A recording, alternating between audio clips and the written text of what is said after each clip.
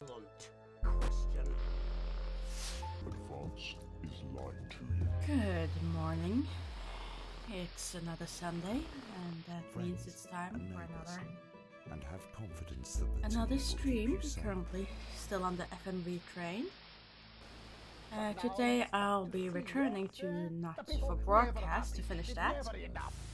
I had hoped to finish it last Sunday. Sadly, that didn't happen. Cannot believe So I'm looking forward to completing this journey, this very rare journey of television broadcast today. So let's see how this goes.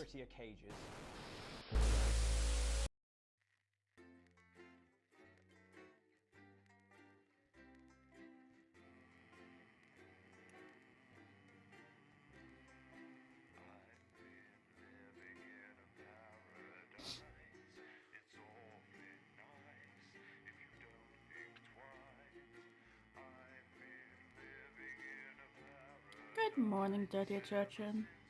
Hope you're having a lovely morning. I'm fine, thank you. I wouldn't have minded like an hour or two more sleep, but all in all, doing okay.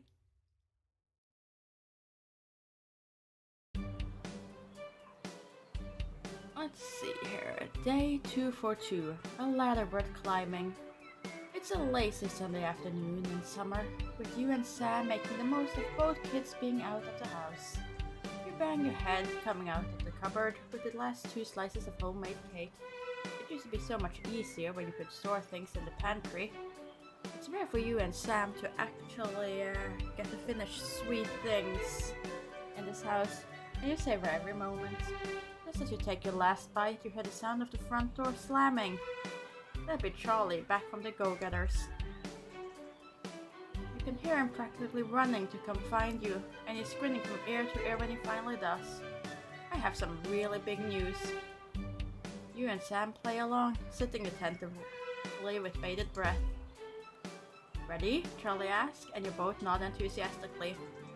With a flourish, he reveals a new badge from his pocket, and proudly presents it both to you, for you both to examine, as he announces, "As of today, I am a member of the first tier of Cohesion Cadets. That's way more stuff I'm going to be doing, and I'll be working some weekends, but it's really cool." Sam congratulates Charlie, as you can't help but frown. This is a big step up for teenagers. You and Sam grin back at your son. You're thrilled that he's happy and doing well. I mean, honestly, that, but I'm happy that he's happy. I'm just concerned that this might be a bad thing. So, time to get into a fight with our family again. It finally looked like we were doing better.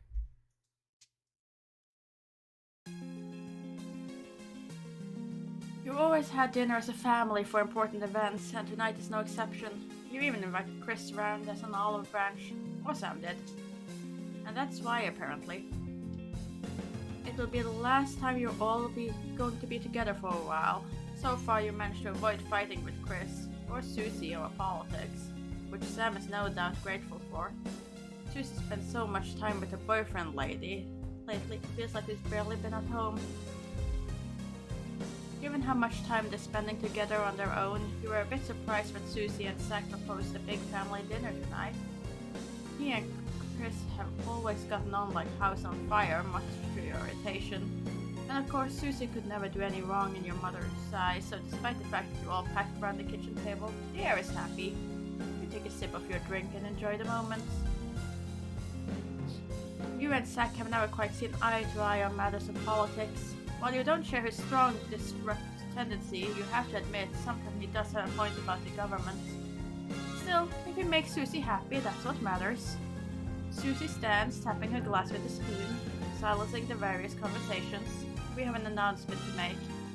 It catches you by surprise, and you find yourself hoping for good news. I don't want to do a big speech or anything, but we wanted everyone together to tell you. I hope this isn't going where you think it is going. Zach and I are moving in together, she announces, chorus of congratulations from around the room. Well, I'm moving into Zach's studio for now while we'll look for somewhere for the two of us, so you should follow up quickly. Clearly excited to be telling you all. I mean, in that case, let's just be happy. This is probably not gonna end up well for her, but let's be supportive for now so she can come back to us later.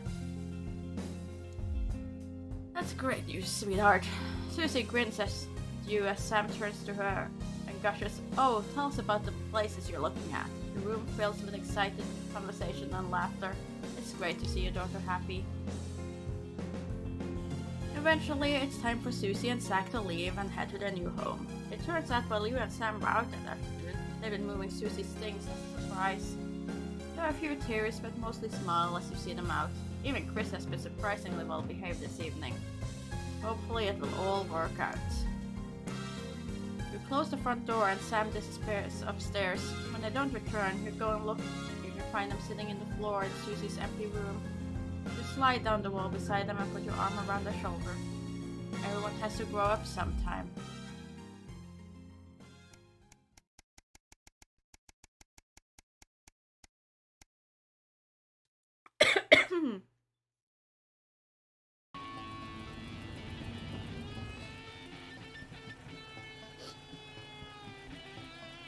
Sign of shopping, something that always seemed so tedious before the sanctions, has become even more of a chore now. You managed to get almost everything you need for the family this evening, but you'll have to come back tomorrow to get through the weekend. There's a queue to leave the car parked though. It's hard to make out why in the dark. Hopefully, whatever causing it won't be long.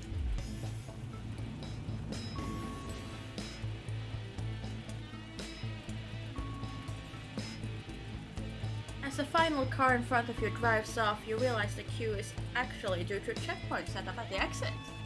A friendly-looking man in an advanced uniform, CCO, emblazoned in a number of places on it, approaches your car and knocks on the driver's side window. You roll it down. Good evening. Nothing to worry about. I was just wondering if I could see your team membership card, please. Weren't these cards supposed to be voluntary? I'm sorry, I don't have one.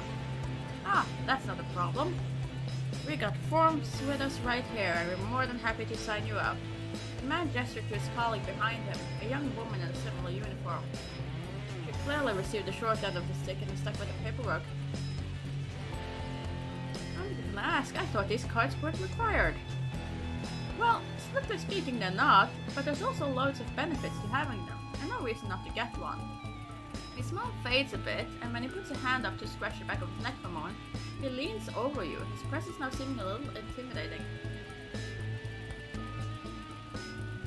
Oh, I'm so gonna get in trouble for this. No thanks, it's not something I want right now.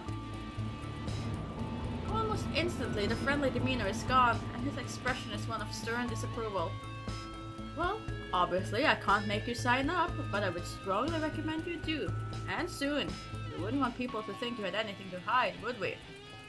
Take a step back and gestures for you to drive on. You're sure you see him writing something down in your rearview mirror as you head home, somewhat more hurriedly than before. Clearly, Advance are very keen on everyone joining the team.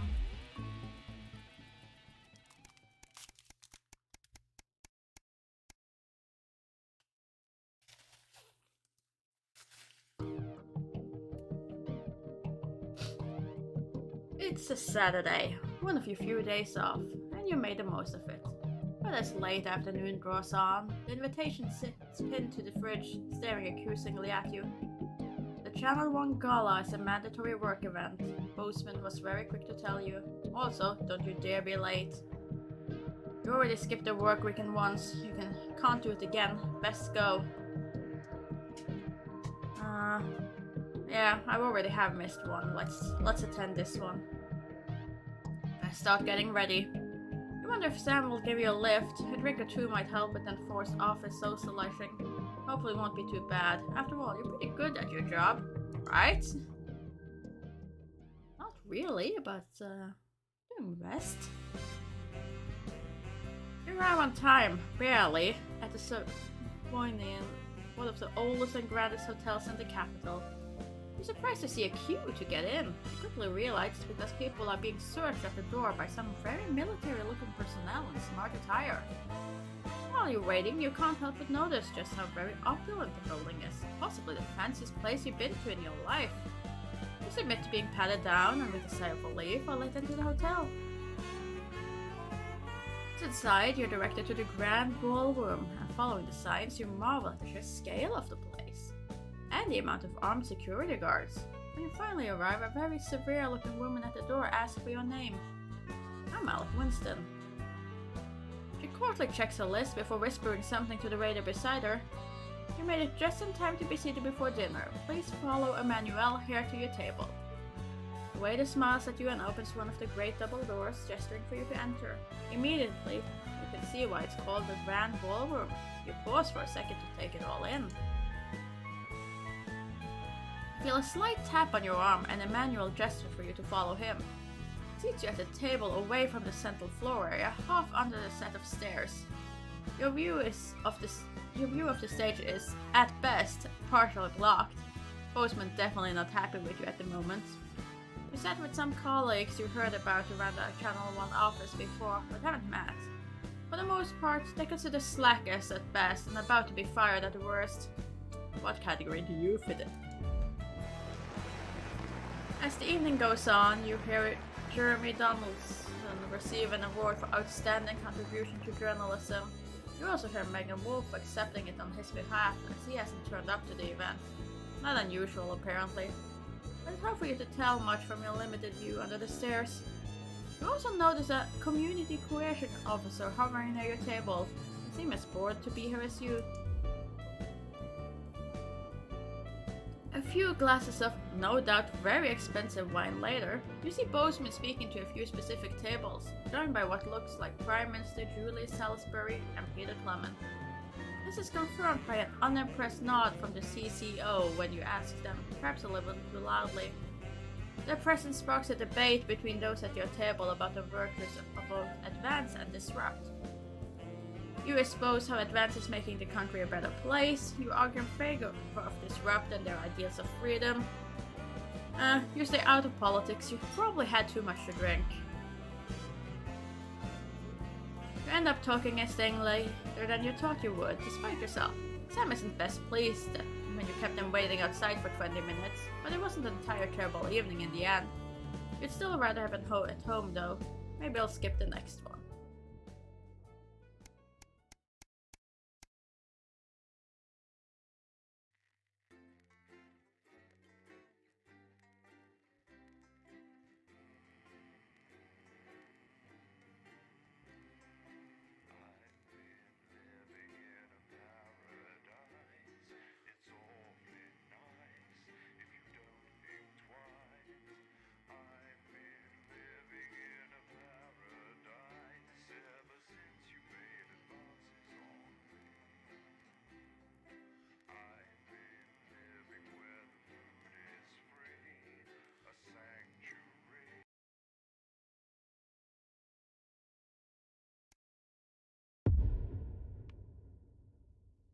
Each way. Oh, and we're back to work. Okay, let's see if I remember this.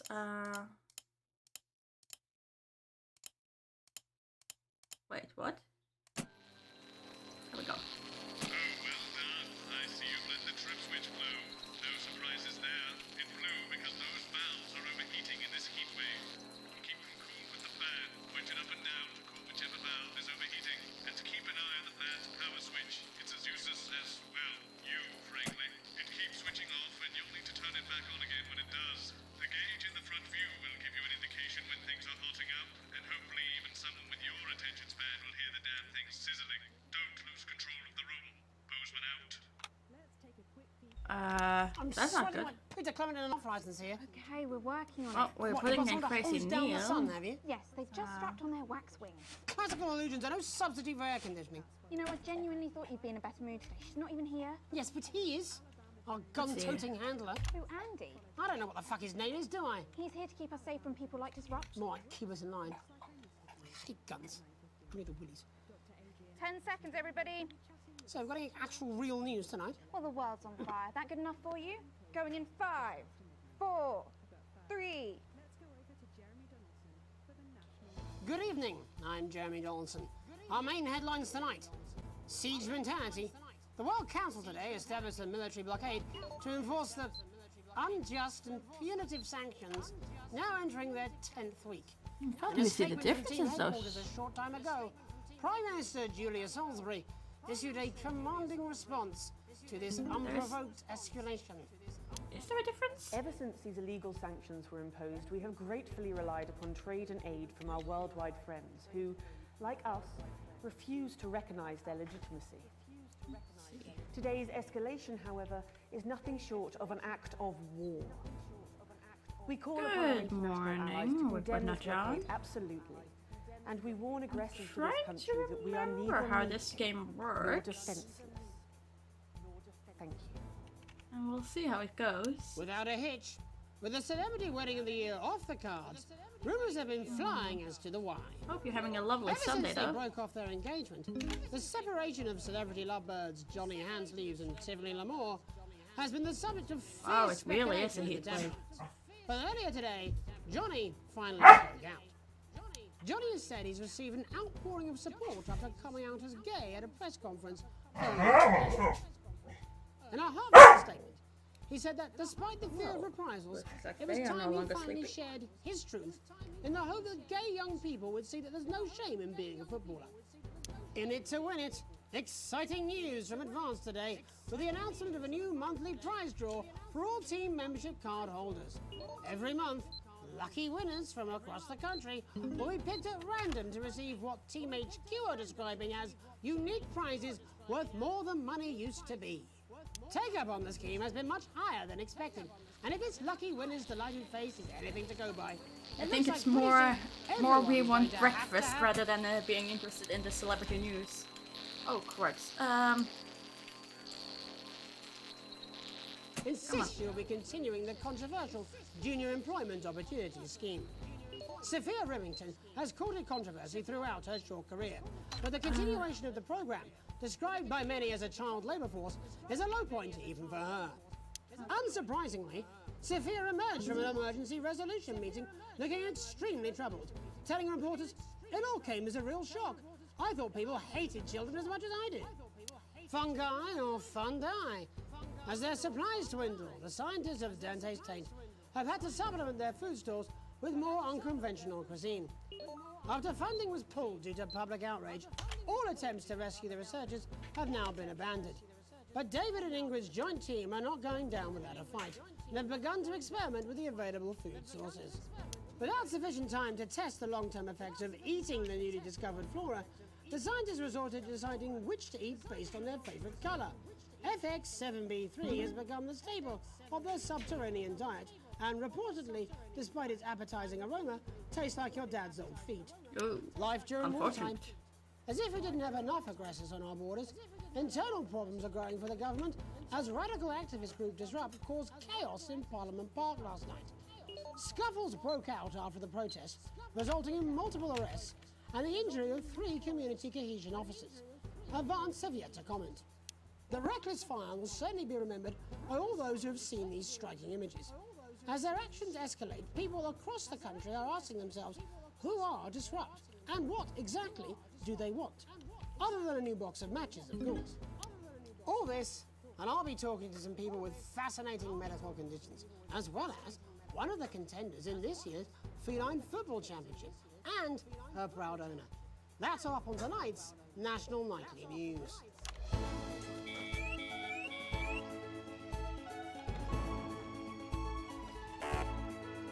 What? What? Oh, shoot!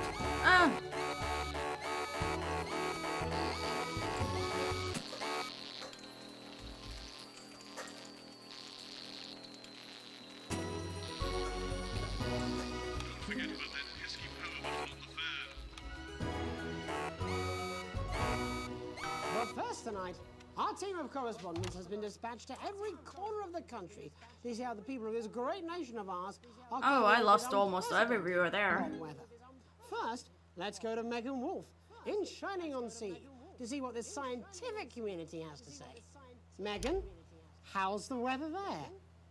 It's absolutely Went a bit Glorious, early Jeremy. there. Thank you for asking. I'm here with Dr. Anna Burns of the University of Princeford. Are you enjoying the weather as much as I am? Oh, yes, it's wonderful, isn't it? My eyelids are sweating.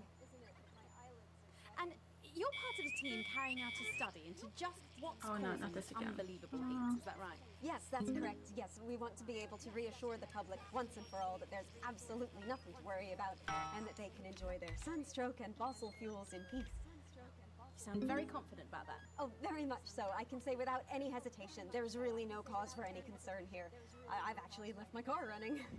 So tell us about this experiment. Well, we take data from weather stations from all over the world, along with atmospheric samples, and we take all that and we feed it into this state-of-the-art computer. Yeah, And I wonder very soon why. we will be getting Really a hating that high-tech the readout of the screen results. gets incredibly blurry and Sounds very impossible to fancy. watch. I should just figure. say, none of this would be possible without the generous support of Remington's Fist. This is all thanks to their unrivaled investment Let's in get our that future, fan dare I on. say, complimentary personal Go aid. fan. Oh, here we go. And, as expected, everything is absolutely fucked. Hang on. This can't be right. Right, but obviously you said a second ago that everything is absolutely fine, so... Well, actually, under concern level, it just says, why, God, why? We should be celebrating these wonderful results, I think. Yeah? We need to evolve gills within 40 You years. look thirsty. Here it just says, shit. Look at you! This is meant to be a celebration! Can't go around looking like that! Shit, There you go, shit, much shit. better. Can I just say thank you again to Sophia Remington for providing all of this? Everyone, we don't have long. Time is It's running running out. Absolutely right. That is all we have time for. Abandon hope and return to the forest. Enjoy that. I'd like to thank Dr. Burns for just one opinion on the climate. The sea will reclaim us all. Come on. Come on. Megan Wolf, here with science. Back to you. Megan Warfare, attempting to do some actual news. Next, heads over to Robin Short, who's in Scritchford with some of the winners of this week's team membership lottery. Robin? Thanks, Jeremy. I'm here in Scritchford with Gary Failsafe, a janitor at the local school, and Amelia Jackhammer, an aspiring poet. Both of you were drawn at random from those who hold team membership cards to receive this week's amazing prize. How do you feel? Filled with fervent euphoria. Yeah, good, yeah. And all that we had to do was fill in a quick form or two. Wow, that sounds Oh dear, so that's not convenient. on. But Let's put it we're back on. dying to know, what have you won? That's right. I've won Yes, dinner with yes, puppy. Julia Salisbury at one of the capital's top. Who would want to win a lottery? Ooh, swanky. And I've been invited to Peter Clement's house to help him dredge the guttering. That's absolutely terrific. You must both be over the moon. I've written a poem about it. So, Oh, can no. you tell me about the moment when you first heard the news? Well, I was battling against a particularly difficult floater, probably one of the sixth formers, when the headmaster came and found me. I was involved in a similarly brutal conflict with a particularly arduous stanza. So you were both polishing turds. No, I don't like to polish them. I like to keep them intact for my collection. Oh. How unexpected. I don't polish turds. I write poetry. Potato, potato. So Gary, Do you think... Polishing turrets, the same as poetry. there's no harm I'm in convinced. asking, I suppose. Would you like to hear one? No, thank you. Gary, when you signed up for team membership, was it in hopes of winning the lottery or were there other reasons? I like a flutter, of course, but no, the boss said I had to sign up to keep coming into school. Very sensible. It's important to know who we're trusting around our children. Oh, I have an unpublished book of sonnets about children. Perhaps you'd like to hear one. No! Or an anthology of haikus on the death of innocence. I'd rather hear about Gary's turd collection. Really? I thought you might say that. Oh, Are you all right? it's coming. It's inspiration and it's delicious. Right you are. Today on the show there's no news, just a man who keeps multiple poos. Here, this big one's my favourite. See how it's fibrous, really lovely texture. Would you encourage other people to enter for their chance to win? If it's colour you're looking for, take a gander at old Blue Eyes here. The national news lost its way when it covered some crap on a tray. Some of these are quite rare. Maybe that was unfair. And that's all we have time for today. Back to you, Jeremy. Thanks, Robin. What a lucky pair they are. And finally in this segment, it's over to Patrick Bannon, who's gone to the smelliest town in the country to see how the unprecedented weather is affecting the locals. Patrick? Hello there, Jeremy. Hello, yes. I'm here live in Grizzleford, which was recently voted the smelliest town in the country.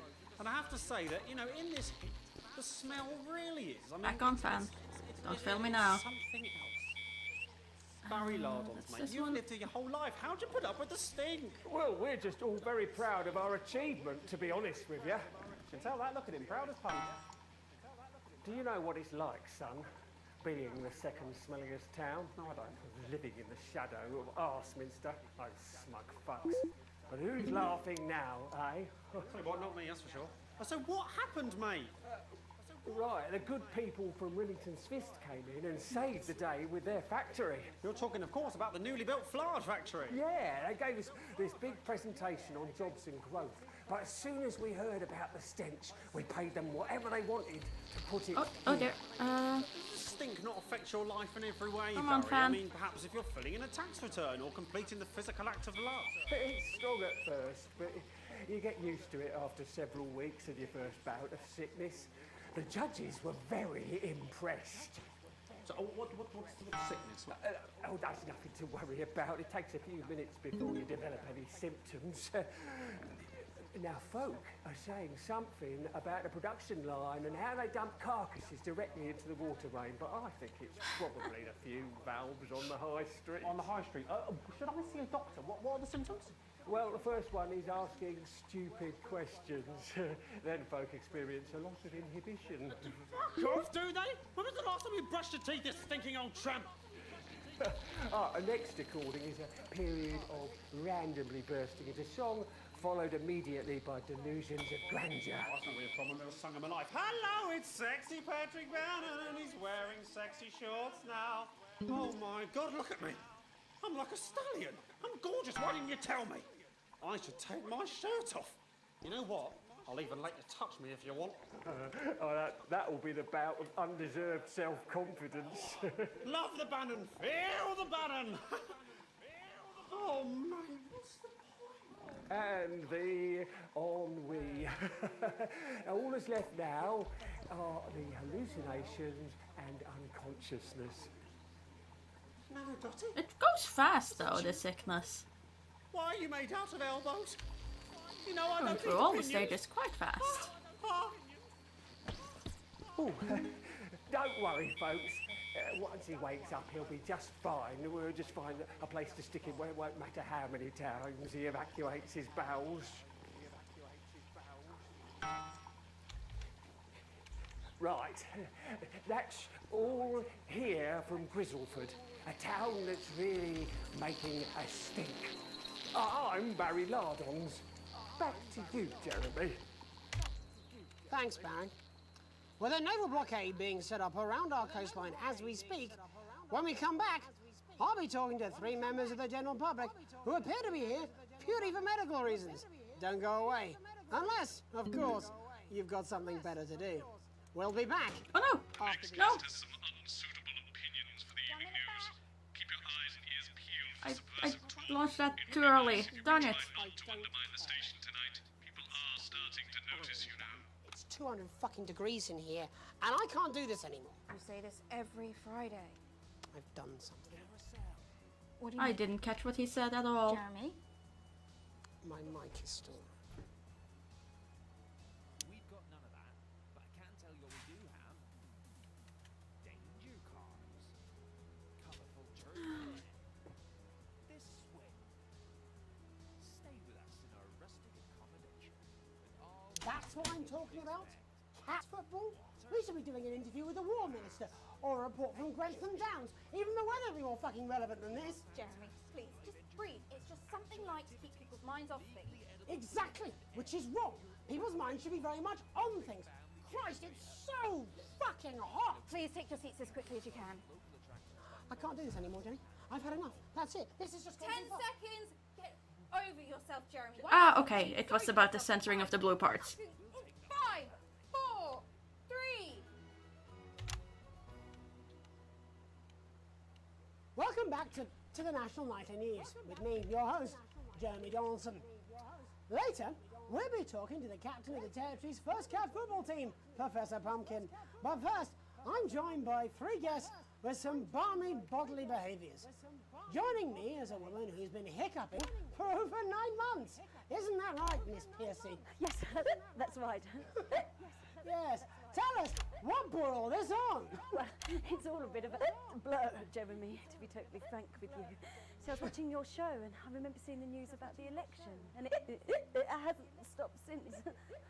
Fascinating stuff. Also here is Frankie Steampipe. Perhaps you could explain to us exactly what your physiological fourboil is.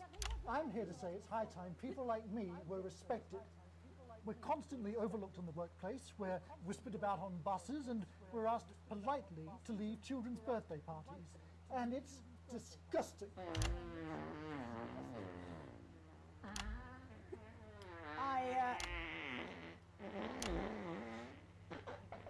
I'm sorry, my bowels have comic timing. And finally, I'm joined by a man who answers every question honestly, even when it isn't aimed at him.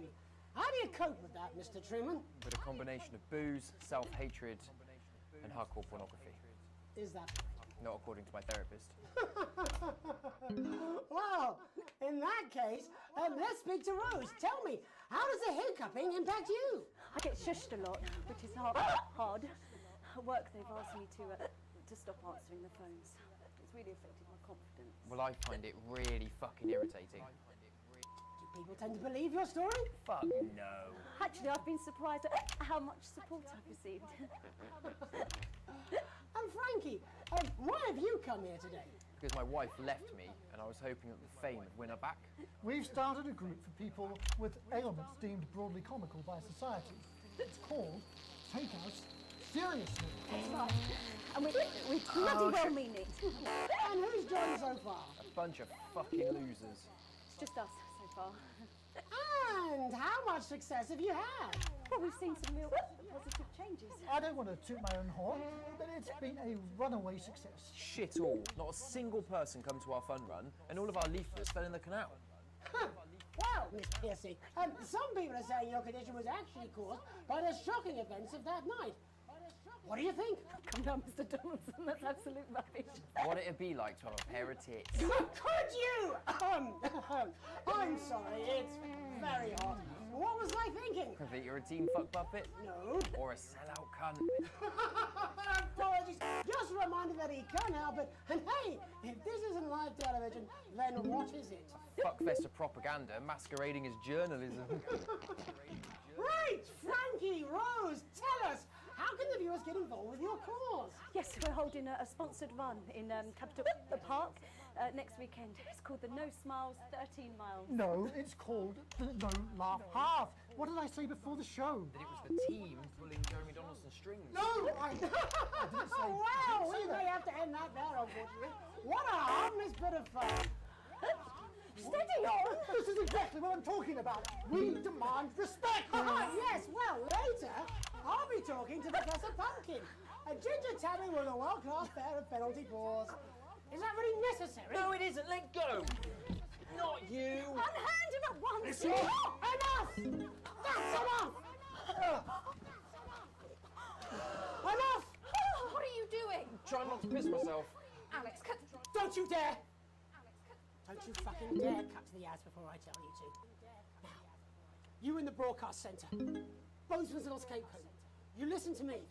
You cut to the ads before I tell you to, and I will kill every single person in this studio. I am thinking about what I'm doing. I've been thinking about it for a long time. We all should be. Christ, it's so fucking hot in here! Do you remember when we used to do the real news? Oh, there. Before it was all lottery winners and Forgot about the sense. cat football. We are on the brink of a siege, the likes of which the world hasn't seen in hundreds of years. The enemy is at the gates, and I'm stuck here talking to these three fucking idiots. I think my hiccups have stopped. You three, get the fuck out of my studio. Go on, now, go, before I change my mind. Jenny, lock the doors. Lock the doors. Yes, Jeremy. Now. Good. Yes. Now. Good. Right. Yes. You in the broadcast centre. Alex, you listen to me. You pay attention. Now, I'm sure you've already loaded up exactly what you're going to play in the commercial, but today is going to be a little bit different. Look to your right. Yes, really. Look to your right. There is a VHS tape, and I want you to load it into one of the machines. And when I say so, and not before, you play it. You've got about 15 seconds, so I wouldn't waste any time. Now, all cameras. Alex, I know I've doubted your competence, but surely even you know better than to play that tape. We don't take orders from armed lunatics. Play a normal advert, or there will be consequences. Sorry, I'm quitting this. I'm out. The good old days. Alex, play the fucking tape. Oh, I cut too soon. Oh well. I don't want to hurt any of you. Oh, Alex, you're going to get me in trouble with that. Let's hope you made the right call. By killing this man. Now, reset the system for the third segment. I imagine the ratings are going to be through the roof. I mean, segment grade is A+, so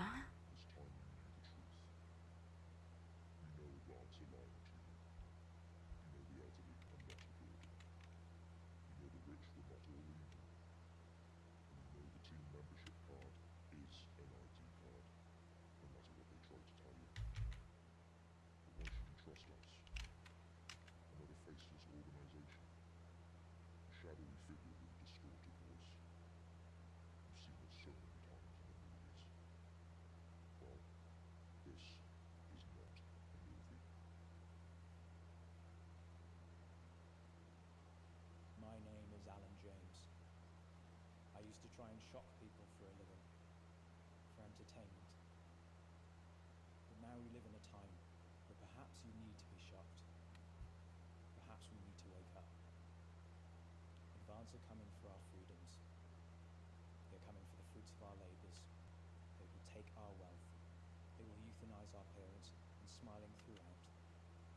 They will turn our children against us if we voice our concerns. How long? You don't have to accept it.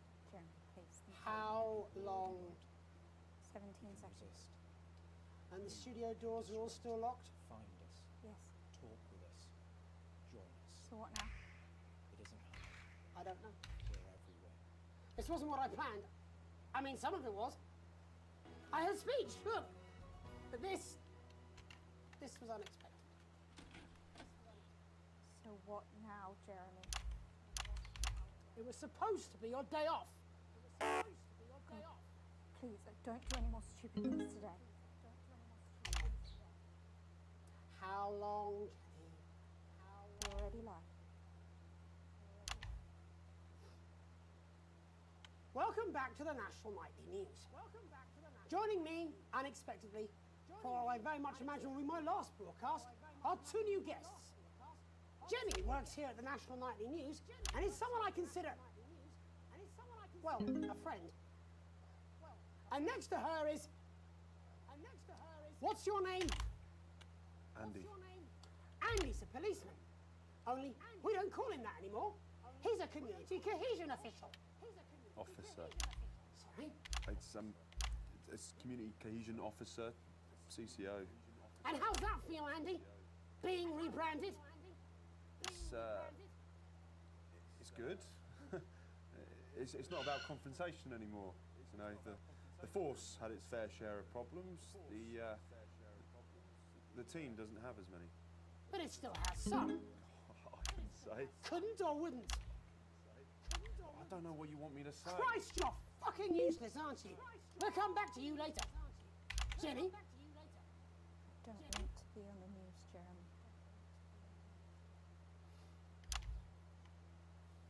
That's perfectly understandable. You'd want to do this.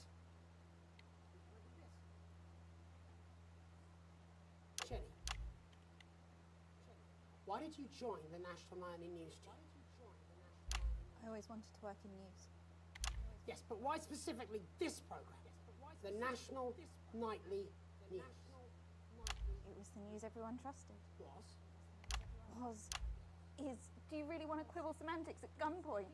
Is there something else you'd rather discuss? There's a great big Alan James-sized elephant in the room you seem to be ignoring. What do you mean? I saw your face when that hood came down.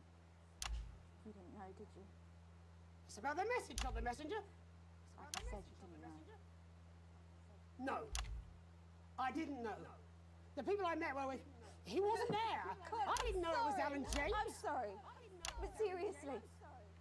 Alan fucking James. You're flushing your life down the toilet for... God, I love you, Jeremy, but... He's a good speaker. He's popular in the country. That right? Look, forget Alan James. There is still something deeply wrong. And you know it, Jenny. And you know it, Andy. And you at home, you know it too. Meanwhile, I'm interviewing a guest who stinks of shit. Patrick is paddling about in shit. And Robin is literally interviewing someone who collects the fucking stuff. I mean, it's not sophisticated, Paul. What a metaphor. We are sleepwalking our way into oppression, and the news isn't saying anything. We're not saying anything. Says who? Alan fucking James. What are all those scientists working on at Grentham Downs? What are they testing underground at Altergrave? Andy, your turn. Make yourself fucking useful. How many people have you brought in for consultations just because they weren't carrying or didn't have team membership cards? Oh, well, there's other forms of identification that we will accept. For how long? We're just here to help. Then why do you need these? Not really help when it's offered at gunpoint, is it, Andy? Let me demonstrate it for you. Let me help you. You read these cards with my notes on it, and you'll probably digest a fact. That'd be helpful, wouldn't it, Andy? Knowing a fact? What? I don't... Do you want my help, Andy? Yes, whatever you say, yes. Security are here, Jeremy. Eat it. What? Eat the fucking news, Andy, or I'll force it down your fucking throat. Jeremy, stop. Go on. Really? Eat it. Eat it, you fucking bully. Jeremy, stop. He will kill you. Please, don't make me watch that.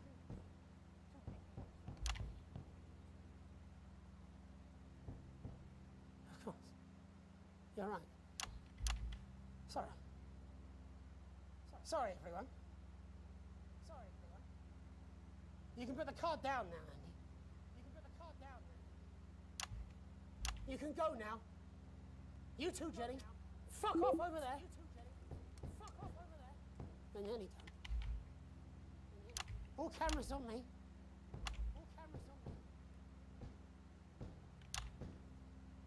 This new regime of ours is so seductive. I understand that. But before we all hand off our freedoms, should we ask to whom we're handing them over? Don't you want to know what's being done in your name? How many people were transitioned last month? A record high. Again, if you care. Shouldn't someone ask Advance how they plan to deal with this blockade? How many years or months of supplies we have? Why aren't we asking these questions instead of whose shit is this? There's a cat backstage dressed as a fucking goalie, for Christ's sake. He's even got the little gloves. Aww. Anyway, You get little gloves on. I arranged for you to see that broadcast from the last break. I didn't know it was going to be him, but I guess that just about sums it up. We are all up Ship Creek with a paddle made of Alan fucking James. Christ is also fucking pointless. Oh, there. Missed one. I was going to quit tonight. Take a holiday. Try something else. Out of the limelight. Maybe try having a relationship. I hear they're nice. Never tried it. I loved the news. And now, well... God, Jeremy, don't! I've tried my best to be honest with you, but This just isn't the news anymore. And I'm sorry. I've lost this fight. Alex, think of the consequences. I've let you down. Please, we can't show this. Cut to the ads. My name's James Now! Donald. Do it now! If you can. Somehow. Nope. It's time to show a man who was driven to the brink. Jeremy! Here's some ads. I've lost my job.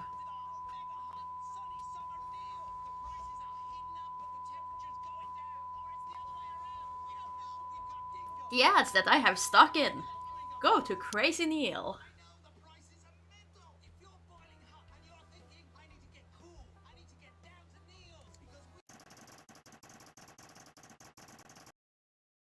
I got an A. I probably lost my job, but I got an A.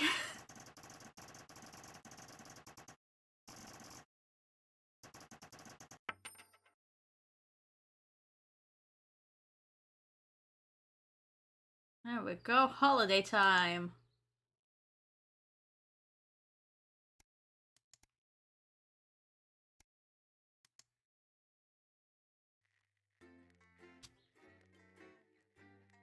So where would I go to holiday?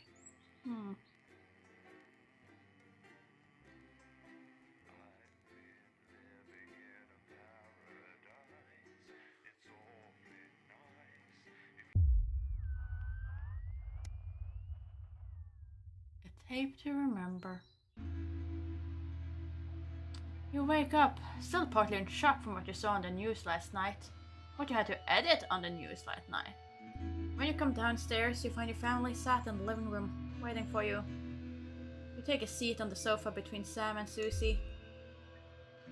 Sam swallows, hesitating before starting. We were so worried about you last night. After Jeremy, with the gun, Sam chokes down a sob. It was awful. On national television? How could he do that? And now? After a horrible pause, Sam finally asks, "Are you okay, honey?" Can't believe he's gone. Sam looks to the kids, then back to you. We saw that you chose to play that tape. Then pause before continuing, and I couldn't help but wonder why. Seemed like the right thing to do. What?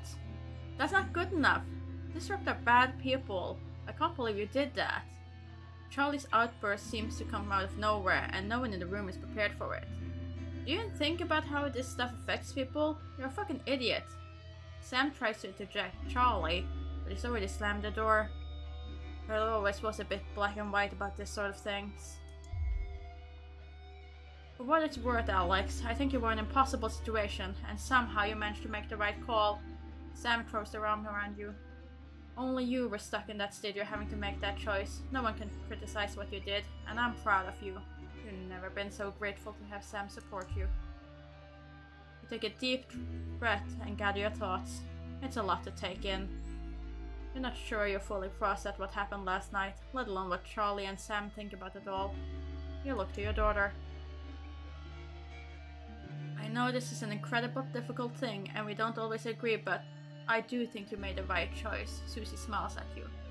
You had to play it. There was just no other option. You put an arm around her and give her an affectionate squeeze. It's nice that you at least got some company. The TV is playing through some old western show, but it's not quite as distracting as you'd hope. You're never gonna please everyone. I mean, 2 out of 3 family members, I'll take that.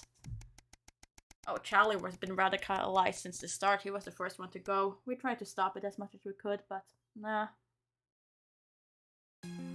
Sadly, Sam was all in favor of it. You got off work early today. A rare enough encounter to put a spring in your step. As you close the front door, you can hear excitement conversation bubbling from the kitchen. Clearly, someone's popped around for a cuppa on Sam's Friday off. Hopefully, there are still some biscuits left. As you enter, you see Sam, Susie, and Zach are all laughing and discussing something. As soon as she sees you, your daughter turns and enthusiastically presents her hand, which boasts a prominent diamond ring. Look, Zach proposed. We're engaged. That's amazing news. I'm so happy for you. A pair of them end up staying for dinner. They move pretty quickly, but when you know, you know. You're genuinely pleased for them, whatever happens. You'll always be there for her, either way. So her son Hater's probably gonna snitch on us, and our daughter's getting married. Yeah. All in all, life could be worse.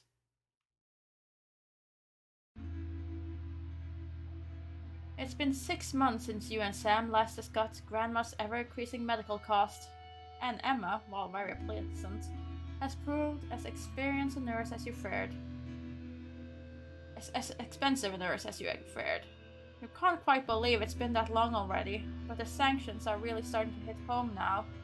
And unfortunately, the government's only solution to help ailing the elderly is a day trip to the transition center. Why does everything always seem to come back to money? This time it's you at the kitchen table, surrounded by bills and paperwork, when Sam comes to join you. Today, Emma told you that there were really nothing more you could do, except an expensive experimental new treatment that might not even help. Sometime your mom wants the treatment, more often she talks about visiting a transition center. It's hard to know which she really wants. Sam puts a hand on yours. What are we gonna do, honey? Since your mother has to be your choice. She's my mom, we have to do whatever we can. Let's get the treatment. It's a difficult choice. You never know when you might need that money, particularly for the kids. What if Charlie gets in an accident? What if Zack and Susie's new house flood and they need your help? But what if you could give them a few more good years with their grandmother? Surely that's worth the cost. Well, that's the holiday mode done. Loki, come on, come here. No barking at the door. No barkies. I know. You don't like talking about Grandma getting killed off either.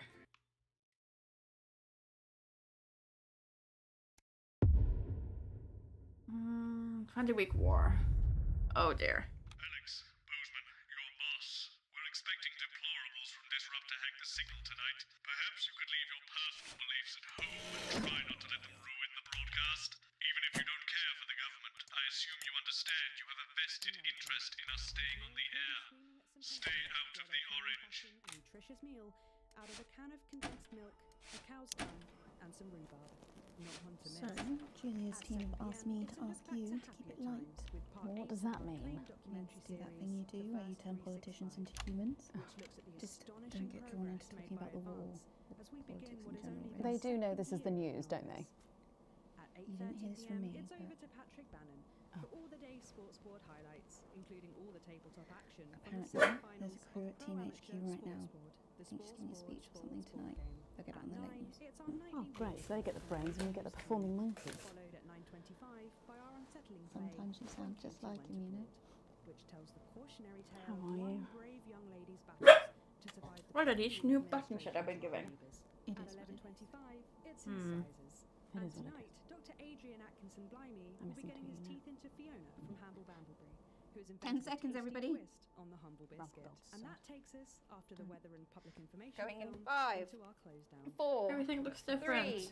It's time to join Megan and the team for the National Nightly Good evening. This is the National Nightly News. I'm Megan Wolfe. It's the 140th day of war. Our main headlines tonight. Company of Heroes.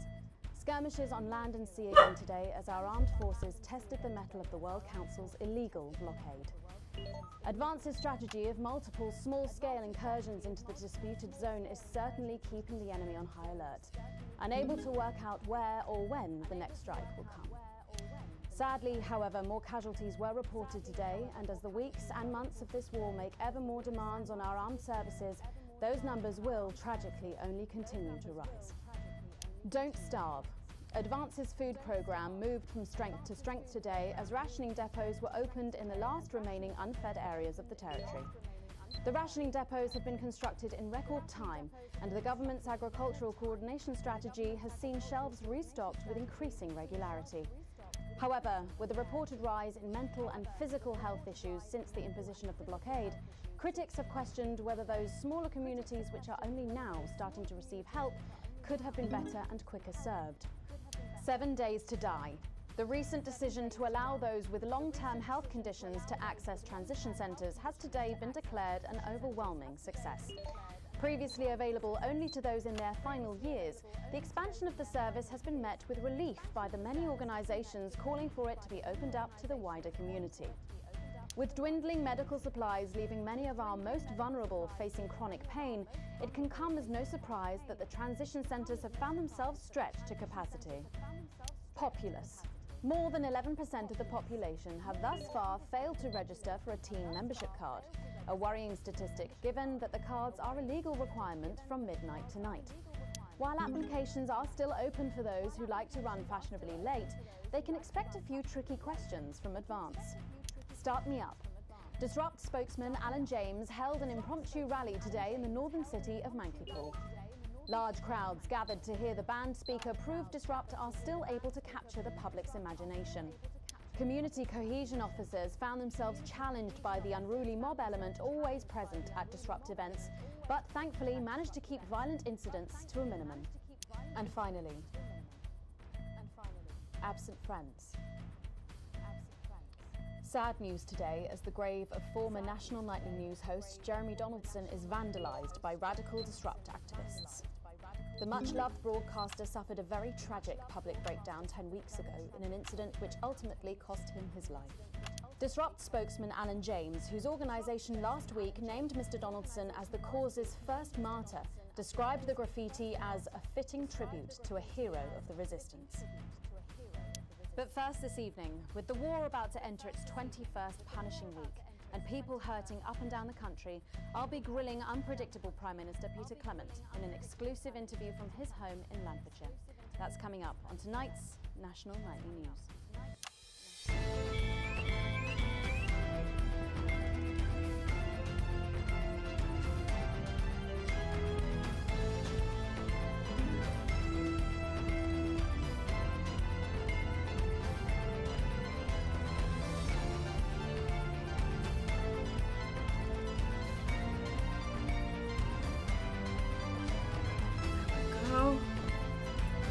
Come on.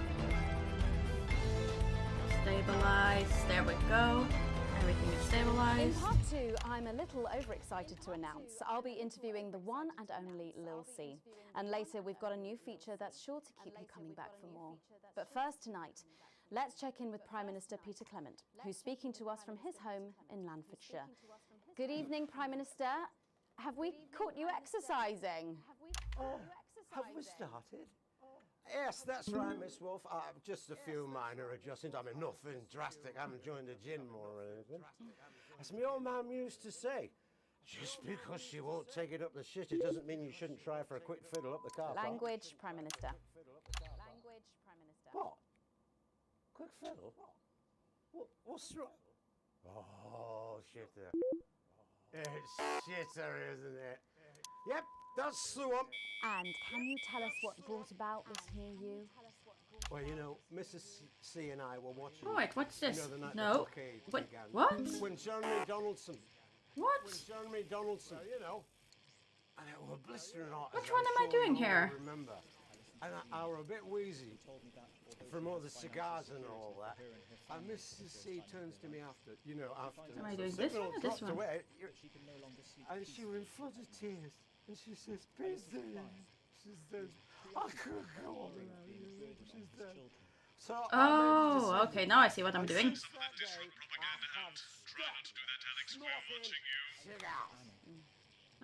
Sorry. I appear to have committed to this. I got confused and I just did something. That's what I said. I can't as useless running backwards, doesn't go anywhere.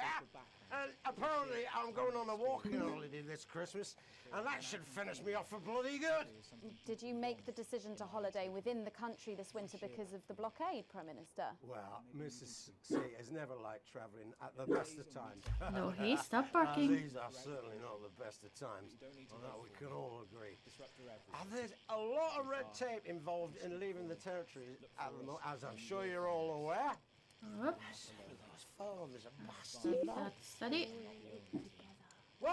All in it together. Oh, yeah. Also, It doesn't seem very advanced to be going abroad when the rest of the country is grounded. And yet, Julia Salisbury announced today that she'll be visiting Svenland during this year's winter break. Is that really an example of team spirit? What? Did you know about this, Gail? Did you know about this, Gail? 10 weeks ago, Jeremy Donaldson took control of the national nightly newsroom. He tried to warn us all about the now abandoned top-secret military lab at Grantham Downs. We may never know exactly what was being done there, but Jeremy Donaldson made us look. And this is just one of the reasons he is considered Disrupt's first martyr. And you know what? I think there's every chance he'd hate that. I only met him a few times in a professional context. Oh, he would And definitely usually hate that. he That's exposed me not for the bad. grandstanding fool I was back then, but for some reason, I always enjoyed it. I liked him. I liked his wit, his jagged edges, and most of all, I liked his total dedication to the truth. He died for that truth. Died as an individual, for freedom. And by adorning his resting place with our colours and our emblem, we will help to keep both him and his spirit of relentlessness alive. Rest well, Jeremy. You will not be forgotten. And we blend it back into the ordinary trim. There we go. Perfect blend. I will take that as a compliment. Prime Minister, later on this evening, your co-leader Julia Salisbury is going to give a national address from team headquarters. Can you give us a hint of what she's going to say? Yes. Well, I imagine that there Sorry, will be you the imagine? usual. No, what I mean is. You do know about this broadcast, don't you, Prime Minister? I'm sure I did. But Julia and I have no secrets from each other. We don't memorize each other's bloody diaries either. As my old mum used to say, if you wanted to get a job done quick, don't get bogged down in the pew. What else you got? Sorry? Only cards. What else? A little piece of my life do you want to rustle through? Get out. Refill my last. Ta. Ah, come on. Come on. Okay. What music do you listen to when you work out? Well, Gail tells me that I work out to Little C, but I have absolutely no fucking idea who that is. Do you think the C stands for? It stands for collaborative, Prime Minister. Yeah, actually, that does make more sense, actually. How's rationing affecting you? It's hard, but we get by. You just have to learn to get by on the basics. Take comfort in each other. I've got Mrs. C and many a fine single malt. I want for nothing. Except for a decent night's sleep, of course. Prime Minister, thank you for joining us. When we come back, it's time for the Culture Spot with Lil C and a world premiere performance of her new song. I genuinely can't wait to hear that. We'll be back after this. 1 minute back, everybody. And that is what happens when you wander from the car. I don't think he knew about her statement. I don't think anyone's supposed to know. When you mentioned it, Bozeman's face turned a colour that I think you call embolism. There we go. Bozeman? Okay. We're back on break. Who's Lil C? Justice, me. Who's Lil C? Are you winding me up? What? I'm civilized. I read books.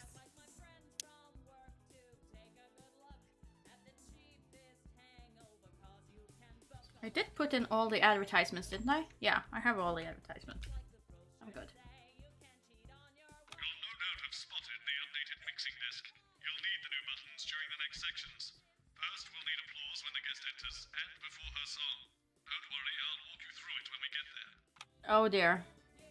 Okay, so that's what these things are. Applause, ooh, laugh, boo.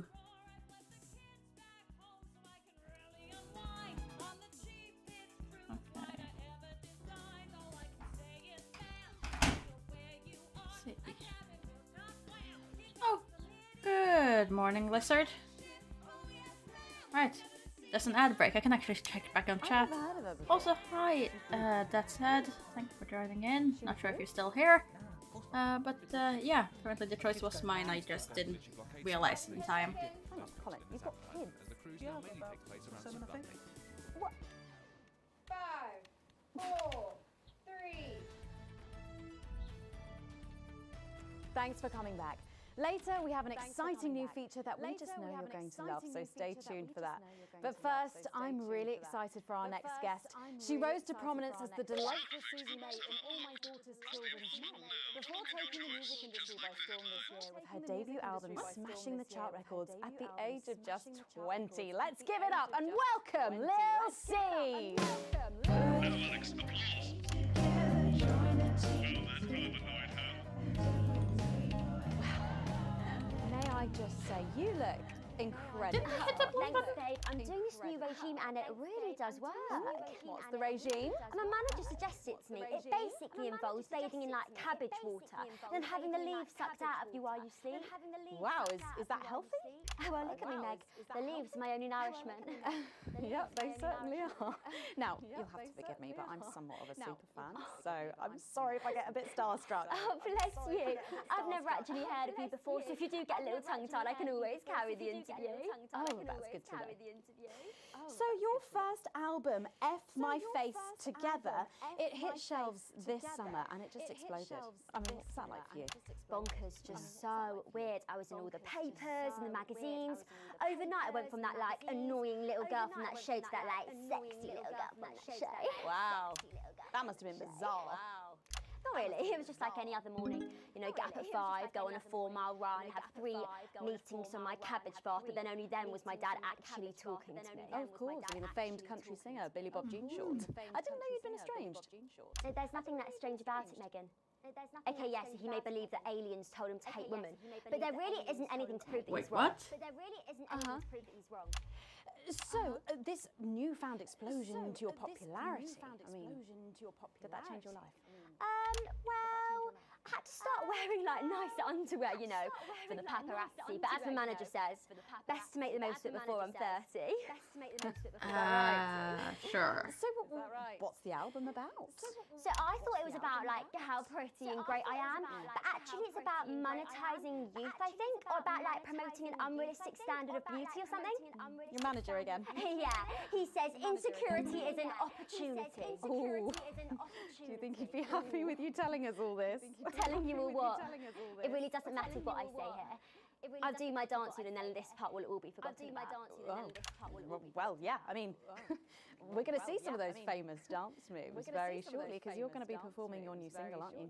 Yeah, it's from my album Put It In My A Together, and it's Put It In My A Together. My friend let her 13-year-old son join the Go-Getters. He's occupied now. Busy, even. I mean, this is basically just a story about our own son, so But he let's keeps notebooks he won't let her read. keep on that. Sometimes she catches him staring at her. And last week, she found him searching through her papers. Oh dear. When confronted, he always had a plausible answer, a good answer. But somehow it's too good. Like it's been prepared in advance. Or possibly by them. We want to know what the news will no longer tell us. And when we find out, we will tell you. We will hack into your news broadcasts. We will defend your right to information. We will resist, and we will disrupt. Let's see, let's go into a Things could have been different, mood. you know, like better. But I don't know. I love doing autographs and having people Oh no, ask me there we and go. tell me what to wear. It wasn't quite smooth. Did you always want to do music? Ever since I was Oh, a little girl, I did. I completely forgot about these things. And as soon as my favourite girl group would come on, I pressed record on my cassette. But then my dad would come in and tell me to turn it off and to go back upstairs and start practicing again. Sorry, is your dad your manager? Yeah, which can be tough. And sometimes when it gets really hard, he'll say, I think I lost some viewers there. and you might just survive childbirth. Well, you know what, despite anything, you'll make me proud. Oh, if only your opinion was as valuable as his. And on that problematic note, you're going to be singing your song for us soon, aren't you? Tell me about it.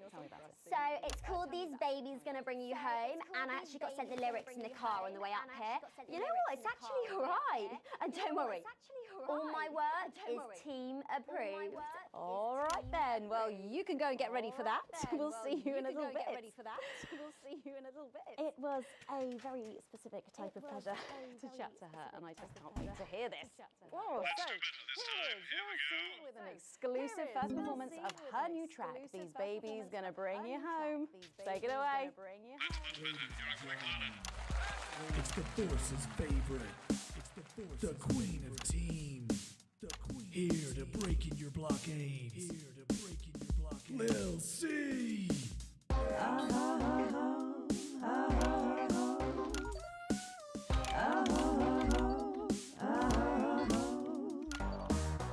Oh baby, can't you see I'm hungry? There's a place in me that's empty. I want that meat you're packing. Only you can fill that crack in me. I'm under siege. No, I'm not getting the rhythm. Ain't no disruption here. Boy, I got no agenda. Just want the team in me. No bloody foreign member. Don't stop no morning drill. There's holes in me that ain't been filled yet. I only scream this loud when you do your country pie. I ain't no vicar's daughter. Come and skirmish on my border. Quick before I get much older. Tie me down and pull me like an enemy soldier. An enemy soldier.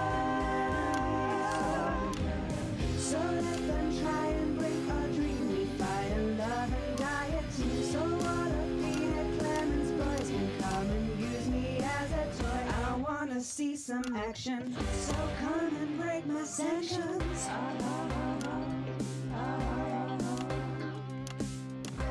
Where was the bear song? The bear song was easy to get into the rhythm of. I've been this wild and free since Mama burdened me. She was only 53, but gave to save her family. There's no one judging me if I'm the one that's in your fantasy. Don't die alone, these babies gonna bring you home. I ain't no vicar's daughter. Come and skirmish on my border. Quick before I get much older. Tie me down and pull me like an enemy soldier. An enemy soldier. So what a Peter Clemens boys can come and use me as a toy. And lift me over, grab my hair, rip off my clothes and down from there. I wanna see some action. So come and break my sanctions.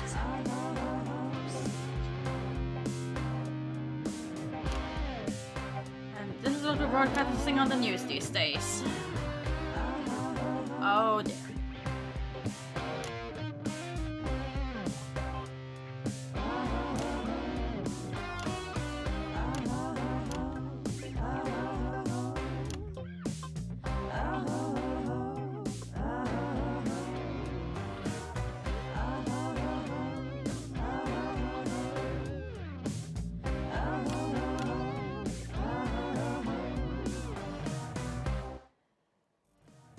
Well, if that doesn't distract you from the world outside, I don't know what will. I'd like to thank Lil C for doing that. Don't go anywhere. After the break, we'll finally be revealing the new segment of our show that we just know you're going to love. We'll be back right after this. And we're out. And that's the ads. Oh dear. Can I just say, thank you so much. Oh, it's all Christmas now at Crazy Deals. To be able to promote myself on such a mainstream platform like the news. Well, don't worry about it. And you know what? Good luck for the future. Take care of yourself. Ooh, a pineapple on a tree. That seems like a great idea. Watch out for that father of yours. Oh, no.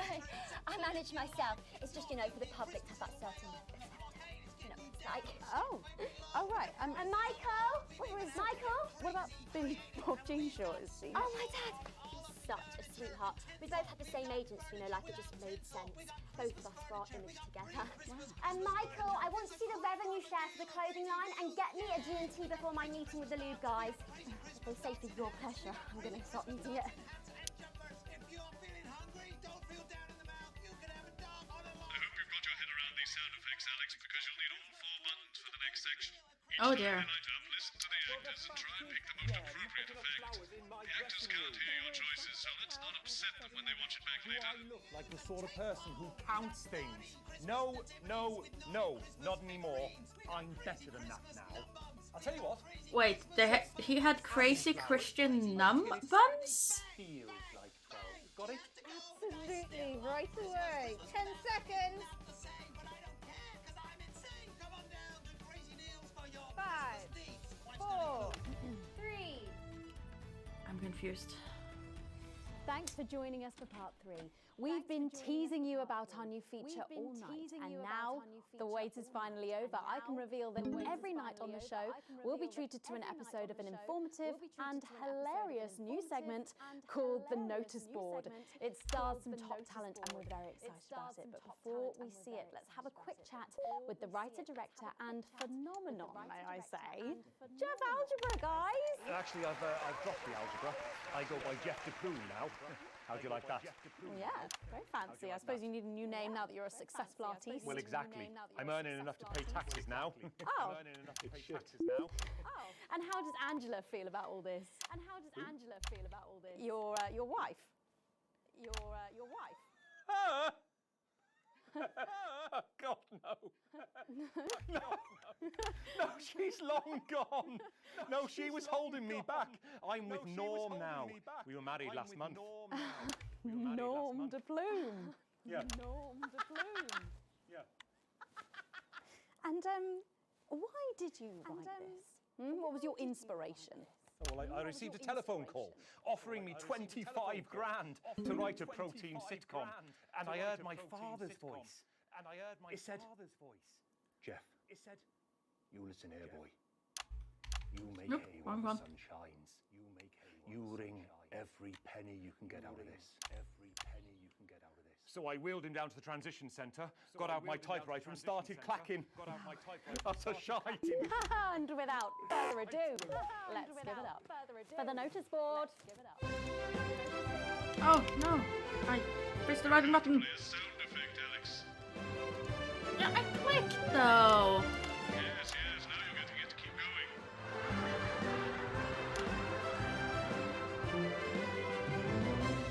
Good morning, Miss Craven. Good morning. Oh, Miss Craven. morning, Ray. Everything all right, Mrs. Craven? You look as worried as the vicar in closing time. Oh, Ray, it's those young louts. They've vandalized my shop again. No! Yes!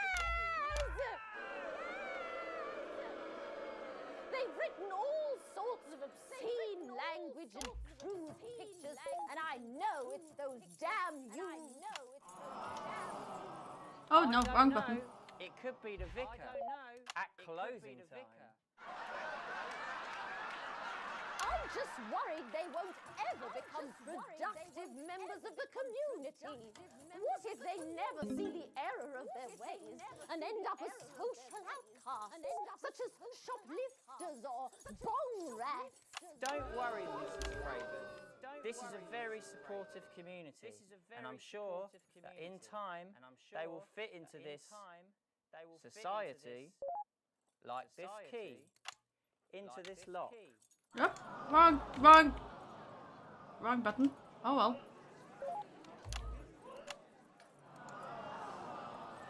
I am pressing all the wrong buttons. See? Works like a charm. What a lovely way to put it, Ray.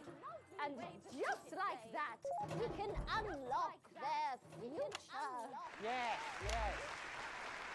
Wow! Look at all the letters in my collection today. Hooray! Oh, I think that one's addressed to me. What? This one? Oh, so you're right.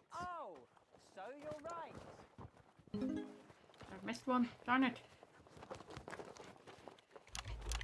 Here it is. It's It's a letter from my granddaughter, Brenda. She says she got an A on her maths exam because one of her friends has been helping her. She was always a team player, was our Brenda. Sure, applause for Brenda. What's up, losers? What's up, losers? Oh, no! It's Brad! He's the coolest guy in the village. That's right. I just got here on my motorbike. Yay! Clear off, Brad. We don't want any of your ilk around here. What? Around Brad here. dudes? No. Ruffians. Have you come to tag the notice board with your gang signs? No way. I've actually come to pin my resume on that notice board. I'm looking to do some tutoring after school. What? Did you say tutoring? That's right. Tutoring? That's right.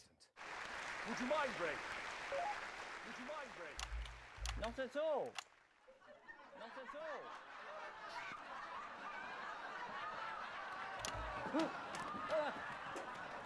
So you, a young person, have been spending your time helping others and not just urinating on churches or huffing glue?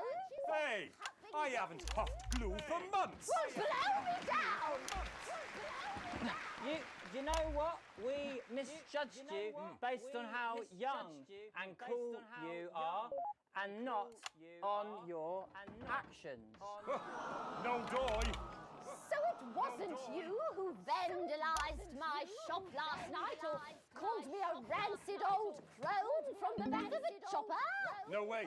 It can't have been me. I was too busy helping my friend Brenda with her maths homework. Could you speak up?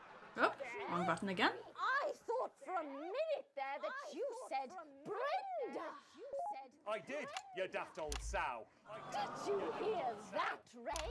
Oh, yes, what a wonderful surprise. I now respect you as a man. Put her there, Ray. Oh, what the heck? Give us a hug. Oh, earthquake.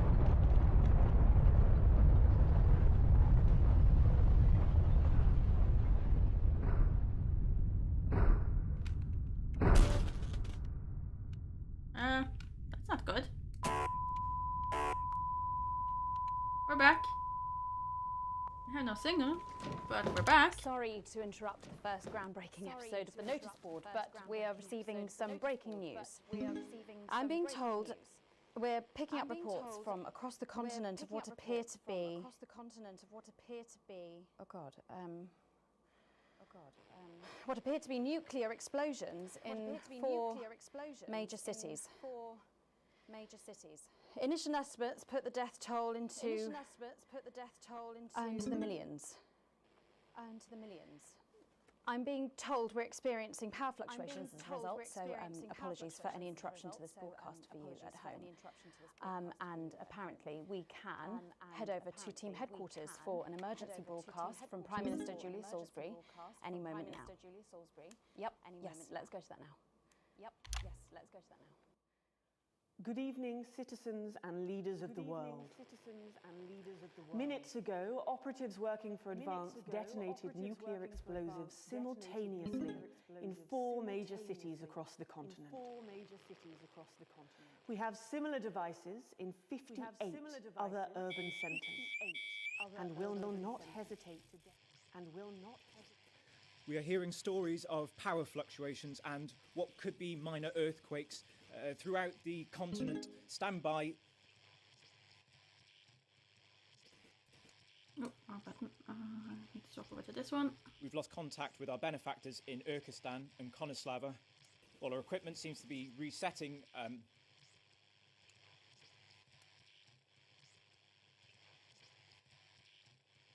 Can we get this confirmed? Can we get this verified? I need this verified.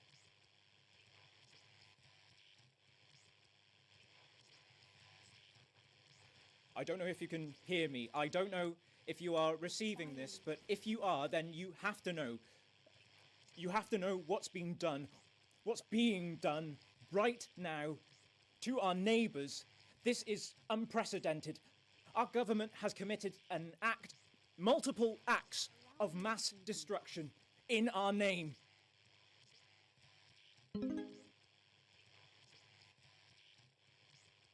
Nor do I care how you voted. You didn't vote for this. None of us did. This can't be. We are awaiting further news and, oh, God. What if they respond? We will expect your acceptance of our terms by midnight tonight. Thank you. Oh, I very much am, Lizard. They're not the one who just blew up several cities. I'm trying to think of what Jeremy would say if he were here now. Yes, what would Jeremy say? He was always sceptical of advance. Then I suppose he was always sceptical about everything. That's part of what made him so frustrating to work with. And so brilliant. I'm not going to lie, Jeremy, I really wish you were here now. You'd know what to say. You'd know how to bring everyone together. And I don't think you'd be angry. I think you'd see that anger was the engine that brought us here. I think you'd want us to stop. To look around us at the people and things we're so very lucky to have, and to realise what a privilege it is just to be alive. I think you'd want us to spare a thought for those with loved ones who are abroad tonight. And I think you'd be worried about retaliation. You wouldn't show it. You'd remind us that this country and its people endure. You'd remind us that despite the way you hated how it sounds, we are a team. And I think you'd ask us to go to our loved ones and be with them tonight. But I don't have the words that you had, Jeremy. None of us do. My name's Megan Wolf. Let's make tomorrow better. And we're out. There we go. Hi, I'm Sophia Remington, and it takes more than an all-night yacht party to stop me from doing the job. Times are tough for you guys, huh? Sanctions suck, board of the blockade, lost touch with the Yeah, he simple would have done joys your of old consuming bastard. wonderfully unnecessary products. Well, look no further, you Oh, cold-hearted Jeremy. masses. You need the Sophia Remington swag box from me, Sophia. Okay, Bree is beyond can live it. I received my full wages. And Crazy Neil is keep going up.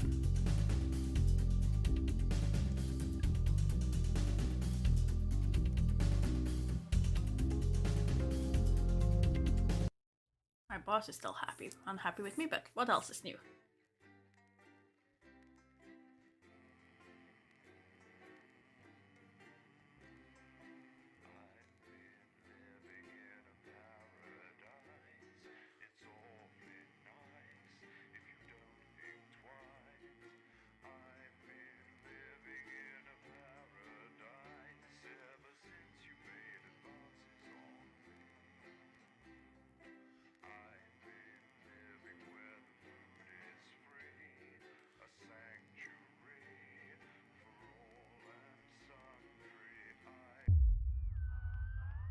Okay, 371.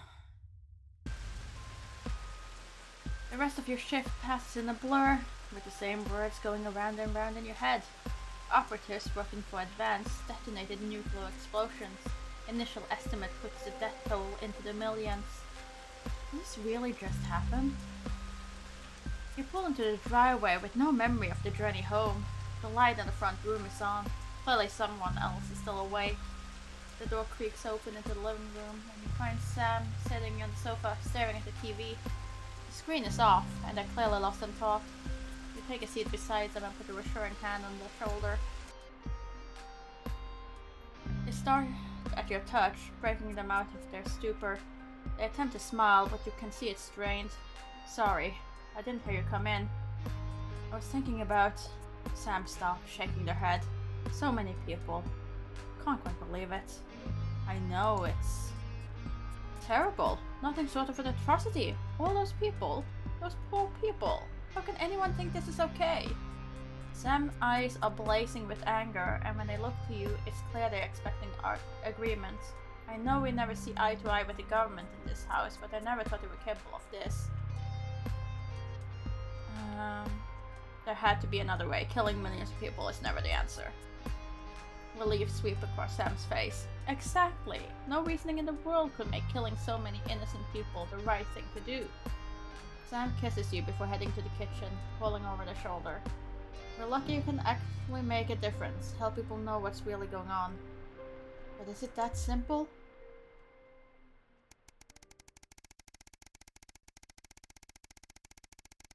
Oh, days are passing. Oh, a lot of days are passing.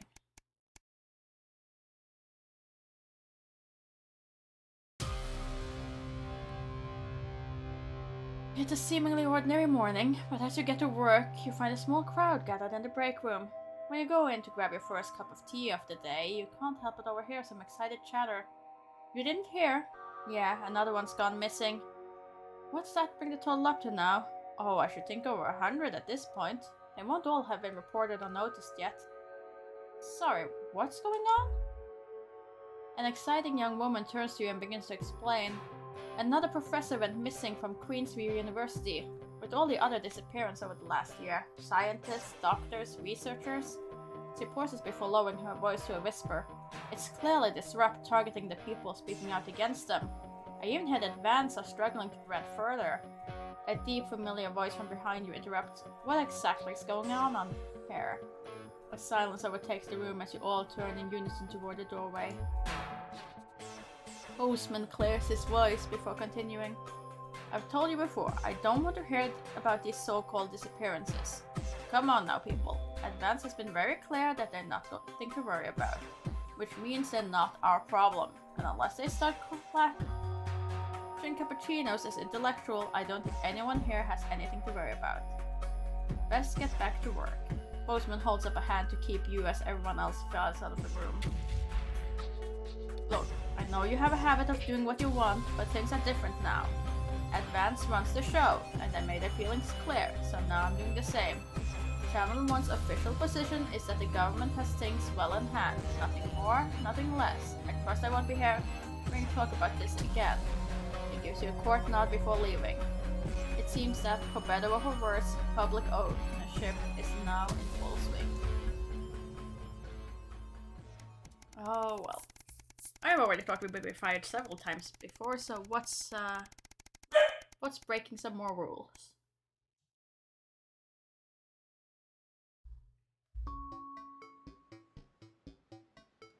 It doesn't, does it, John? Well, Wick. Not John. Oh. You drum your fingers on the steering wheel impatiently as you wait for Charlie again. It's great he's enjoying the Cohesion Cadets and is so enthusiastic, but does he really need to stay behind every week to help? It's your Saturday evening too, after all. Finally, you see him exit the hall, a grin on his face. Can't help but smile back, the frustration starting to fade as you see him so genuinely happy. After hugging his friends goodbye, Charlie heads over to the car and gets in, his face flushed with excitement. So how was you? Interrupted as he can't contain himself any longer. Guess what? What? You play along with a smile. So obviously the Cohesion Cadets is a starting point for becoming a CCO, so we get a head start when applying for that. Charlie gushes, clearly keen on explaining his news, almost tripping over the words in his efforts to tell you. Well, apparently, from next year, the top 5% of cadets will be taken into a special program to become CCMs, Community Cohesion Managers, and guess who's gonna be in it? He beams at you. I see. What exactly do these do? Oh well, basically they need a new liaison team between regular people, the CCOs, and the betterment department. And that will be us. People come to us with concerns and we'll decide whether they need referral, and if so, to which department. cool, right? So you're gonna be helping people report on their friends and neighbors. Well, yeah, I guess, but only bad people. It's about helping the community, making it safer for everyone. Charlie frowns at him. You don't like the CCOs? Or the betterment teams? I'm just worried about them having that much power and turning people against each other. You're starting to sound like the people that Advance are trying to help. Charlie looks at you, a serious expression on his face. Don't worry, I'll make sure that everyone gets the support they need. This is a good thing for the community, and the team will be able to help everyone. He nods to himself and sits back in his seat. The mood in the car is somewhat icy for the rest of the journey home. You hope it's not a sign of where things are going. Oh boy. Our sun is getting worse.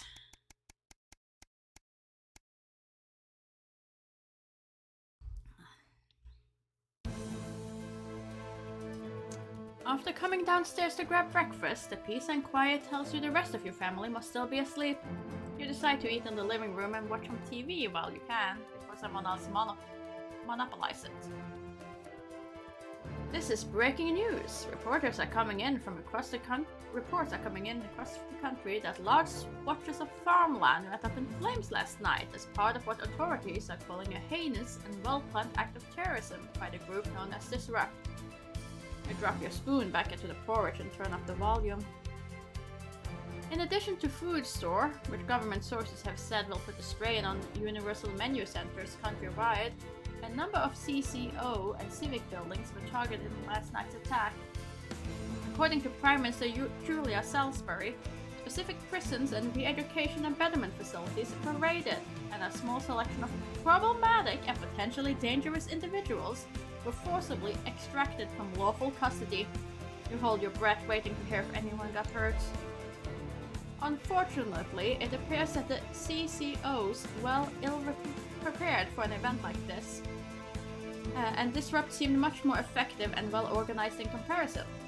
While most of the targeted locations were thankfully empty of people, given the lateness of the hour, the betterment centers were fully staffed when they came under attack.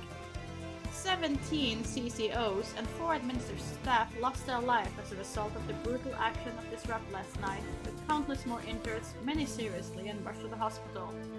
A few Disrupt members were captured during the conflict, but the vast majority seems to have evaded capture so far. More in the story as it evolves. I'm going to turn off the TV. You're interrupted by Charlie walking into the living room, bleary-eyed and with a piece of toast. Anything interesting going on? He gestured to the TV. Mutely, you leave the news on as they cycle through the story again. Charlie watches in a hushed silence. By the end of the broadcast, they're dubbing it the Night of Fire. Everything's going to be okay, right? I hope so. We'll have to see.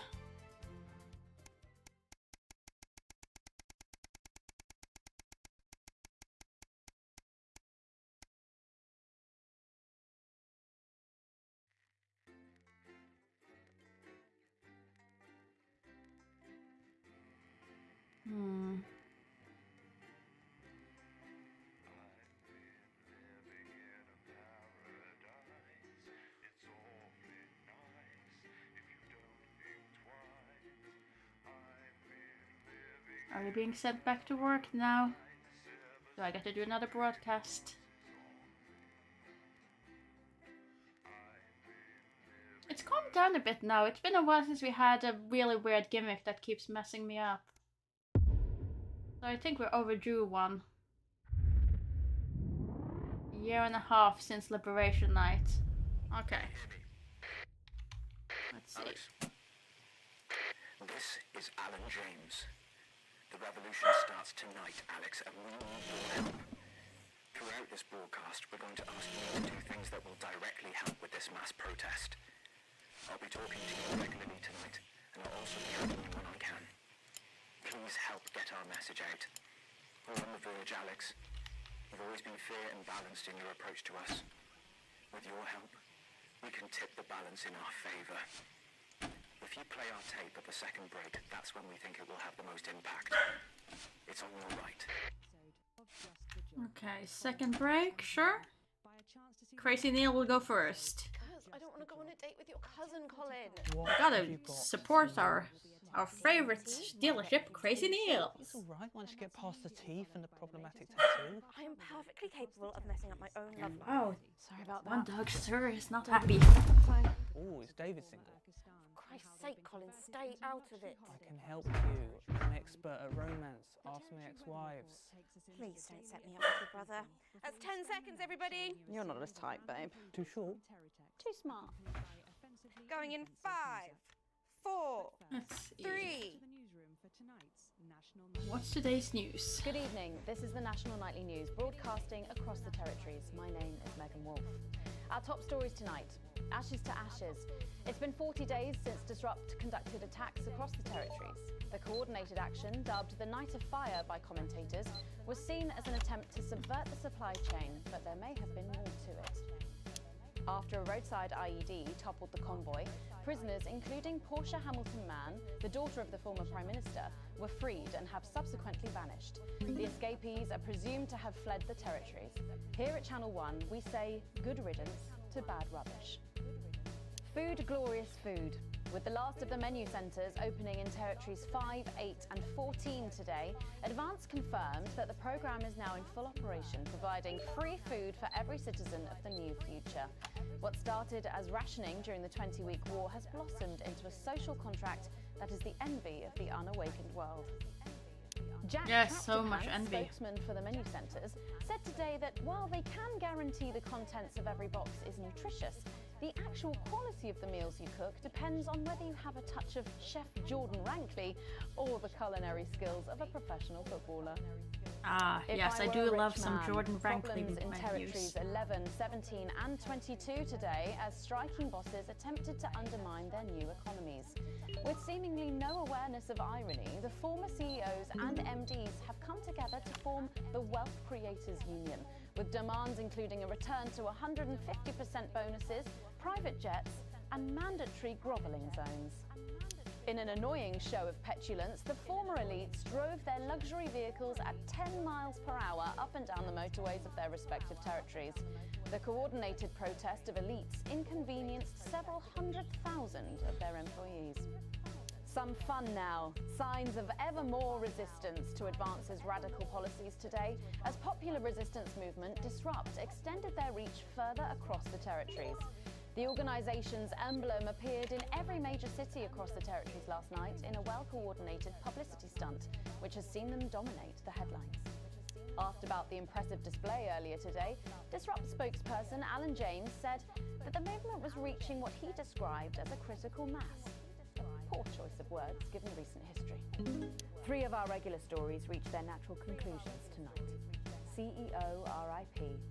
Sad news today as the remains of missing Sophia Rimington were found this morning at the company's Grizzleford facility. Sophia had become ever more reclusive following the total and utter failure of her pet project. Having flung herself into one of the toxic preparation vats, she was only identifiable by her ears. A spokesman for Rimington's Fist said, "Sophia will remain in our hearts and in the approximately 45,000 flowers that rolled off the production line in the last few days." A tragic ending for Sophia Rimington after a turbulent 2.5 years since she took over the company. A tribe called best. Good news from Dante's Taint, as it seems the community of scientists, now permanently trapped underground, have adapted well to their forever home. Analysts say that a completely new subterranean society has developed in the caves, with a rock-based economy, annual moss-eating competition and a new language, or possibly disease, called Taint Tongue. It seems like Ingrid and David's team are thriving. It's just a shame that they've started eating the weak. Man United. They're happily ever after for Johnny Hamsleeves and partner and former teammate Eric Justin, who finally tied the knot this week. Speaking as the pair headed off for their honeymoon in Territory 15, Johnny acknowledged that there would be many in the football world who wouldn't accept his choice of partner. "I think it's time people grew up," he said. "Some people are ginger. Get over it." All that, plus we'll be taking a trip to Dangley Parks for the notice board, as well as getting a sneak peek at the hottest ticket in town. That's all coming up on tonight's National Nightly News. There we go. Today is the day we take back control. Soon it will be time for you to help us again. Come out of your houses, block the traffic, bring the capital to a standstill. I've met so many of you in my travels up and down territory when you always ask the same question, how can I help? Well, this is how. And as for when, you'll know. Keep watching.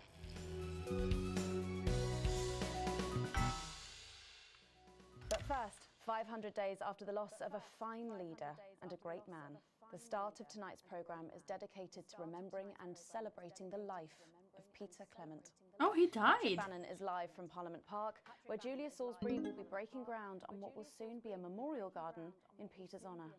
Patrick. Listening to that old bitch lying through her teeth about missing that poor bastard. Patrick. I don't know what I'm going to do. We're live. Because I'm not being funny. Things were better with Peter, weren't they? Patrick. They were, and I don't mind saying it. They were, because he held her back. But now there's no stopping her. Hello, Patrick. We're Of live. course, can't say that, can I, Francis? No, not with public ownership. No, with public ownership, you can't say anything these days. She's lost it, mate. She's completely off the rocker. I heard from an aide that... Hello, Megan. You join me here live from the what? Hello, Megan. You join me here live from the what? Oh. Seems like we've lost some signal there for a moment. Well, we will be going live to that groundbreaking ceremony just as soon as we can get Patrick back. Meanwhile, let me just say, I think the memorial gardens are going to be gorgeous. I've had a sneak peek at the designs and Alana Marsh has done a fabulous job. Oh, okay, all right, it seems like we have got the signal back.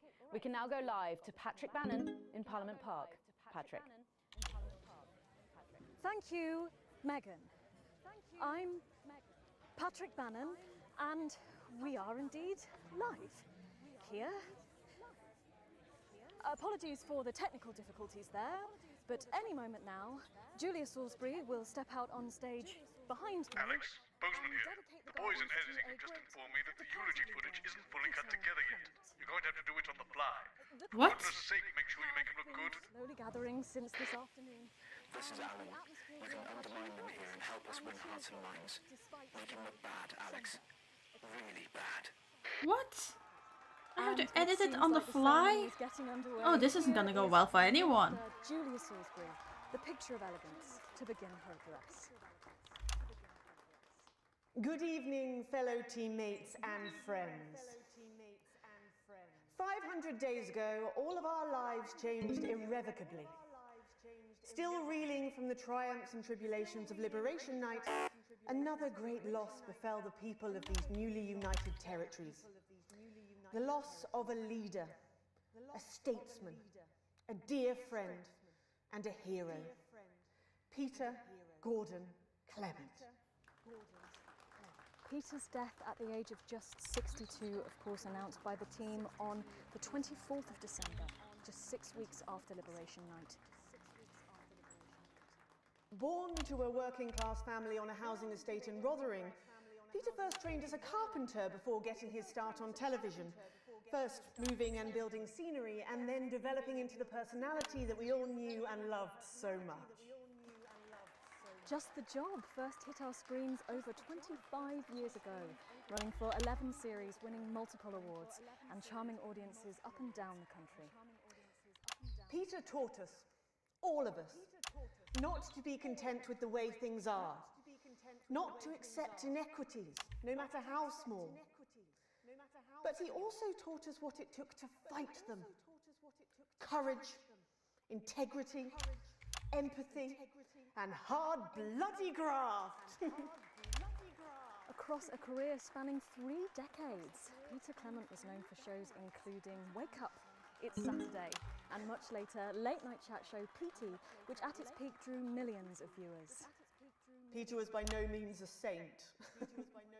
Trust me, he once told me he had more regrets than he'd had stolen dinners. He always did have a knack for a turn of phrase. But it speaks to the strength of his character that he chose to share with us his mistakes alongside his achievements, his faults as well as his talents. Peter had the heart to give it all he had for the people of these united territories. Famous for his potty mouth, it's estimated conservatively that Peter Clement uttered over 1.5 million swear words during his career, though some sources put this figure well in excess of 2 million F-bombs alone.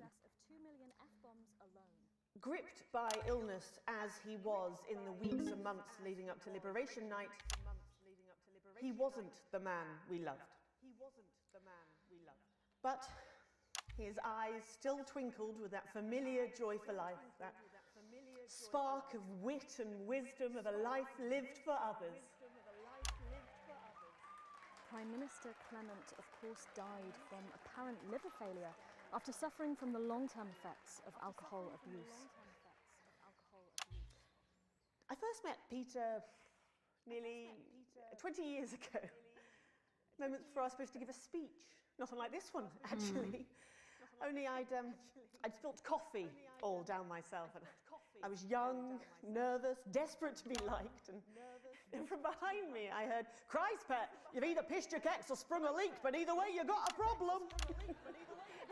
And before I could even say a word, he stripped off his dry trousers and insisted I took them. That was the sort of man that Peter Clement was. I mean, in the green, so I can't be too bad. Passionate, sensitive, a brilliant thinker. Oh, I should have swapped to the Natural leader. drinking thing earlier. But mostly a good man.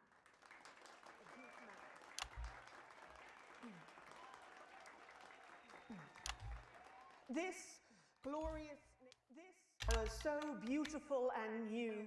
This shining beacon of Thank you, Alex. equality and There'll be another opportunity to steer public perception soon. It's really starting. You'll know when. his Okay. the future he forged, the boundaries he pushed. To me, he'll always be the man in his pants cheering on a stranger at the back of the conference. It is my great honour to give to you the Peter Clement Memorial Garden. Shall we see if we can get a countdown going? Everyone with me? 10, 9, 8, 7.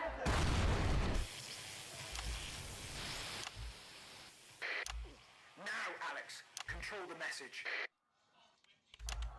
I'm not leaving, I can't. You two, come with me. Don't panic. Help us here, look.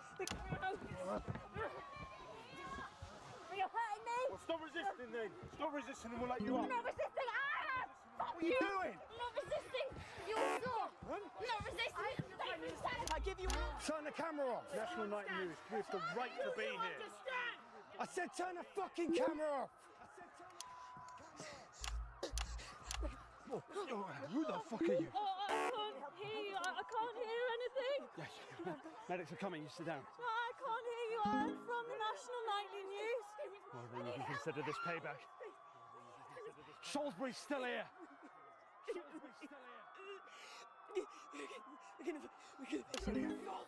Centipedes are requested. Target approaching songbird. Target armed. Target armed. Haven't you done enough? Look around you. Fucking This is time. what your precious freedom looks like, is it? On the fire! Our territory's won! Rise up! Take to the streets, the time has come! Stop fires! Break windows! Draw them out! They can't stop us all! Resist! Distract! Lower your weapons! Mom? Lower your weapons! Boss granted. None. Was that necessary? Can't you see? Will you turn that off, please, sir? I said, please turn that off. Well, we'll see how that went down. Is this not enough? Wasn't the best, You've just seen them best execute edit. unarmed civilians. People like you and me. So why are you watching this? Why are you not in the streets with us tonight? What will it take for you to get up and be a part of this? March on team headquarters, storm the building, demand elections, demand answers. Be what you were born to be, the once and future free. That means by now. Don't go away. We'll be back after. Oh no. That didn't go so well, Alex. But we can turn it around in the next segment. Safe for the crew, okay? All fine. The bomb was a good distance from the unit. No, it's not an unarmed civilian. I failed to do some things there. So, This is the big one. Great. So there's a revolution happening outside and we're off to dangle fucking parts. That's journalism, apparently. We get set for the next sequence. Big throws for big butts. Here, have some money. And the more you spend, the more you save. We've got bigger throws. That could definitely have gone better. Stones as big as throws. What do we got? We got tons of throws. But well, Crazy Neil is getting his time on the air. To put in your doorway. What do we got? Oh, doorways. No, throws. Though I have to say, while he was not unarmed, he was wielding a bat. I would assume that two officers would easily be able to take him down without shooting him. We've got gold-plated gold. We gold-plate it. We melt it back down. We gold-plate it again. Gold. Gold. Alex, during this next section, a cameraman working in the newsroom who's one of us is going to get a coded location out. We don't know yet which camera he's on, but if we find out, I'll let you know. Just keep your eyes out for the fist and try and keep it on the air for at least 5 seconds. Our operatives will do the rest. Fist for 5 seconds. This is your new makeup artist, Craig. No. What? No. 10 seconds, everybody. Sorry, Craig. No. Okay, we are going in 5, 4, 3. Welcome back to the National Nightly News with me, Megan Wolf. Very shortly, we'll be heading on over to the final episode of what has quickly become a hugely successful feature, the notice board. But before we do, let's chat with Philippa Radin. Tell me, why do you think the public love the notice board so much? It's real. Oh, true. That part is definitely not unarmed. People look at us and they say those are real people struggling with real problems. That's a really interesting point. Yeah, I mean, I was saying to my PA secretary as I got out the limo, I was saying, it's good for people to see normal, authentic people like them on TV. People like you. Yeah, precisely. Unfortunately, then I was interrupted by some dreadful wretch who wanted an autograph, but a swift kicking from security soon put him back in line. Yes, well, I think it's really good that our screens are filled with such relatable stories. So, the notice board is coming to an end after a sensational time at the top. What do you think has made this show so successful? It's a combination of so many things. My hard work. I don't think that's what I'm supposed to be showing. I haven't seen a fist or anything, so... You have a lot to thank you for. Hey. You're welcome. We've just heard our man's on camera 4. I have a real sense of responsibility now. You know, a sense I've been there we go. entrusted with something. Get back to the interview, Alex. I should use that platform for good. 3, 4, 5. That's really important. That we should use this platform to do good. There we go. We're back in. That's exactly it. So I've decided to help as many. Excellent work, Alex. That's the location shared. Next, you'll need to give them the go. Is that better access to education, or reducing child poverty? No, by adopting as many as I can get my hands Oh, on. I don't have enough Oh, okay. How many to children survive have you that, adopted? I think. We're well into the double figures now, Megan. I stopped counting in the late 30s. Goodness, that is a lot of children. Yeah, once we finish putting them into the guest room, I'll have to put a futon in the laundry cupboard. Oh, you really are some sort of hero. Hey, I live a I privileged need more life, I say. I mean, any viewers. child I can take on I'm gonna and tank a child this. rescued from suffering. Sure, I'll help out, but I don't want to get a bad grade. Their life's really that bad before? Oh, they're Northern's. I have ages. Okay. Yeah, it's shocking to think, actually, that only 1 in 10,000 children have a celebrity parent. I'd never thought of it that way before. And I'm doing everything I can to fix those numbers. What do you think it is about your life that's so desirable, then? Well, it's mainly shame and panic interspersed with expensive bottled water, so actually, if anyone wants to, I'd happily trade. Now that I can relate to. Right, you better go off and get ready. That was Philippa Radin sharing some thoughts about her lifestyle. I think it's really important to stay grounded and keep everything in perspective. Clearly, not everyone else agrees, but that's enough from me. Let's go now over to Dangly Parts for the final ever episode of the Notice Board.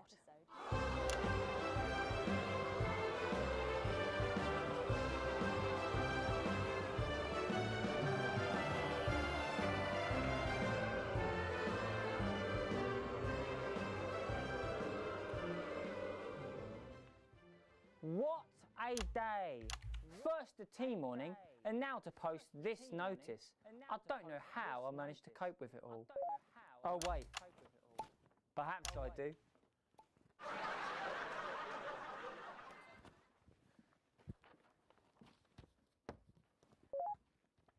Oh! By St. Barnabas, what on earth is all this? Freeze, dirtbag! Oh, Laura, it's you. I thought for a moment you were a knife-wielding mugger or stabber. No, I'm afraid not. It's just me, a community cohesion officer, responsible for keeping crime at record lows. Of course. Keep forgetting that thanks to you and your colleagues, violence on our streets is a thing of the past. What's all this, Vicar? I know! It's a disgrace. Somebody It's time for the go code. Give us 3 boos in a row, Alex. That will start the pincer movement. You might just pull this off. Push forwards!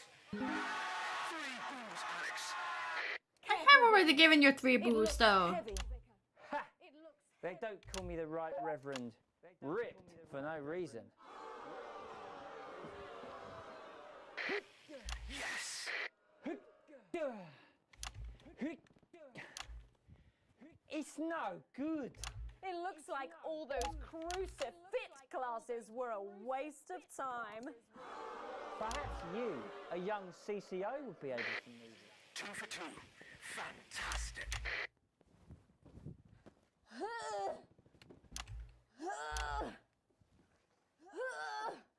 Looks like all those lifting classes were a waste of time. It's too heavy, even for me, a strong and capable You did it, Alex. We're good to go. to lift. Oh, what have I done? Did someone Oh, well. call for the best firefighter in town? Yay for the firefighter. Well done, Captain Evans. You're so much stronger than us. Especially me, the weak old man. It's the least I could do for my community.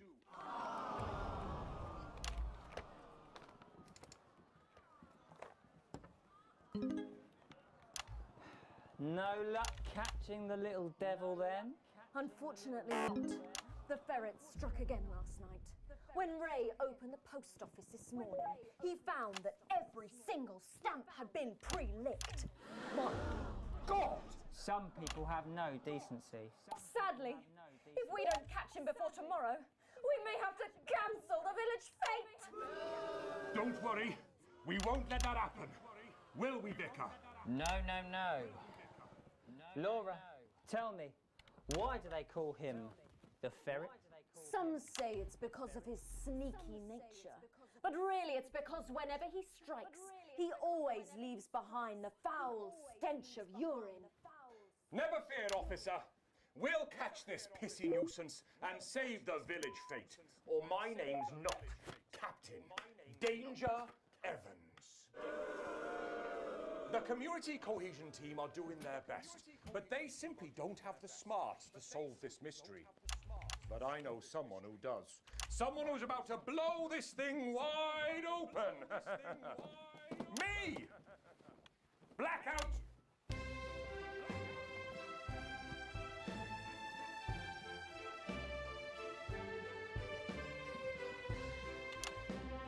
Ah, it's the morning of the village fete, thanks to theatrical convention. I sure hope everything goes to plan. Oh, look! There's Mrs. Craven setting up her cake stall. And look, there's the motorcycle display team setting up for a show that will be far too expensive for live television. I'm going to set up the coconut shy. What are you doing, Vicar? First, I'm running the tombola. Then, I'll be selling forgiveness for money. Aren't you judging the jams? I couldn't possibly. Well, that sounded like Mrs. Craven. Looks like someone sucked all the jam out of her donuts. No, surely not. Erica struck again. Whatever are we to do? Although I'm very competent, I have no idea how to solve this case. I guess we'll just have to cancel the fate. Hold it right there, ferret. Me? Have you been drinking from the fire extinguishers again? Not you, the vicar. I don't know what you're talking about. Admit it. You wanted the village fete cancelled so you could have the day off, didn't you? I already have to work Sundays. I shouldn't have to work 2 days a week. But how did you know? Well, my first clue was the smell. Yes, I do smell of urine. Next, I noticed that the vicar's tongue was particularly dry, almost as if he'd been licking thousands and thousands of stamps. Or perhaps eating Mrs. Craven's baking. Which brings me on to my third clue. The vicar said that he had no more room for jam. Almost as if he'd had his fill. Precisely. But you managed to figure it all out from that? Well, I also found this at the scene. That proves nothing. No! Get him out of here, officer! You did it, Captain. You could say you ferreted him out. Hey, come on. Let's go and have a party in my massive garden.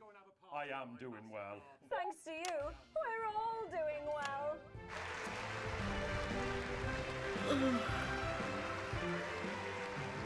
That was it, the final ever episode of the Notice Board, and what a way to end it. Thank you as always to Jeff, Philippa and Tommy. After the break, we'll be both dancing and learning, so don't change that channel. We'll be right back. That's the ads. Well done, everybody. Wow! What a brilliant run, eh? After party at my place, eh? Yeah? Alex, this station is supposed to be unbiased. Your partisan behavior will end up getting us taken into public ownership even sooner. Less revolutionary zeal. Do your job. And how progressive their policies are. Oh, Well, I was wrong. And I'm here tonight to say I'm sorry. And to beg for your forgiveness. One last push, Alex.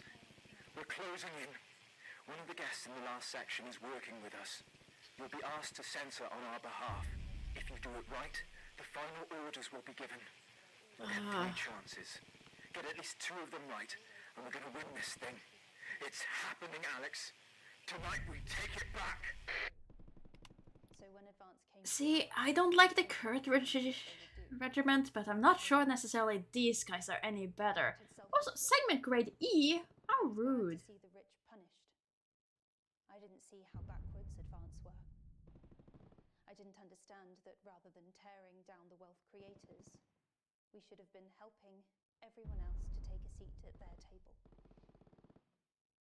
Under Advance, the country is poorer. It is poorer in ambition. It is poorer in aspiration. We are infantilized by Advance's naive policies. Please, Sarah, anything. Ah, yes, the utopia. Safe. Hi, I'm Maddie. Johnny just said to ask if you need a touch-up. I have hauled she? myself out to the media to defend. That's my shade, is it? Yeah. This is my shade? My parents. I see that now. Mum, Dad. You can run back to Jenny now. Our only hope. Sorry about that, Sarah. Nothing you can tell me. At all, like at all. They've said no one's died, that's all I can say. 10 seconds. What's wrong with you? She is in tears. Ugh. Going in 5, 4, 3. Welcome back to the National Nightly News. Later in this segment, we're hoping to be able to go back to Patrick Bannon at the scene of tonight's shocking Disrupt attack.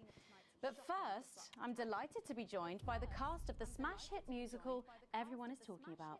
I'll be speaking with the cast in a moment, but first, let's take a look at them in action. Please give a warm National Nightly welcome to the Novaries.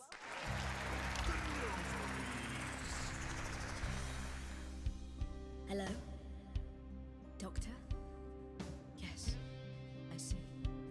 Thank you for letting me know. I have a decent life. I'm a happy, loving wife. And my job is well paid and fulfilling. I have a husband, John. He's due home soon, won't be long. And I have to tell him something that is absolutely chilling. We share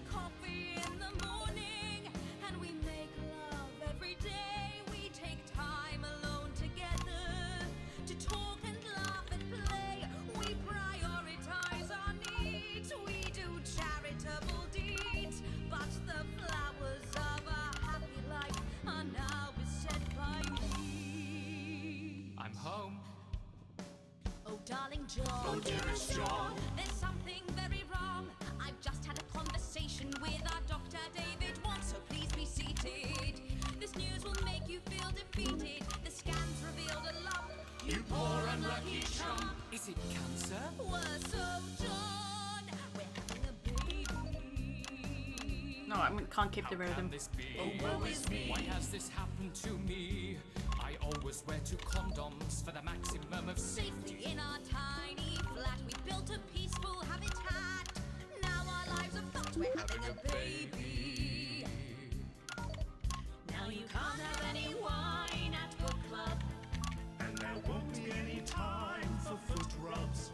Now your hair will stink of weed. And you'll start to disagree. And forget about that holiday in Territory 3. No more waking up at 10:30. In fact, you're never going to get a good night's sleep again. No more snap decisions to go on to a club. You'll be lucky if you even make it out to the pub. Why can't we be more like our gay and lesbian chums? The only glue they have to deal with comes from personal bums. Now when I take a sick day at home, The parasite won't leave you alone. how he's grown. We're our top priority. I look after you, and you look after me. Ain't no trouble and strife. We got a childless life. No one wails and no one bawls. No one draws things on the walls. A happy husband. A wonderful wife. We got a childless life. We're having a baby. We're having a baby. Changing nappies daily. We're having a baby. No more weekends by the coast. Now your kid is uppermost. It's more than a passing craze to have Childless Day. Ah, darn it, I lost it. We're having a baby And drink thrown everywhere. Death trap toys at the top of the stairs. Every parent prays to have childless babies. We're having a baby. No more spas and no more. We're having a baby. 18 years of bills and leases. Time for a whole new phase. We're having a baby. Seem to get the swap over there at the end. The show begins. Have you considered that you might be having twins? Oh no.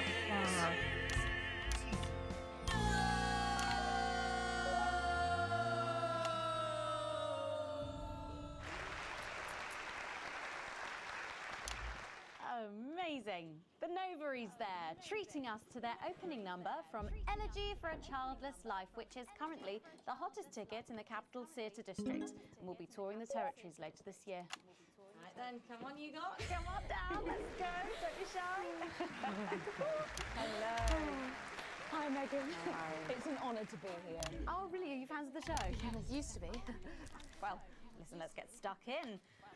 Your amazing musical. Now, I mean, not only do you perform this show every single night, With matinees on Wednesday and Saturday. right, but you're also the show's creators, am I right? Well, everyone contributed their ideas, and then some of us went away and did the actual work on the script. But no, it's very much a team effort. Oh, that's fantastic. How rude of me, I've not introduced any of you. I'll be the one being replaced next. Let's go down the line, shall we?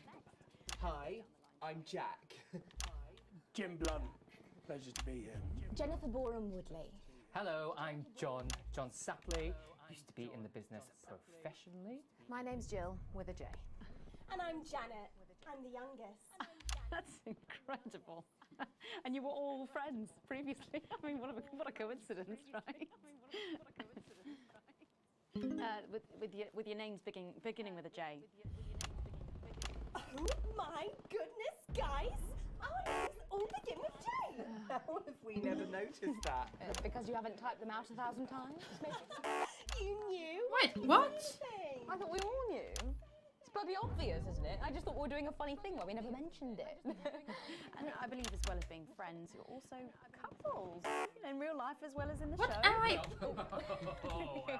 Not exactly. Why am I losing things?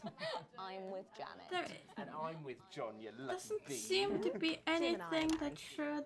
I didn't stay too long on the camera.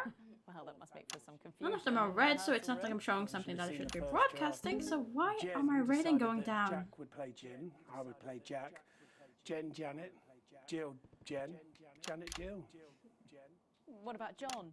Well, my character was originally just called Man 1.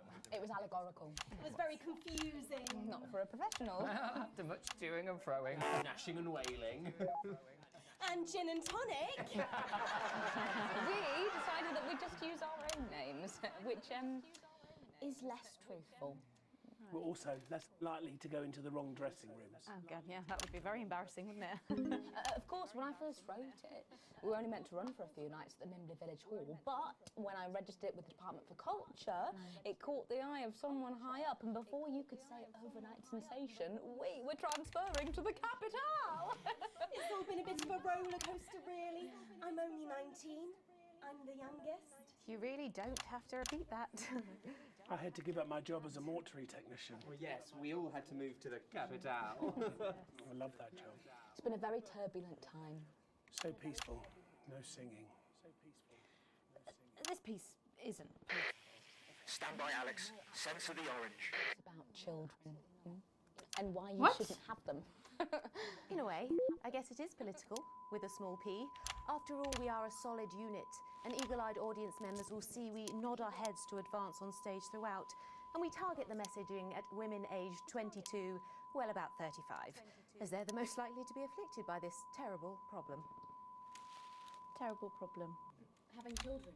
Well, you understand, Megan. You clearly agree. Wow, this isn't about me. Of course, we see that there are advantages to a family unit, but eagle-eyed couples watch as the little parasites advance on their lives, and there's no time to play the guitar, get through a book, or watch a movie. They're exhausted, passed out on the couch by 20 to 9, for God's sake. You're very chatty tonight, dear. Usually I'm the chatty one, because you're the youngest. Darn it, I missed it. No, it's not a badge of honour, Janet. Janet, please, Jennifer. Oh, well said, John. Thanks, Jack. Got you back. So, could you just tell us what is the play about? What happens in it? Well, go ahead. It's a tragedy, obviously. Jennifer, myself, and John have their child, and then the story charts the downfall of their hopes and dreams. And there's lots of singing. And dancing. A lot. My character works at a menu centre for a distribution unit. Eagle-eyed, she sees her friend's rapid advance to a pit of despair. Becoming a target for children's TV advertising at the age of 22, she decides to take drastic action. I can't Darn really it, I say more, missed- though. I was too early on that. Let's not spoil the second act for anyone who might come to see it. Which should be all of you. Or was it that I didn't swap camera? For too long, we've been told that a life without children is somehow incomplete, that children are a blessing. Well, I've done the research, and they're not. Besides, there's already loads of bastards running around all over the place, so... We just want people to have the option of a happy, child-free life without stigma. You know, when I was 14, before I had come out, I had an experience with a girl called Julia Jacobs. She was an experiment, I guess, you know, a chance to dip Yeah, my I'm toes not into quite the- sure why Well, thank you all so much for coming in tonight. Rebellion would want me to bleep those bits. I would assume those were... And I am pleased to say we can now go back to Patrick. They did. To get the latest from the scene of tonight's horrific events. Patrick, are you okay? Thank you, Megan. I'm not sure why. Is Patrick Bannon. That didn't seem like it was reporting gonna from the be scene of tonight's setting the government in a good light. and But symbolic attack tonight this evening.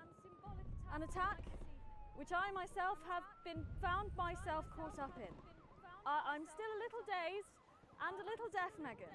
So I hope you'll forgive me if I seem that it's time to speak with the Prime Minister. Mrs. Salisbury, that's you. You're still here. The Prime Minister. I couldn't leave, Not when there were Could people be, that but I needed don't think I help. hit the Any team marks player would have done precisely the same. enough to get that I message don't out, deserve praise so for being human. I might have failed. Yes, no accolades here. Or Might have failed on Palisade. both sides. Or lemonade. Right. So, is the situation now? Are we safe? Yes, the security services performed their duties without hesitation, and I would like to assure the public that although there have been some injuries, there were no civilian deaths here this evening. Oh, that's good news about the Sorry, did you say no deaths? That's right, no civilian deaths. Just the 4 disrupt terrorists curtailed by law enforcement, who were, as always, so cohesive. If I may, I have a message for your viewers. Of course, the camera. There's the. Speak there on the camera there. Stay at home tonight. Do not become another casualty of war. Disrupt have had their moment, but as the dear departed Peter Clements once famously said, it ends today. Thank you, Prime Minister, for those strong words of strength. Back to the studio, Megan, now in the studio with Megan Wolf now. Patrick Bannon there, bravely reporting from the front line of tonight's horrifying bombing. Maybe you need to get checked out, Patrick. Well, that brings us to the end of tonight's national news, but before we go... Victory is in sight, my friends. You have mobilized. You have come together. From our agents at the television networks risking arrest and getting those words to you, to the many hundreds and thousands gathering to invade team headquarters. As I speak, we are turning the tide, and it is time for change. Tonight we topple their regime, and we also silence their mouthpiece. Channel 1. Time to wake up. Out from the shadows, and they are not the overwhelming force they would have you believe. The military have been actioned, and, well, it's pretty scary out there tonight, so stay at home and stay with Channel 1.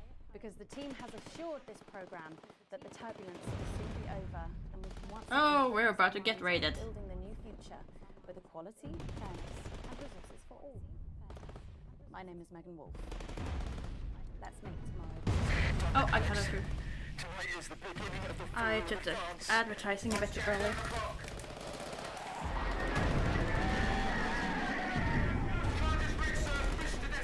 Permission granted, old friend. We are going to detonate.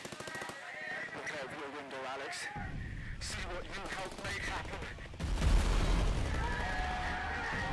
She's coming down. Well, I guess I don't have to go to work tomorrow.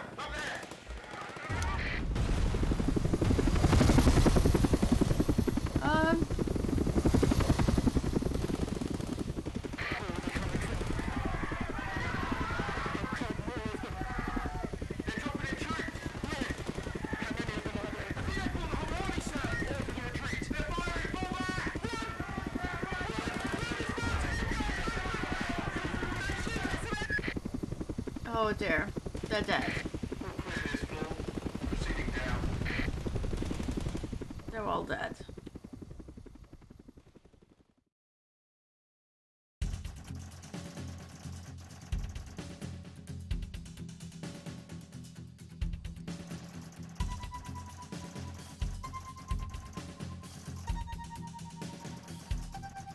Okay, not worrying every day, that's good.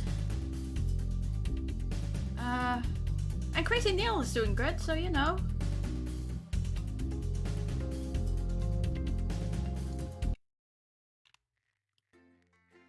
Now let's see, what's up next?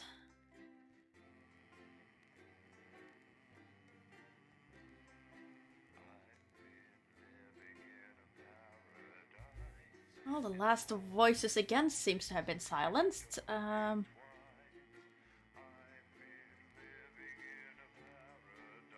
Though they should kind of expected that when the government said that they would just kill millions to just get rid of a few areas.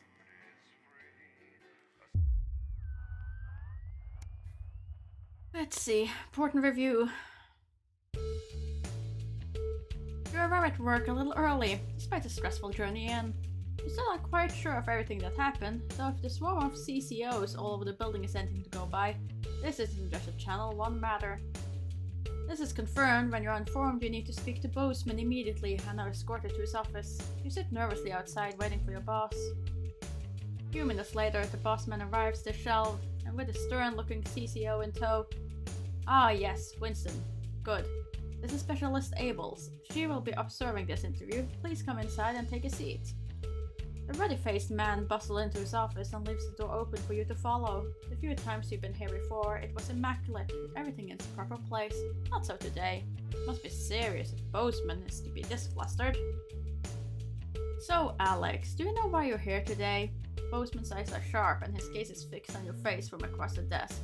Abel is standing behind you, out of sight, but definitely not of mind. I assume it's to do with what happened with Disrupt last night. What happened last night was nothing short of the culmination of a heinous and outrageous campaign of terror that Disrupt has been reaping on this nation and its terrorists. Bozeman shoots a glance behind you to your left where your CCO observer is standing. And it is of course our duty to root out this rot, wherever we find it, to prevent anything like last night happening ever again. I've been asked by Advance to perform interviews with all staff members involved, and will be submitting a personal review of your performance, both during the incident in question and throughout your time here. Well, this can only end well. His expression remains stern. Just tell the truth, Winston, and this will all be over soon. Arranging some papers, Bozeman clears his throat and begins. Obviously, a lot happened last night, and I have a number of interviews to conduct today, so I'd rather not waste any time. Be brief, concise, and clear in your answers. Do not. So let's start at the beginning of the broadcast and work our way through. After the attack of the memorial, you seem to have portrayed the terrorists in quite sympathetic light. Why? I showed what was happening. The news. I see. So you're saying it couldn't be helped and you had to show the aftermath as you did? I'll be sure to make a note of that. Funny how unauthorized footage always seems to find its way into your broadcast. Bozeman scribbled some notes down, the noise of his pen scratching into the notepad punctuated only by the constant tick-tock of his ornate clock. Reviewing the broadcast, we noticed something a little odd about a particular camera choice. It was while everyone else was talking. Oh, where did I put it? Ah, here. Yes, here we are. Do you recognize this? With a flourish, Bozeman produces the leaflet from the notes board and places it on the desk in front of you. I assumed it was just part of the set, but as it would have been there and on camera. So you're saying the blame lies entirely with the crew on set? There's no way you could possibly use your own judgment to have deemed it wasn't suitable, huh? You're a disapproving grunt from the CCO behind you. Typical Winston, we shall see. Not exactly subtle there. There's one thing we noted during the final of the notice board. Bozeman picks up notes on the other side of the desk. You seem to play an odd choice of sound effects relatively early on. Now the script was expected last, but for all three you choose to play booze. Why did you do that?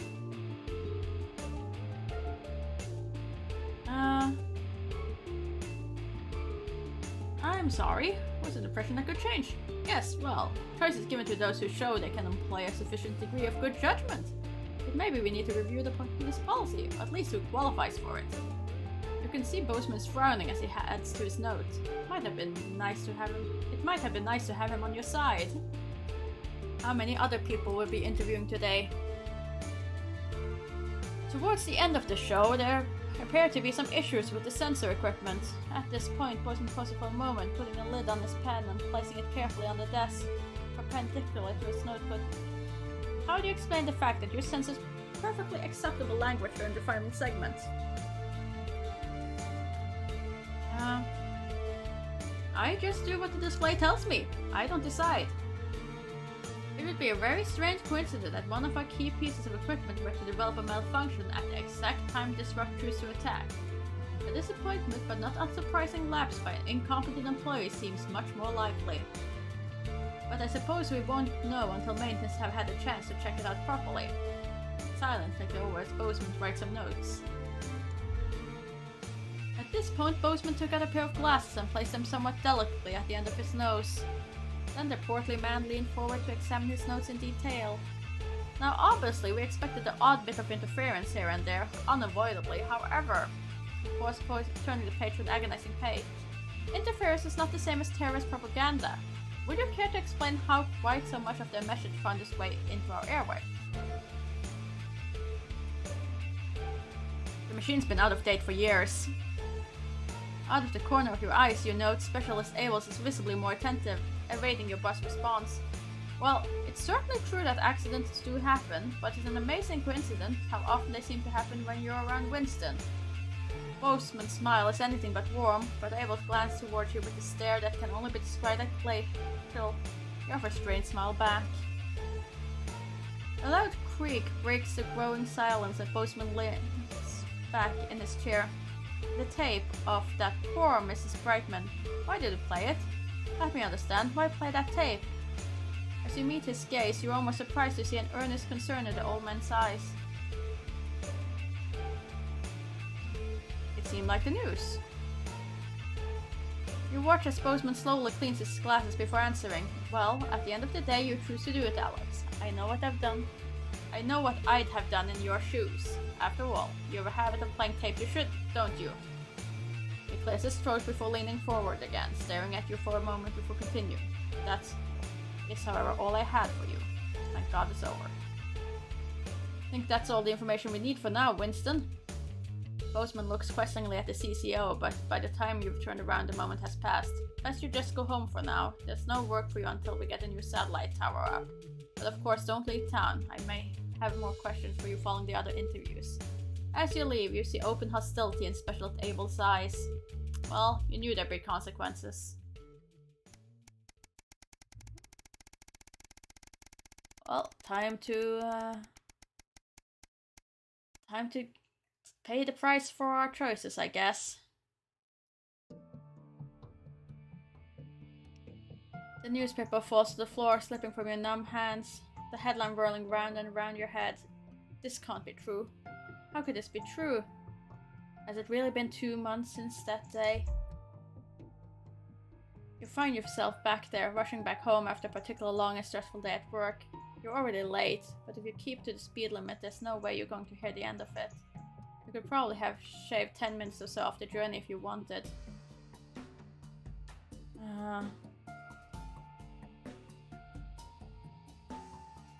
Let's see. A little bit of mad is better than nothing.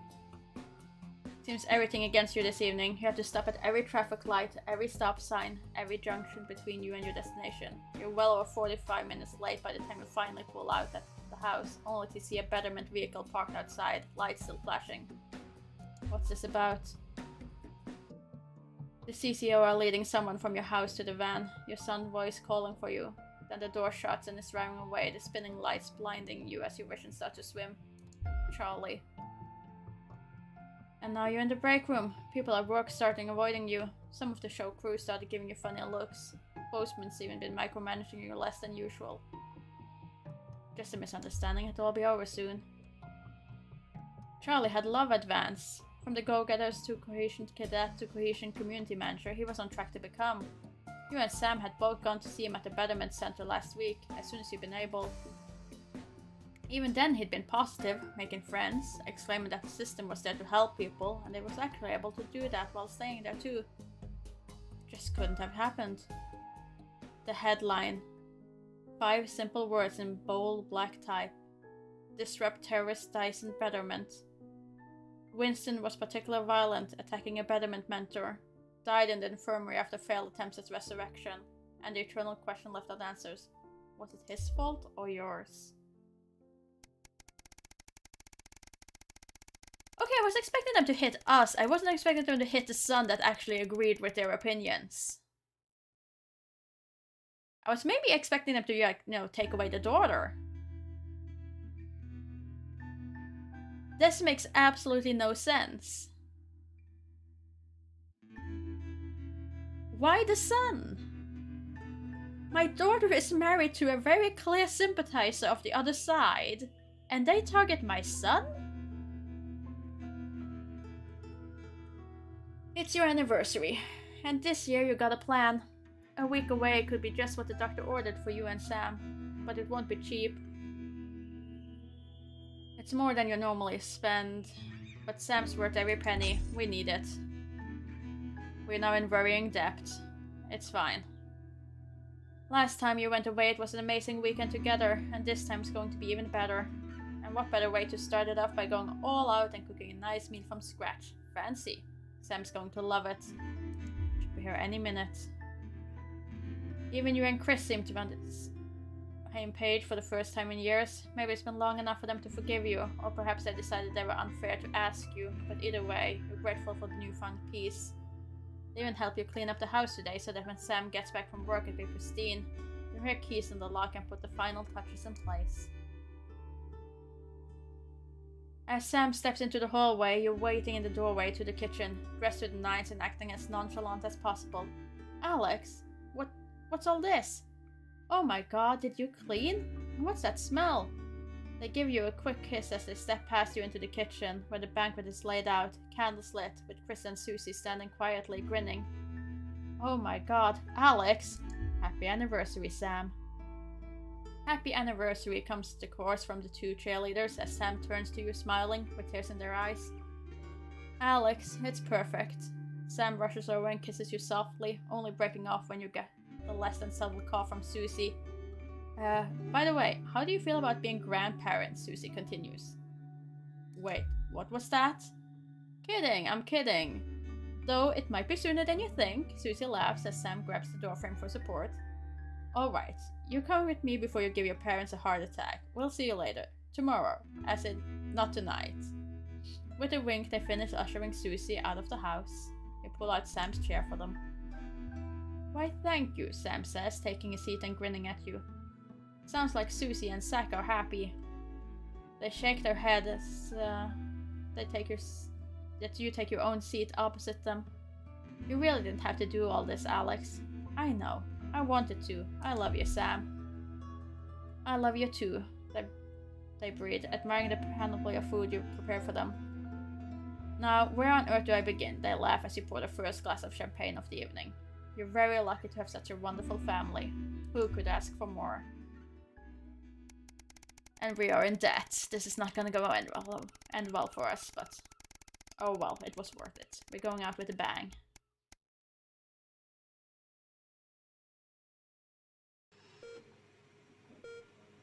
Sam's call has been brief but urgent. Susie was in hospital and had asked both of you to come. You'd left work immediately. Bozeman had grudgingly accepted that a family emergency was cause enough to leave on short notice, though you're sure he muttered something about you making up the hours. When you ask at the front desk, they direct you to Susie's room. Oh, and now we don't have the money to pay for this, do we? We run up the 2 flights of stairs and along the corridor until you find another room. Find the right room. Another one? That's what, 5? The 2 nurses outside cut themselves off as you push past into the room. Sam is at your daughter's bedside speaking with the doctor. Susie is in a medical gown, both faces are streaked with tears. What's wrong? What happened? The doctor looks sympathetically towards you as you move to put your arms around the pair of them. Susie should be fine after some time of rest. However, I'm afraid we're unable to save the baby. Sam hugs Susie as your daughter breaks down into tears. Oh god. I know this is hard to hear right now, but it looks like it could be difficult, if not impossible, for you to conceive. Again, I'm terribly sorry, and if you have any questions at all, I'll be just outside. The 3 of you are left alone in the room, hugging tight as if that could somehow fix this. You poor little girl. You wish there was something you could do. Anything. But there isn't. For now, all you can do is hold her close and protect your daughter as best you can.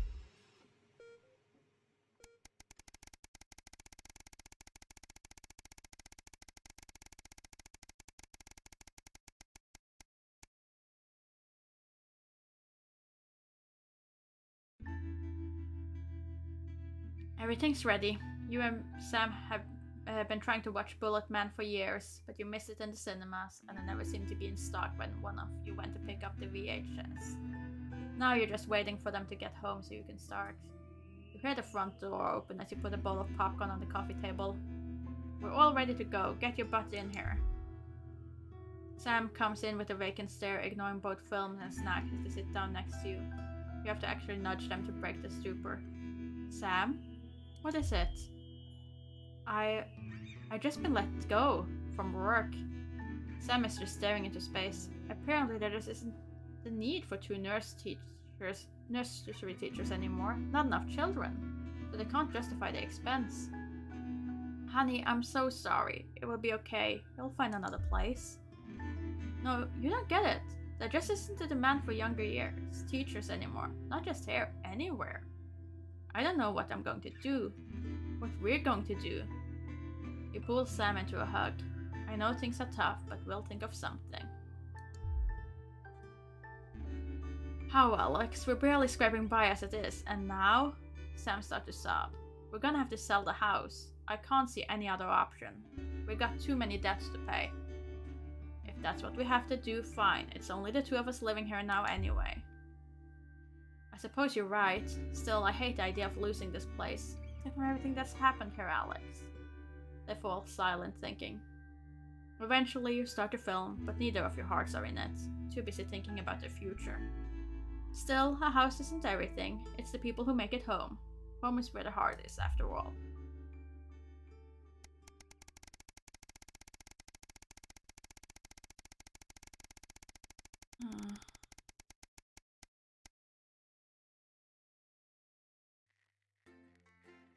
Oh, are we going back to work? Oh, we're going back to work.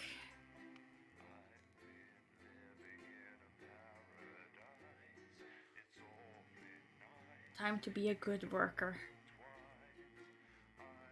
I need the money. I desperately need the money.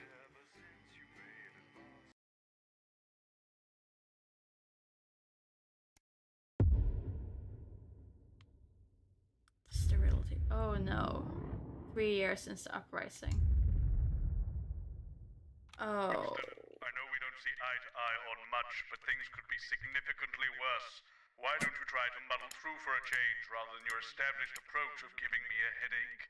If not for me, do it for the children, Alex. It's advanced as ill-conceived bring your daughter to work day today, so there's even more people than usual for you to disappoint. No, Crazy Neil ad. Ooh. What's happened to Crazy Neil? It's time for Julia's Diary, where the ever-popular Prime Minister reads extracts from her diary in front of a warm fire. Then, at 10:30, it's the latest episode of our drama series, Betterment, which tells the inspirational story of Emily Dennisworth and the brave doctors and technicians struggling. And this is Jenny. She's the floor manager. Hi, Stacey. That's Colin. He, too much. Don't talk to Colin. Not getting involved and bring your daughter to work, eh, Colin? Nah, we don't believe in it. All right, come and sit next to Mum. Believe in what? Just days. How did it all go so right? That's followed by the territory Atta girl. advanced briefing. 10 seconds, everybody. Now All of it. Monday's a myth. That explains so much. Okay, we are going in 5, 4, 3. As we go over to Megan and the team. Good evening and welcome to the NNN. I'm Megan Wolf. And who's this, you might be wondering? Well, it's Bring Your Daughter to Work Day here at Channel 1. So I'm joined tonight by my foster daughter, Stacey. Say hello, Stacey. Go fuck yourself. All right then, here are the stories that matter to you. First up, with Advance confirming that the nuclear fallout from the 20-week war is to blame for the drop in birth rates across the territories, we asked you what keeps you going. I know that I, for one, was quite deflated when I heard about this, but reading all your submissions has really put the smile back on my face. This is from Drew in Humberset. To take our minds off things, me and my partner have been building this house for our hamster. It really does distract us from thinking about the 85% sterility rate.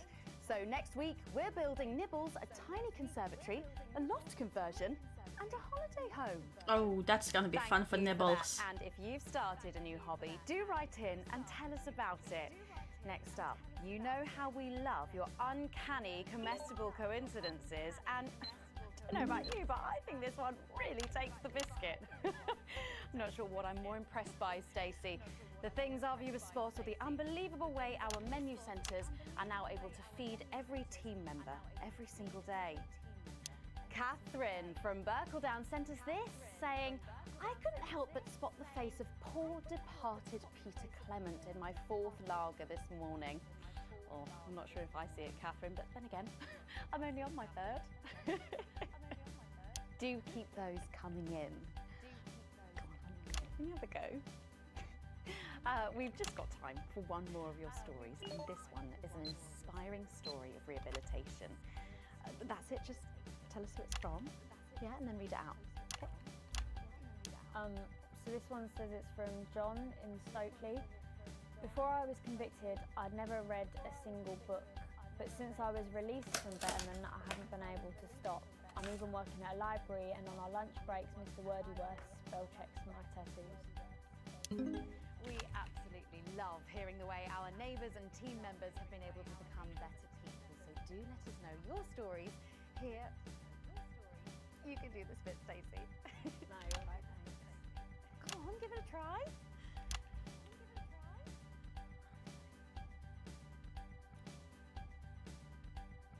Let us know your stories here at the NNN.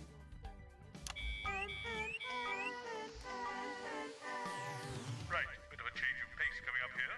You'll need to use the S effect buttons for the next segment, but advance have already selected when and what to use. Oh, Simple excellent. stuff.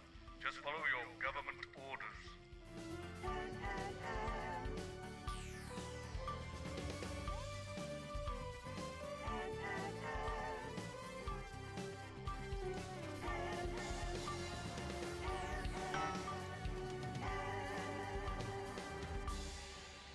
First up tonight on the NNN, it's time to celebrate this week's team lottery winners live from the Shakespeare Theatre right here in the capital. We're going to hand over to Julia Salisbury. I suppose you don't think much of her either, eh, Stacey? She's got a lot more going for her than you wankers. Okay, surprising vote of approval there from Stacey. Let's go live to that right now. Good evening, everybody, and welcome to this week's Team Awards. Of all the many duties I have as team leader, this is by far the most pleasant. As I so often say to you, the uneven past is now, following the demise of Disrupt, firmly behind us. This is the new future. And I say to you, it's better now. I am delighted to be joined here tonight by one of the oldest people in Territory 1.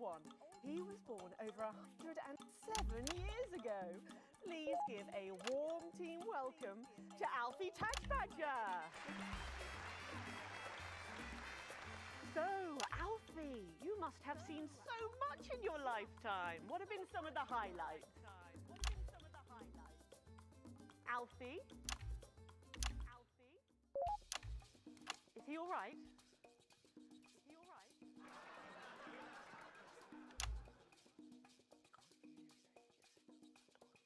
His hearing aid isn't turned on. Oh, could you turn it on?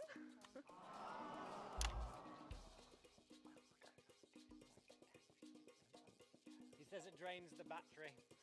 Well, will you tell him that we'll buy him a brand new battery after the presentation?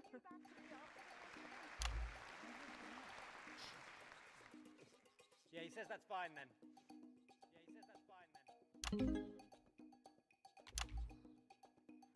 And I will help him with that, yeah. If you would.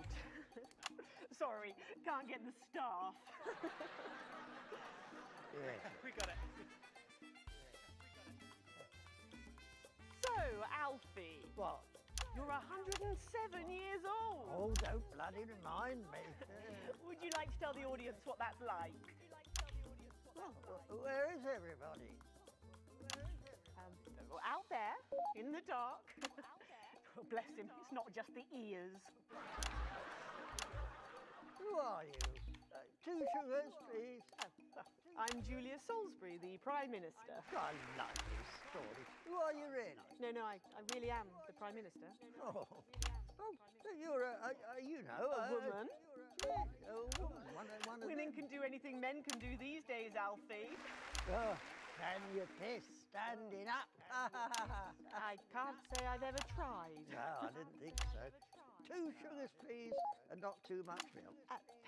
Shall we get to the awards, Alfie? Well, are you going to ask me about my life? Well, I'm not sure we have enough time left now for that. So... When I was 9, I wanted a pet, so I asked me mum and pap. There was no television then, back Jen, you know. We made our own entertainment out of coal and roadkill. Well, that's fascinating. So they got me a pet, see? But it weren't a dog. They told me it were a dog, but it were a stone. A stone? Yes. So I called it Patch, which were a popular name for a dog back then. Wait, on account what of the is king beeping? having a patchy face. And I decided to introduce him to pretty little Gertie Thimble, who lived up the road. Oh, how romantic. I think I was... Threw my What? dog in the river. That was the day I decided I'd never marry. And that's the secret to your long life? Oh no, I've been married 7 times. Beep for something and I don't know what. There was a mix-up with number 3, see? Yes, I'm just lucky. Are we going back to the home soon?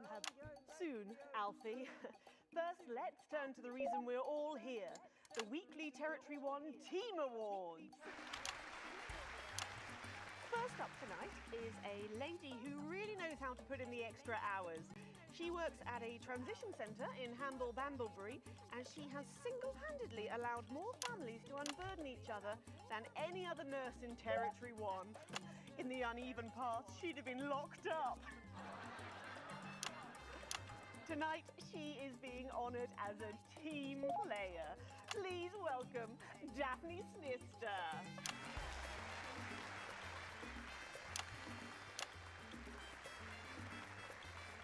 Are you here to change me? Just give her a medal, Alfie. There's a good boy. Doctor, I mean, 2 sugars, please. And don't let it steep too long. I think you're supposed to give me one of those. Well, There he goes. Look. I can't get the arms up any higher than that. You'll have to go down, Mum. Thank God those fractious times are behind us, and now the territories are thriving. Are we in? As the actress said to the bishop. Yes, thank you. I've got it from here. Well done. Daphne Snister, everybody. Now, open your envelope and find out what you've won. Don't hold back there. She's tougher than one of Peter's homemade Eccles cakes. Got it. I've won a holiday for 2 in Territory 15. Used to be called San Palmerino, didn't it? I believe it did, yes. Why couldn't we have stuck with that then? It's easier to remember. We're all one nation now. Hang on a minute. Isn't it still on fire? Daphne Snister, everyone. Oh, what about my change? Can I've I been in these white do- goods for 3 days now. How can I do both of those at the same time? Huh. Alfie. Oh, right you are, love. Next up tonight is a couple from Farnley who, after a rocky start losing their family's ill-gotten gains to the Assets and Wealth Act, have really embraced the new future, setting up a community farm and petting zoo in their local area for all the local children to play. Please welcome Otho and Lobelia Jackson Randy-Gannett.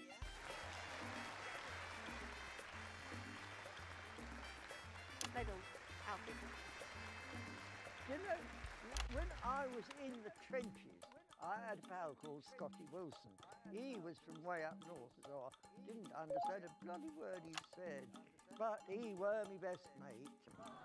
Should we just grab them for ourselves? Probably for the best.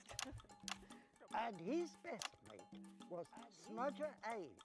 There was them 2. Fiddly Eric, Unstable Terry, and of course, Leggy Sydney.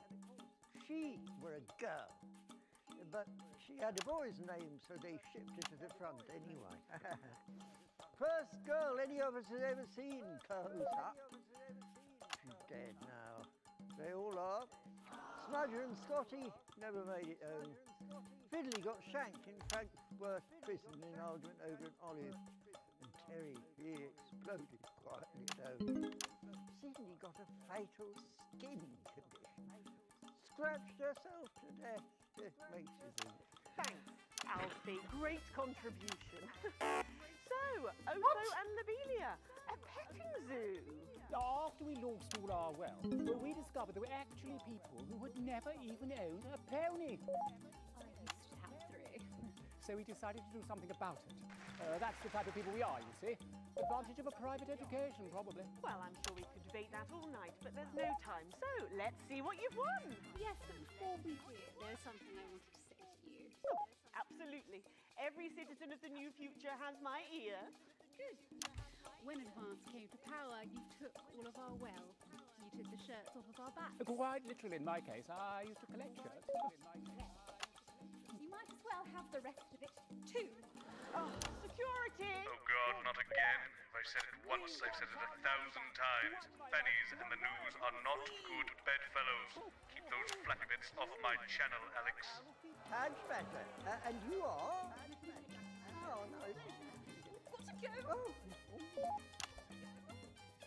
It isn't right and it isn't fair! You tell him, girl. That's my wife, you know. That's why it isn't right! We used to have 3 horses, then turned to Bethel and hung well. And now what have we got? 2 mangy goats, 1 mongrel dog called Kenneth, and a rooster that won't bloody shut up! Can we get this over quickly with, please? As the actress said to the bishop. Oh, here we go again. Hello, Alfie Tag Smasher. Pleased to meet you. Stop them! Oh, don't worry, love. I'll protect you. Oh, You better break what he knows. You know, this reminds me of when I was in my 20s and we go to the promenade at Shining on Sea and watch all the pretty girls. No boobies allowed, I'm afraid. It was black and white then, of course. We'd visit the Penny Arcade and try to win a block of lard to take home for the family. You couldn't buy lard in those days. You had to win it. Oh, it was so much simpler back then. Boys were boys, girls were girls. Everyone else was recruited by the circuses. There were loads of them, you see, circuses, with their big tents and their candy floss. You'd hear the music. I have no idea, Lizard. But here I am, pushing buttons anyway. Called it the most magical sound in the world.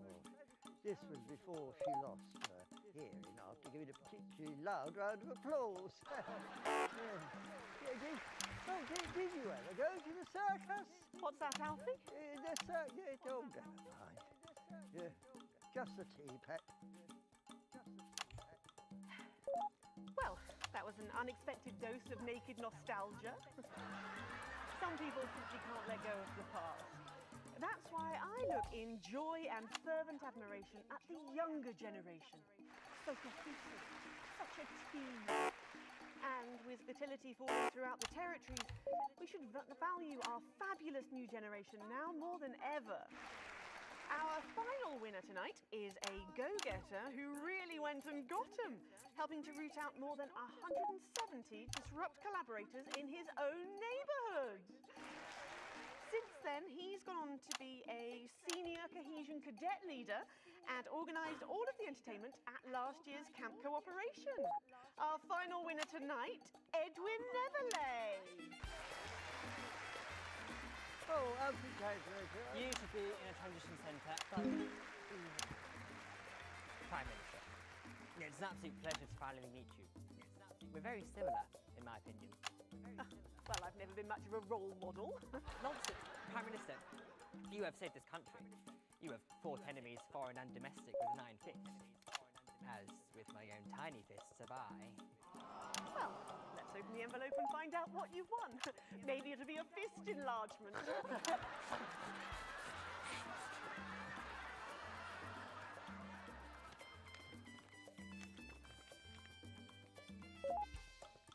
A year's internship as a behaviour coach at Betterment. Let's show the fools where they went wrong, eh? Well, actually, Betterment is about rehabilitation, Edwin. Absolutely. And if they don't reintegrate, we retaliate. Just like you did on Liberation Night. Thank you. for this award. And stay vigilant. Report the non-cohesives. Be a team player. That concludes tonight's awards. Join me next week when, hopefully, things will be a lot more normal. Back to you, Megan. Prime Minister Salisbury there at a highly eventful team awards ceremony. Any thoughts on this week's winners, Stacey? The nurse was fucking scary, the pretties were saggy, and that little prick will never lose his virginity. Succinctly put there, if a little profane. After the break, we'll be going live to a star-studded premiere. You won't believe who's on the red carpet tonight. Don't go anywhere, we'll be back after this. And we're out. Oh, Alex, one other... What's that? You're off already? I know you had to take the day off work, Petunia, but... Oh, I see. No luck still with Theodore. I'm so sorry, darling. I'll speak to you later. Oh, Alex, completely forgot what I was going to say. Blast it all. You're lucky your Susie is outside the catchment area and exempt for today. Disaster. That. Even as they still refuse to feed their own. Do you reckon he's watching us somewhere? Underestimated us. For though they may have scarred our bodies, they will never damage our Are you receiving us? Are you fucking with us? Oh, right. So she can swear. May be challenging, but happiness is everywhere. Satisfaction radiates from every metric. We are producing more and faster than ever before. D? I felt I did better than a D. To focus on our inner lives. That's not gonna get me my wages. We have less stress, and we are healthier than So, Patrick and Robin are just going to grab him, and then you've got these generic links on the autocue to glue it all together. They do know I have a Queen's View degree in journalism. Don't you wish you'd studied something useful now, eh? Let's bring your daughter to work day. What a joke. Where is our honoured guest? I don't know, she's probably sitting around that boy band. Hotspot. Heat rash. Hotspot won it last year. Heat rash. Oh God, they're running out of names, aren't they? I hear the computer comes up with them, the songs too. Ah, there she is, and just in time too. That's 10 seconds, everybody. What have you been up to? What's it to you? And we are going in 5, 4, 3. Welcome back. Stacey's still here. Wishing she wasn't. Thanks, Let's Stacey. see. And in this segment, we're delighted to have sent Robin and Patrick to the movies. Yes, tonight is the world premiere of The Automated, starring Lawrence Blunderclatch and the late, great Helena Canterbury Boatshoe. And all the stars are out tonight. We first covered this film almost 5 years ago, back when it was called The Medicated. Then, for mysterious reasons, the film was suddenly pulled the night before its release. Well, since then, executive producer George Focus has spent 5 long years polishing the film and turning it into a special edition and premiering tonight. With extensive state-of-the-art visual effects and a top-quality voice team, George says it's the movie he always wanted to make. Now, let's take a look at it. 1 minute 45 back. Wait. Why is this not working? This isn't good. Deconstruct it. Captain. I can't deconstruct it. Suddenly my keyboard doesn't want to give me the shortcuts on the keyboard anymore. That's gonna be real bad. I don't grow that? No, Dick, I'll kill you. Think of Saturn. There's something on your face, Chief Harrison. I wish you were real, baby. Flesh and blood. Captain Quasar. But you're just ones and zeros, baby. If only I'd noticed. Captain Quasar. You rusted, but I didn't notice. Captain. I'm buffering, Dick, you said. Got one on you. God damn it, lost it all! Here's a map. What's a map? Okay, so head north on Interstellar Avenue, left at the asteroid belt, and a tricky 3-point turn at Uranus. What are these symbols? This corner, this is the key. Shut it down. Yes, we can shut it down! Come on. But we have to ask ourselves, Let it end. are we?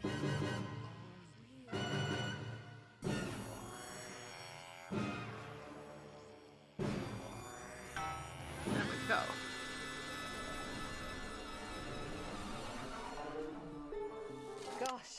Thrilling stuff. What did you think, Stacey? Thrilling stuff. What did you think, Stacey? The robots were all right, I guess. They certainly were. Let's go over to Robin Short now in Western Square, who I believe has got the star of the show. Robin!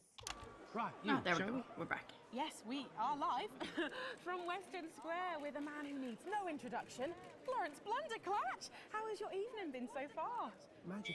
Absolutely magical. Oh, no. No, don't morph this. Not morph this.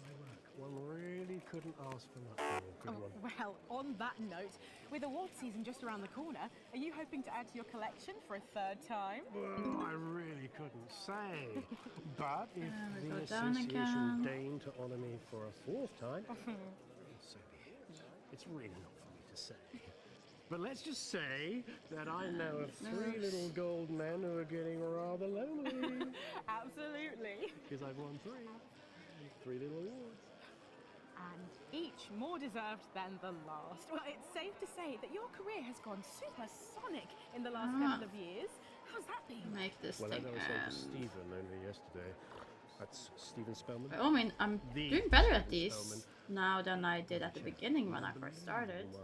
I said, Stephen, Still you know, not this my really has been favorite quite bit. a ride. Did you know what he said? He agreed with me. Hey, at least there's not a bunch of bears being fired all over the studio, so, Well, you if we're know, talking actual numbers, all I'd in have all, to say 60%. it's a lot easier to focus on it. 30% looks, and 10% passion. Brackets general.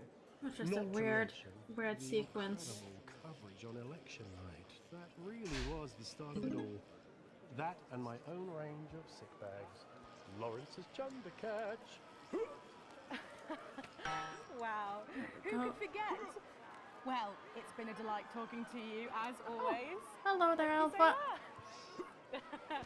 Well, Patrick And Bannon thank you should for the be with raid. You'll see for a conversation that doesn't involve vomit. Patrick! You, Robin. Fingers crossed. I'm joined here by pop icon. It's Lil C. And her father, country singer and alien worshipper, Billy Bob Jean Short. Howdy. Okay, why is she wearing a We'll see. bag over her head? Bag. She knows what she's done. Well, we love this look. Is it one of yours? No, you know it's not. We don't do that anymore. Yes, of course. Your clothing label went bankrupt, didn't it? Yes, because a certain TV show failed to fulfill their contractual obligations. Well, you look great. Well, that's probably due to her new cosmetics and wellness brand. Well, I'm not sure that it is. Let her show you. This is our new eyeshadow. Oh, there. She calls this one Glands. Wow, it's There we go. scented. What's up? Wow, that was a surprise. And this next one, this is our new lipstick. We call this shade Lips. Oh, wow. Why is it so It is salty? going red so much faster. And this, our next one, this body spray. This is a body mist which rebalances your hormones and actually smells like fertility. Oh, right, yeah. Nope. Wow. Come on. Feel that? I can't afford to lose any more viewers. I need to get paid. Oh, All this I have bills to pay. Lil C's new range. I straight have from bills my to veins. pay. oh, good lord. I supported the rebellion too much. So, you're retiring from the music industry. That must be hard. Well, she's way past her prime, Patrick. It was very hard for her to accept at first, but the industry's very, very sure about these things. Well, sure we can't convince you to release just one last album? We do actually have another album ready, but that's for the label to release in case she dies over the next 10 years or so. Oh, really? Well, given the way she's going, you might get it by Christmas. Well, I think we better let you get back. Now remember, we need the money. So, she's also available for parties, weddings, funerals, and bar mitzvahs. Well, There we go. We'll see. There we go. We're back there. We'll see there. Oh, and it looks like Robin has got hold of Jesus. Is it obvious I'm sweating, Robin? Oh, Liz, how are you? Yeah, you know, I'm good. I'm great. No thanks to Oh, you. you know nothing, Alpha. This was way. This is a slow day on the news. Wait, no, not again, not again. No, I took my eyes off it on the screen for 2 seconds. You can't break me when you didn't make me, you understand? See, I'm the voice, I'm the hope. You can lock me up, call the doctors, but only the moon can judge me. So, what have you been up to since your team cut ties with you?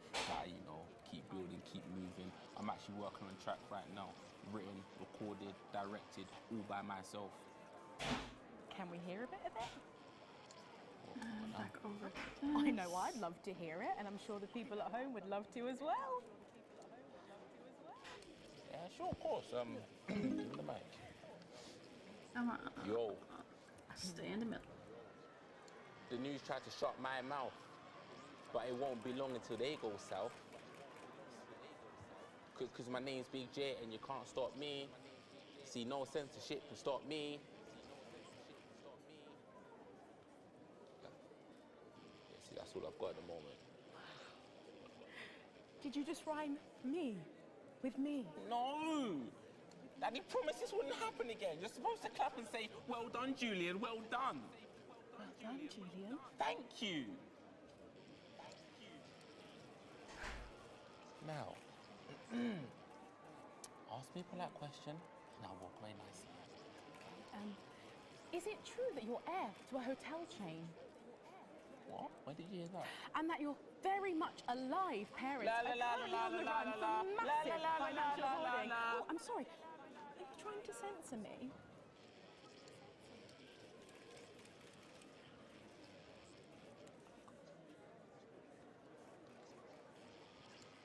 Yeah, you walk away. Oh, Jay's us there, who really You does seem walk to be going away. from strength to something. There are just so many stars here tonight, Megan. It really is the who's who of whatever here. Oh, that is not the entire gameplay. That is just what we're doing at this section. This is fairly quiet. I think Stacey and I are probably in quite enough trouble where we are. So, There's been a lot of other broadcasts with a lot more to do. Right now it's low season. You won't like my opinion. In your break. Try me. Well, Bumbanonk is so old he's like 1 week away from a transition centre, so who cares? And Lil C was cool when I was like 12 or something, but now she's just another fucking loony. And Jesus is a disrupt-loving wanker who should have died with the rest of them 3 years ago. You're right. You agree with me? No, you're right. I don't like your opinions. But thankfully, we can go back to Patrick now, who has another familiar face to catch up with. Oh, Patrick, what's the atmosphere like there? It's absolutely electric, Megan. I can't quite believe it either, but he's here. It's Crazy Neil. Hey, hi. Crazy Neil! The man who's kept us alive. Audiences just love you. They've really, really connected We with would your not be ads having over the any years. money if it What's wasn't for like? Crazy Suddenly Neil. So popular. It's crazy. People stop me in the streets, they expose themselves, they write me threatening letters. You know, the stalker has become the stalky. A real taste of Neil's own medicine, if you know what I mean. Yeah, and what's been the most challenging thing about being so famous? It's places like this. You know, being around actors and rock stars. They're real crazy. And Crazy Neil knows crazy. And I'm used to being the loudest whack job in the room. Yes, I can imagine. But I know what you're thinking. Hey, Neil, where's the crazy deal? Oh, what crazy deal do you have for us, Neil? We got crazy deals on chairs. You ever sit in a chair that knocked your socks off? No, I can't say that I have. Makes a mess of the carpet. But what do you say? We got a deal? Well, what about Betty Andrews' handbag? It's real leather. It's real cheap. And it even contains our heart medicine. Spicy. No, really. You've got the chair. You've got the bag. You're really busting my balls. What can I do to convince you? Let me throw in my wife, Mrs. Neil. It's the latest model. Not a scratch on her. Pearls like a charm. What do you say? We got a deal. Look, I can't take your wife. Yes, you can. I got loads of them. Come on down to Crazy Deals. We got crazy deals on chairs. We got crazy deals on meals. We got crazy deals on wheels. We got wheels on meals. Meals on wheels. We've even got endangered seals. And we got meals with endangered seals. Yeah! Thank you, Neil. Oh, Crazy Neil. Always a dream come true to meet a hero. How about that, Megan? The man himself. Aren't we lucky? Back to you.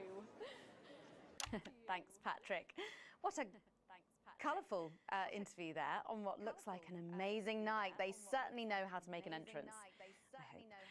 And the automated really does seem to have unstoppable written all over it, because despite Boris Horsey in Hours magazine calling it Lawrence Blunderclatch's overly long suicide note, in a review which ends with the words, "and he hasn't even had the decency to see it through," the film, which is free to all residents of the territories, has seen record pre-bookings and looks set to run for months and months. But let's go back to those lucky few seeing it tonight. Oh, I'm so jealous. Robin, you seen anything unusual there? Oh, a bit too early. Thanks, Megan. Bit too early. Well, will you settle for the territory's most eligible bachelor? 5 years ago, Steve Saxon was an unknown. Then a series of incredible performances in acclaimed productions from Hamlet's Jam to the curious rise of Algernon Ding Dong made him the most wanted man in drama. He's been voted sexiest man under 25 for 3 You've been messing around on every Now, other let's broadcast see I if have. Why would you not do it on this one? Excuse me, I don't Mr. trust. Saxon. Steve, have you got a moment to spare to talk to the NNN? Oh, hi, the NNN. You know, your show gave me my first chance at an audience. The raw me, Steve 1.0. I remember. There Even we then, everyone go. could see there was something so special about you. The whole thing is burned into my mind. A moment is the very least I can give your amazing viewers in return. Not that we're actually going anywhere. Where is she? Are you going to introduce us to your date? But of course, this I'm is... Charlotte Winstanley Hamilton. I was in Hey Friendship too. You know, that scene you burned into your mind. I was in that. No. Sorry. Don't remember you at all. Are you sure you were in that? Yes, I was the pretty one. Tell her, Steve. Looks are really important. Well, if you say so, Steve. So, it's been a big year for you. I believe you've been tackling the Bard. Yeah, so I've been working with an enfant terrible called Quentin Sucker Punch. We've been doing all the Shakespeare's. Crikey, all of them. Yeah, so we shoot one a week. I play all One the parts. Shakespeare a week? So I learn them at the weekend and then we shoot them naked in his steam room. The lighting in there is really good. Sorry, did you say naked? Yes, well, he is. I'm in a variety of hats. It's an old theatrical tradition. Excuse me? Look at me. And you did that advert, didn't you, babe? Is that your dental floss? And the sex tape, of course. Steve! I don't like to talk about A one-man Shakespeare show, naked, wearing hats. So, what is your favourite Shakespeare play then, Steve? Ooh, I like the wordy one. It's starting soon. I'm going to miss the trailers, and we haven't even got any popcorn yet. She'll be here. Oh, I'm sorry I'm late, guys. What took you so long? There was an injured pigeon. I'll explain on the way in. Now, of course, I remember. Ah, yes, you. Shakespeare dream was always that one day my plays will be performed by a single man and he will be naked, but with funny hats. That was me. I'm the horrible sister. Don't be so hard on yourself, babe. Looks are really important. Thanks, Steve. So, what have you been up to, Harriet? Actually, last year I was overseas bringing art to the starving children from outside the territories. They may not have food, but they can still have comedia. Good for you. And now I'm in an experimental physical theatre piece about the existential angst of Wicker. Amazing. So, arts. We do it above a pub on Thursdays. I was also the girl who got murdered in the bath in Night Slasher 3. Haven't seen it. But she was brilliant. Thanks, Steve. Fucking hilarious. Oh, Yeah. Thanks, can't say that. I think it's starting soon and Can't I say really need that. to think of... Oh my god, you need the loo now. We're going to completely miss the trailers. You were so selfish. Sorry. We've got to go. Oh, of course. Thank you so much for talking with us and enjoy the movie. Thanks. Love the NNN. I love you guys. Stop showing off. Sorry. Oh my God, Megan, I can't believe that. Steve Saxon, Harriet Winstanley Hamilton, and someone else, can't remember her name for the life of me. I'm too starstruck, if I'm honest. I think I've just come. Back to you, Megan. Thanks, Robin. Lucky you, and enjoy the movie. The Automated opens in cinemas across the territories this weekend. What a star-studded event, eh, Stacey? Who cares? No one goes to the cinema these days. Of course. We'll be back after these messages. Oh shoot. I forgot to run the ad. Oh well. It was slightly delayed. A video recorder. It's just not the same, is it? You're right, it's better. No uneven chatting and chewing all the way through. What about a kiss and cuddle on the back? You can once you're finished up section, you can go back and you can watch each individual camera story. So you can catch up on the story if you want to. Gotta get set up for Heat Rash. I think Ronnie's on something. So it's already available. You can see the ones that you had to tune out, the ones that they didn't want you to air, and get all the dialogue. She speaks. He's a stupid cunt. And just like that, you wish she wouldn't. I think I did it once when we first did the first segment or something. And it's interesting, and it's definitely fun to watch all the acting and everything. But for the playthrough, I've mostly been avoiding it because it does slow down everything with going through the different camera angles. Because you have to watch them one by one in the replay. This is Stacey. Well, hello there, Stacey. Let's see, probably gonna start with camera 2. No, I'm sorry, but if we can't be polite, you're gonna have to wait in the dressing room. Whatever. Do you want to go and wait in the dressing room? Hmm? No. No what? Oh, if we're having another boy band, that means... Oh no, that means we're gonna have another music time thing. Thank you. Okay, let it be a good song this time. A song that I might actually be able to do. That's 10 seconds, But everybody. considering the only one I was successful with was the really weird What's that? What's no... bear song, I don't think my chances are high. Welcome back. For our final segment tonight, Stacey and I are delighted to be joined by Heat Rash. Their new album, Girls and Why We Love Them All, comes out this weekend. So, let me see if I can get this right. It's Nolan. I write the songs. Ronnie. That's what it says on my tattoo. Oh, you got a tattoo of your name on yourself. Okay. In case he forgets it. This raconteur, you must be Chinny. Why do they call you Chinny? It's because of this ugly old thing. I don't know what you mean. God, you're so fucking embarrassing. Dale. Crikey, Dale, you do not look old enough to be in a band.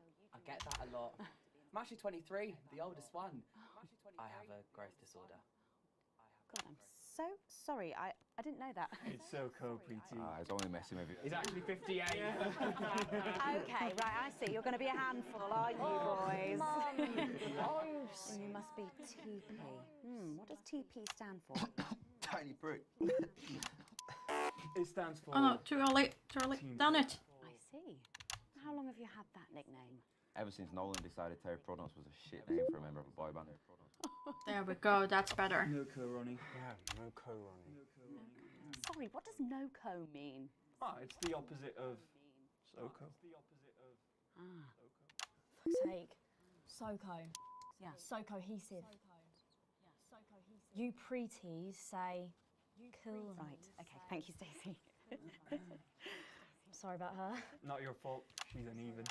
So, you guys met through a popular show on one of our rival channels, didn't you? Yeah, Team Players with a Z. So, how did that work then? Well, actually, Dale and I knew each other from school. We were actually classmates. And Fuck's sake, Nolan, mate. Give someone else a chance. We all went on Team Players. We all auditioned. The judges put us into bands. And, yeah, we went to their houses and they just put us into bands. it's an example of how we're greater than the sum of our parts when we work in harmony. And occasionally singing it. So every week on the show, they get these bands and they give them a song that the producer just found from under the bin somewhere. Actually, I write the song. And the public would phone in and decide which song they like best. Right, and then the losers would be eliminated. Yeah? Mum. What? No-co. Pretty, so no-co. The band who get the most approval get to play their song again. Sure. So what happens to the losers then? Mum. What do I keep doing wrong? We don't use the L word anymore. You mean losers? Would you please stop saying that? That word is a pejorative. It's a word designed to diminish. At Go-Getters, I learned very early that we only win when everybody wins. But, sorry, that's not real life, is it? That's just sports board, no? Thought you were Soko. Yeah, I am Soko. Nah, you're a shrinker. Can't be friends with shrinkers. She doesn't know what you're talking about. She doesn't understand. So I do understand, actually, Stacey. What's a shrinker? Well, a shrinker. What's a preety, Mum? What's a preety? Well, I think it means someone who's older, doesn't it? Pre-territories. It's someone who turned 18 before the new future. We call you preties. Uneven. Mimis. Nonks. It's not her fault she's old. She can't help it. I'm not that old. I'm trying to help you here. I don't think I need your help. See? Total Mimi. Is that so? Yes, obviously. Yes, obviously.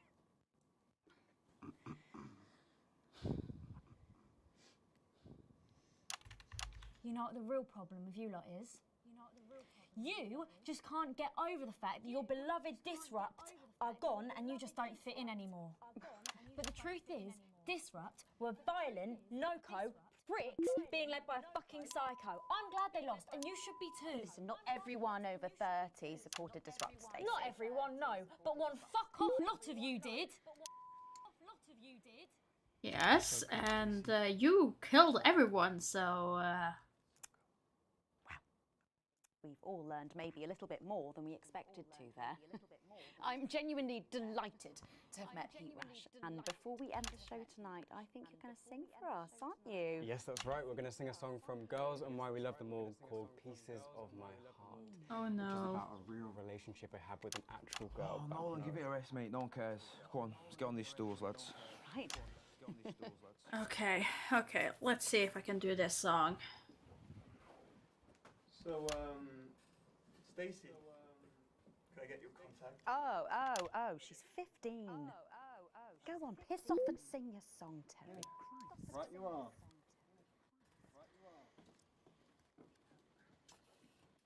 So, here they are with their latest single, Pieces of My Heart. Are you excited, Stacey? Not for me, no. I only listen to blip music and a bit of jizzcore. Pop music is... Ah, yes, I know I meant to mention this earlier. Apparently, these newfangled boy bands change singer all the bloody time. Try and follow along, eh? Keep the shot on whoever is currently singing the lead. Oh no, oh no, no, no, no, no, no, no, no, no. Okay, we're not gonna be able to do the rhythm bonus then. I saw you standing by the menu center with a brand new pair of Lakers, baby. Do you remember? You took the first of the pieces of my heart. We wandered into a bush and grabbed a vodka instead. Took our assets and Yeah, but then I might suddenly end up on the red one and I will lose my viewers. That's the problem. Losing viewers would be bad.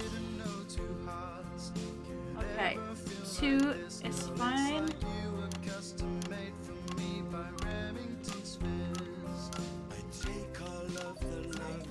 No, I lost it. Had for a second. Share the new future as my bride. You snatch me inside. There's no need to hide all the times that you cry. I cannot get the rhythm, darn it.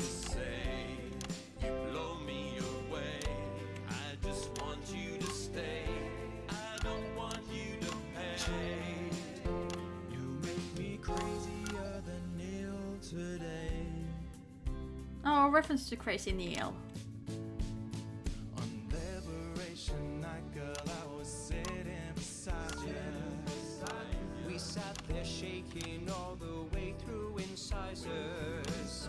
We held each other as things fell apart.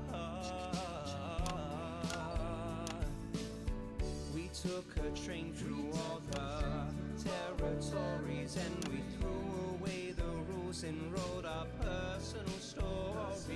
You took a dozen pieces of my heart. I didn't know the life could ever feel like this, girl. It's like you were custom made for me by Remington Smith.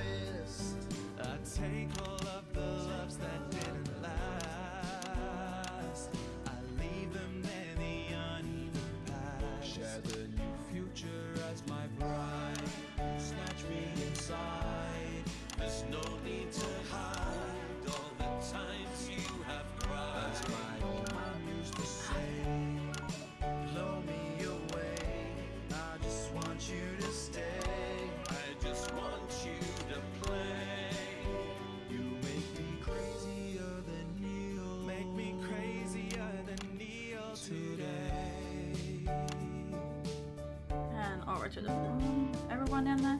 And now I'm staring at your membership card. There's your picture beaming brighter than a handful of flaws. I'm trying to find the pieces of my heart and leave them in the uneven parts. Share the new future as my bride. You snatch me inside. There's no need to hide all the times that you cried. As my old man used to say, you blow me away. No, I am not getting that rhythm. I just want you to play. You make me crazier than neon. Crazier than neon. Crazier than neon today.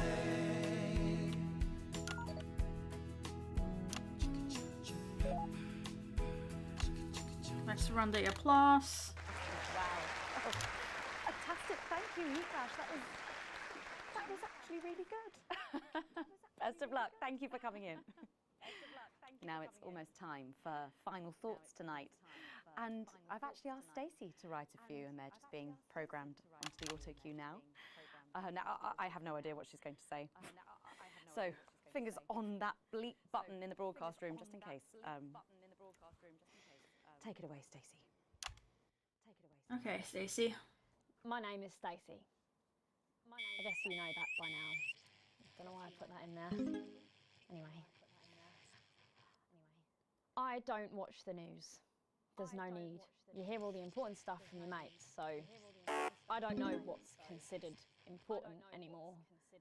But I'm pretty sure that it's not rehashed movies and fucking boy bands, so... Anyway. I'm going to talk about what's important to me. When Advance were first elected 6 years ago, I was 9 and in a home. Not a family home like you call a home. This was a state children's home. It was fucking awful, actually. It was like a Charles Dickens book. Done too late. The roof leaked and the walls were damp some mornings. The food was bad. Drugs and alcohol were everywhere. No one cared. You had to watch your back all the time because there weren't enough staff to manage us. And yes, as you'd imagine, there was a lot of some bad stuff went down there with some of the staff. Okay. Not all of them, but the others knew, and they didn't stop it. And then Advance won the election. And like a miracle, things started to change. They got better. We had nicer food. The home was not just repaired, but redecorated and kitted out with books and sports stuff and musical instruments and video games. Most of the staff were fired, and the new ones, which there were more of, spent time talking and working with the bullies. And you know what? A second miracle. It worked. The bullying stopped. My life got better. Because finally, there was enough money to do the good things, and Advance had the guts to do it. I joined Go Getters, and on Liberation Night, that gave me a group of friends that I could talk with when the bombs went off and the power went out. Another miracle. I wasn't alone anymore. And that was the night I finally understood the importance of being in a team. So here's my final thought. I know the people who were doing better under the old system long to go back. You say, we were freer. But what you mean is, we were richer. But for every one of you, there is 100 of me. And even now, after all you've had taken away, you are still doing better than I am, than I likely ever will. You still have homes of your own and families of your own who love you. And I'll never have that. So maybe you should stop looking for the worst interpretation of everything this amazing government does and realise it's not for you. It's for the millions like me. And you can cry and bleat all you want, but you're never going to get your money back because it's already been spent on miracles. Wow, thank you, Stacey. Oh wait, what? Thank you, Stacey, for that. I didn't think. Let's keep making tomorrow better. And we're out. Oh, shoot. Ah, I forgot the ad. I was completely... I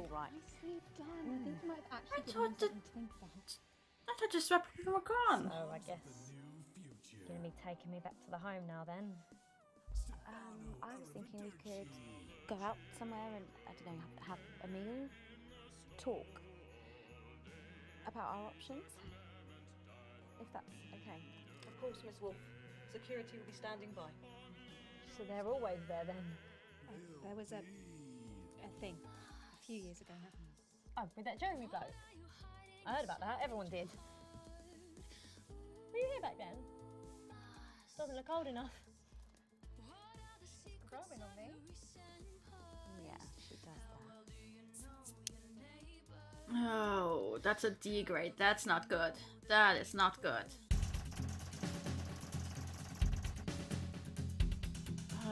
C in total. Well, at least that should mean I get my full wages.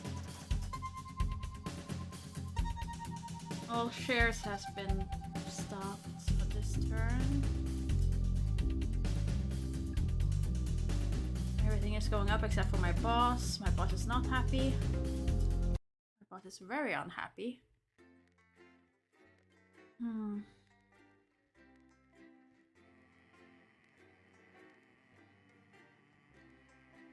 Let's see.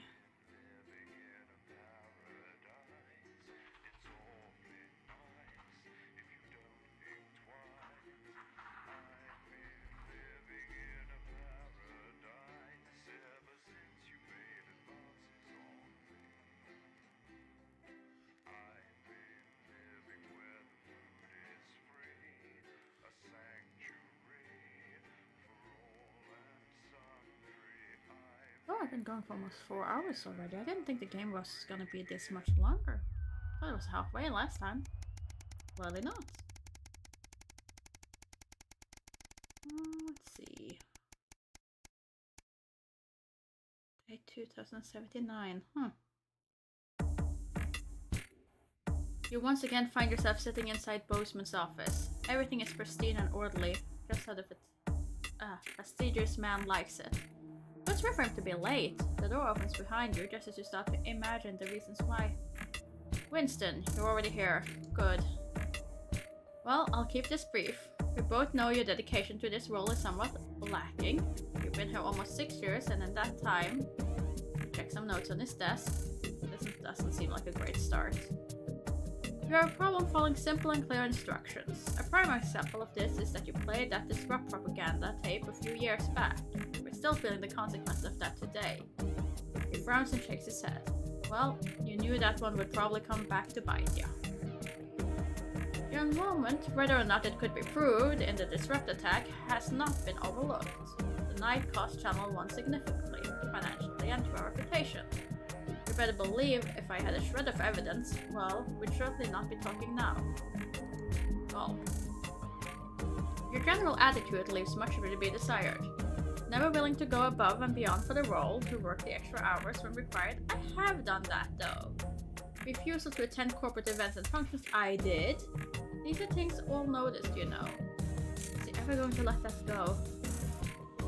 Look, Winston, I'm going to be blunt. I don't like you. If I had my way, you'd been out the door long ago. But now we're under public ownership, it's much harder to get rid of you without an official grievance. And so far, you managed to skate just under the line. But I want you to know, I'm watching for you to slip up. Now get back to work. Well, at least you know how he really feels.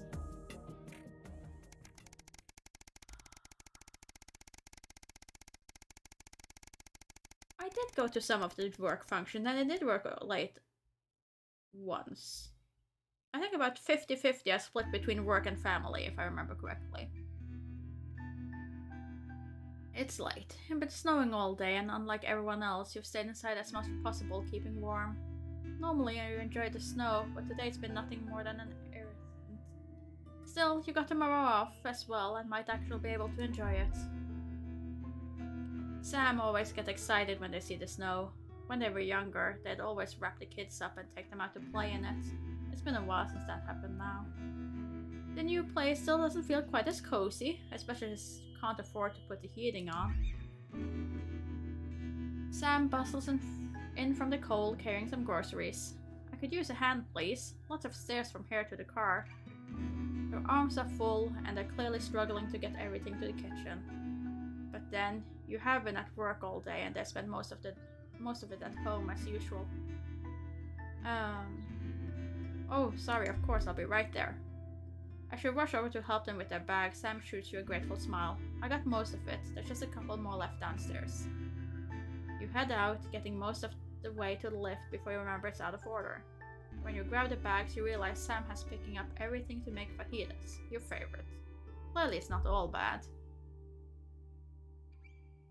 You forget the weather and the unpaid bills as you cook in your delightfully tiny kitchen, laughing together like you used to. For the first time since moving in, you think, as Sam flickers sour cream across the table at you, you're making happy memories again. Money isn't everything.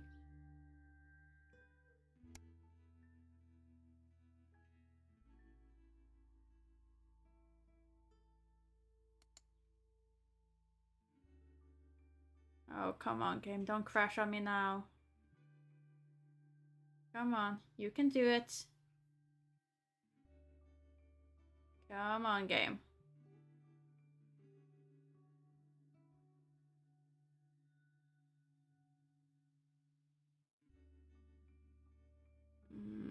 That doesn't seem like it's gonna get better.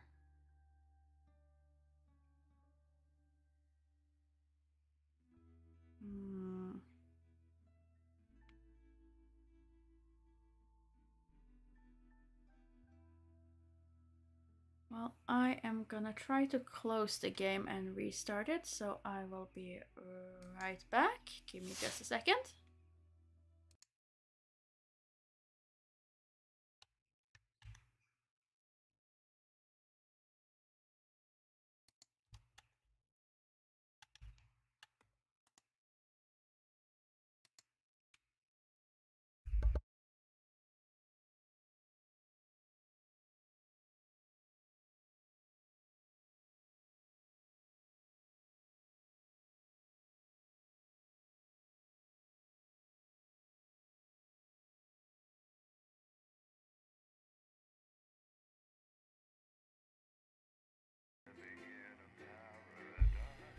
Okay, let's try starting that again.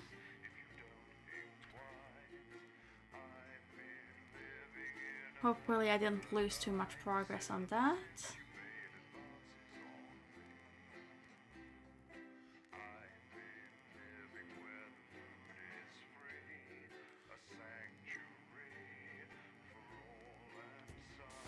Good evening, I'm Megan Wolf. And I'm Looks like the game didn't close properly. If you experience issues of any kind, please reach out and try to fix them. Get every single one of you's a bit Jesus. Okay, so a time for reflection is where we left off. I didn't get anything saved after that. Oh well, that isn't too bad. That isn't too bad.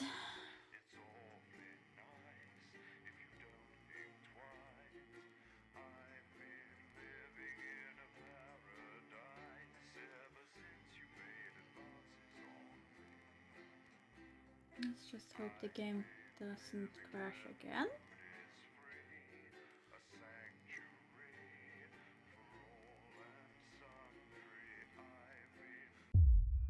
Let's see.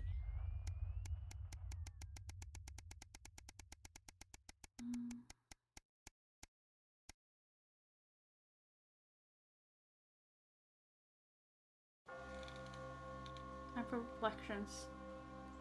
It's been over 13 years since your dad died. You visited his grave a few times since then, normally during times of stress, or when you're trying to figure something out, or when you just want some peace and quiet. Today is no different. You feel Sam's hand on your shoulder, giving you a reassuring squeeze. You're grateful that they're still here with you. Just having them by your side always seems to make things easier. The caw of a raven catches your attention as it flies away.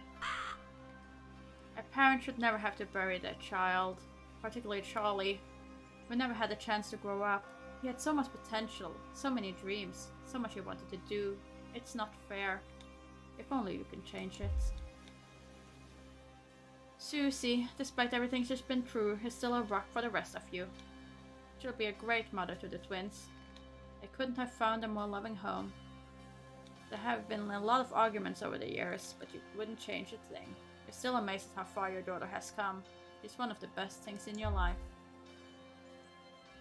The relationship with Chris has always been a bit up and down, but of late you seem to actually be getting along. It makes a nice change, and it certainly made life easier with Sam. But that's family. You got to take the good with the bad. She may be in an albeit expensive care home now, but it's still comforting to know your mother is around, even if she barely recognizes you anymore. Her presence is always reassuring. You could do with that now. You turn away and wander in the direction of the car. You can't control life, what happens, who lives, who dies. All you can do is keep going and see what gets thrown at you next. What is life if not a series of little decisions that define us, and we'll never know which ones could take us one way, and which one would bring us here.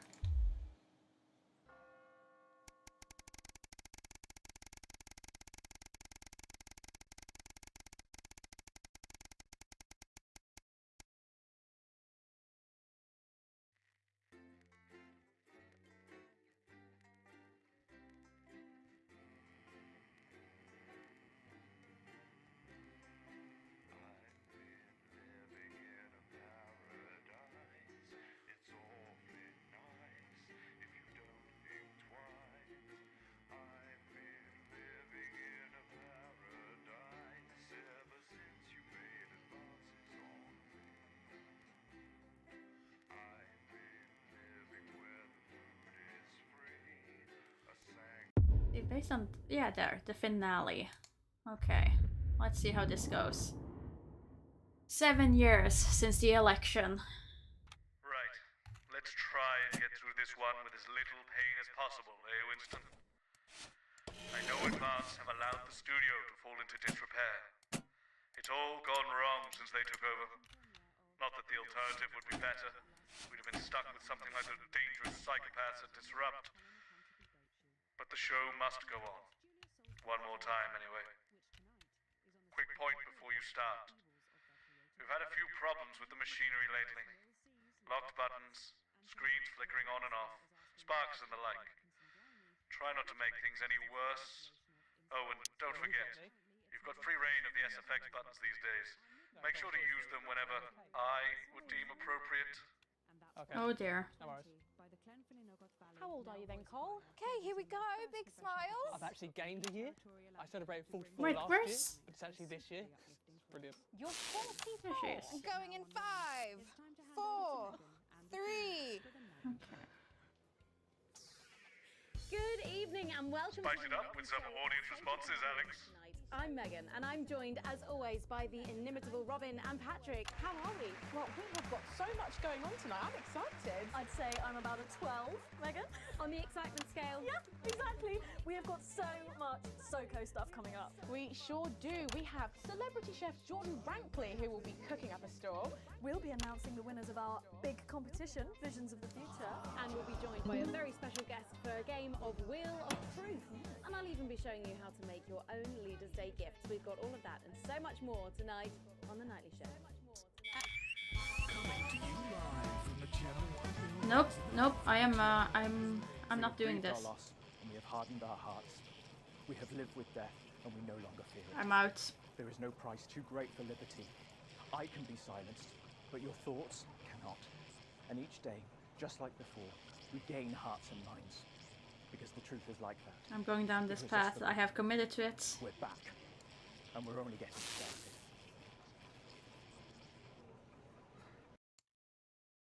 I have committed to Right, it. let's have some applause on the way into the next section. So Robin's going to give us an update on our lovely Nightly Show pets in Pet Corner. Fine, do it yourself. I did applause though. We have our hamster, Lord Cheeks. Now, he's a squat winter grey with the scientific name Adipem stultus, and he lives here with us in this cage. Hamsters love hoarding, and they actually have special pouches in their cheeks for storing food. He loves carrots, apples, and chewing tobacco. Now, hamsters are nocturnal, so we'll do our best not to wake him up. But let's just see if we can... Well, the door has been left open. It looks as though Lord Chinks has actually gone for a little wander. But I'm sure he will be around here somewhere. In the meantime, let's say hello to our tortoise. Now, after last month's viewer vote, she is now, of course, called Slow Barbara. And don't panic, even though it is December, Babs here doesn't actually hibernate. Let's say hello. Oh, she's sleeping. Oh, Babs. Oh.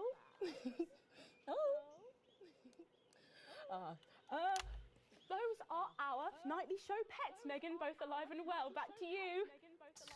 Thanks, Robin. Definitely alive. Checking on them, or some very similar animals at the same time tomorrow.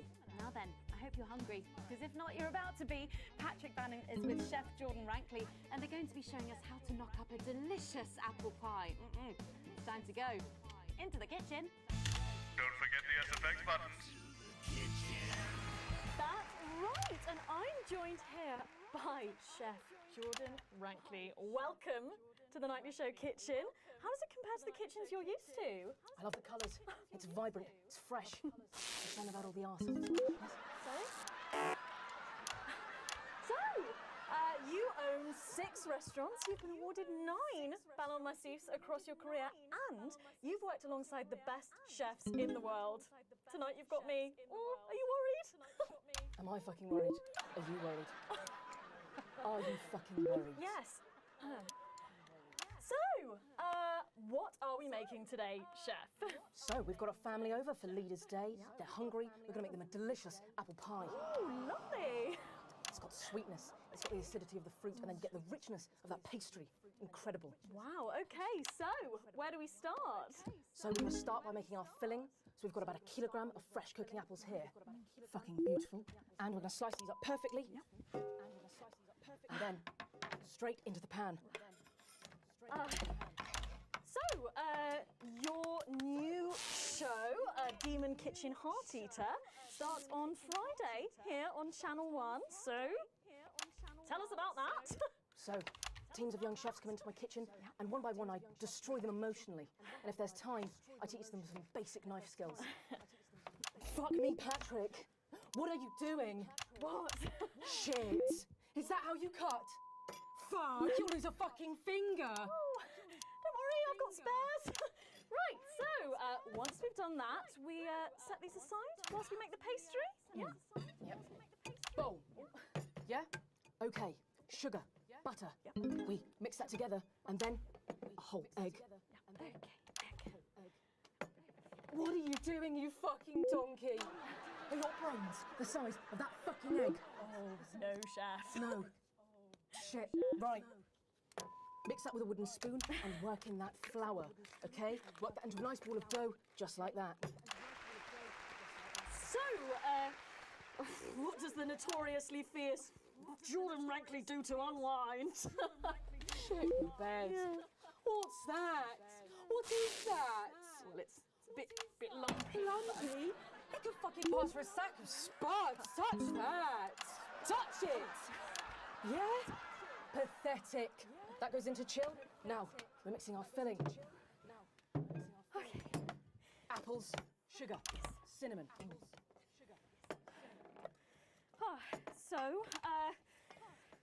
You own 6 restaurants across 5 territories. Which is your favourite? Are you mixing that or fucking it? What? Are you going to light a candle? Take it out to dinner? Fucking mix it for fuck's sake. No, too early. Now we're rolling out 2/3 of our pastry. Bit of flour into the dish. And the filling goes next. No, not this. Goes next. Why are you watching this? Do you remember how it feels to be informed? To feel connected to what has happened in the world? Do you remember Jeremy Donaldson? Because I do. I remember how he died. And now I watch this excuse of a program and I realize he was 100% right. Disrupt's first martyr died protecting this show. If you could see it now, you'd wonder why he bothered. It's steam, and then brushing the whole thing with a beaten egg. Lovely. Okay.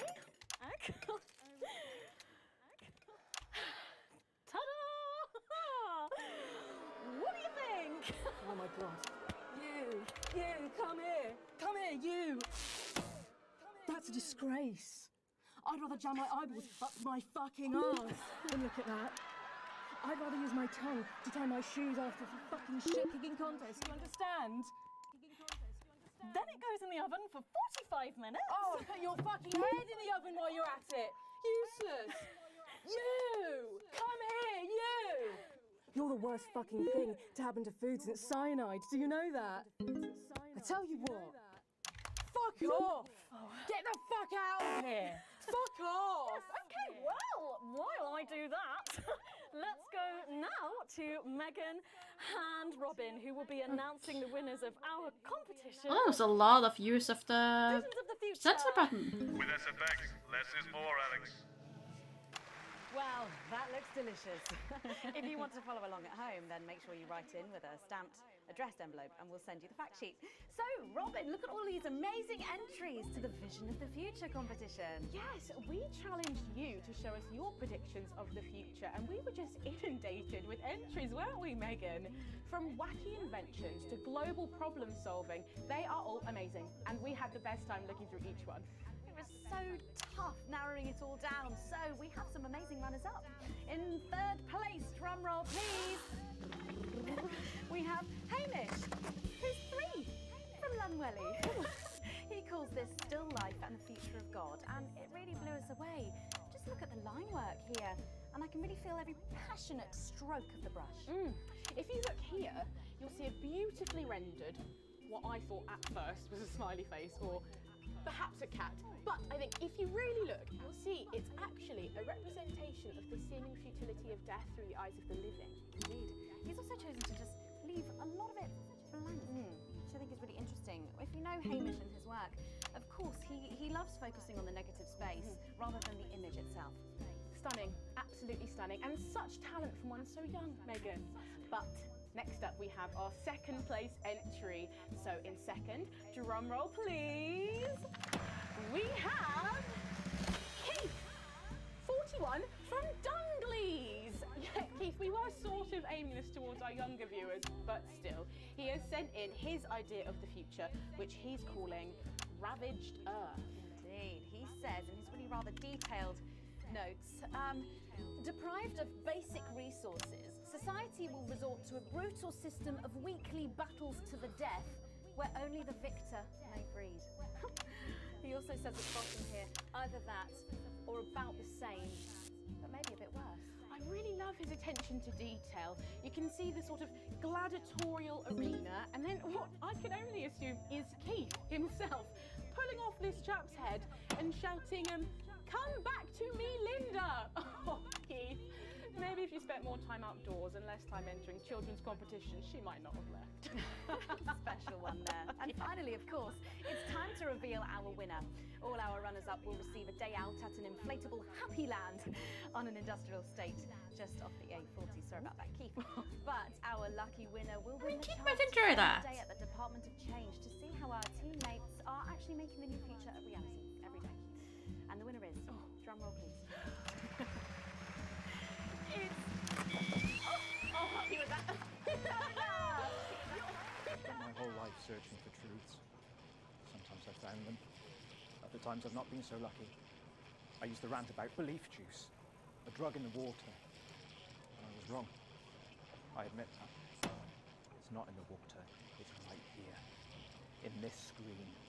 In this show. This is your belief juice. You drink it nightly. Through your eyes, and it makes you stupid and asleep. It's getting involved in the party, aren't they? This one seems to have gone a bit haywire in what I can only assume is an ominous sign of things to come. Lovely, Lola. Well, if our winners have inspired you to make some artwork of your own, do keep sending them in, and yours could be displayed in our gallery here. Well done again to everyone who took part.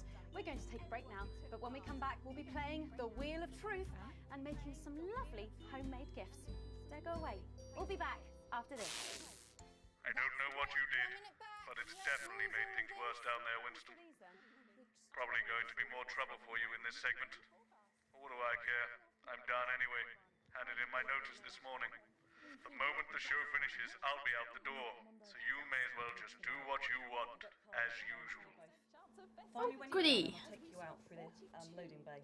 Today, a daily record of 4% fertility. Dwarfed, however, by a massive 9% fertility rate here in Territory 2, who saw an unbelievable 191 births today.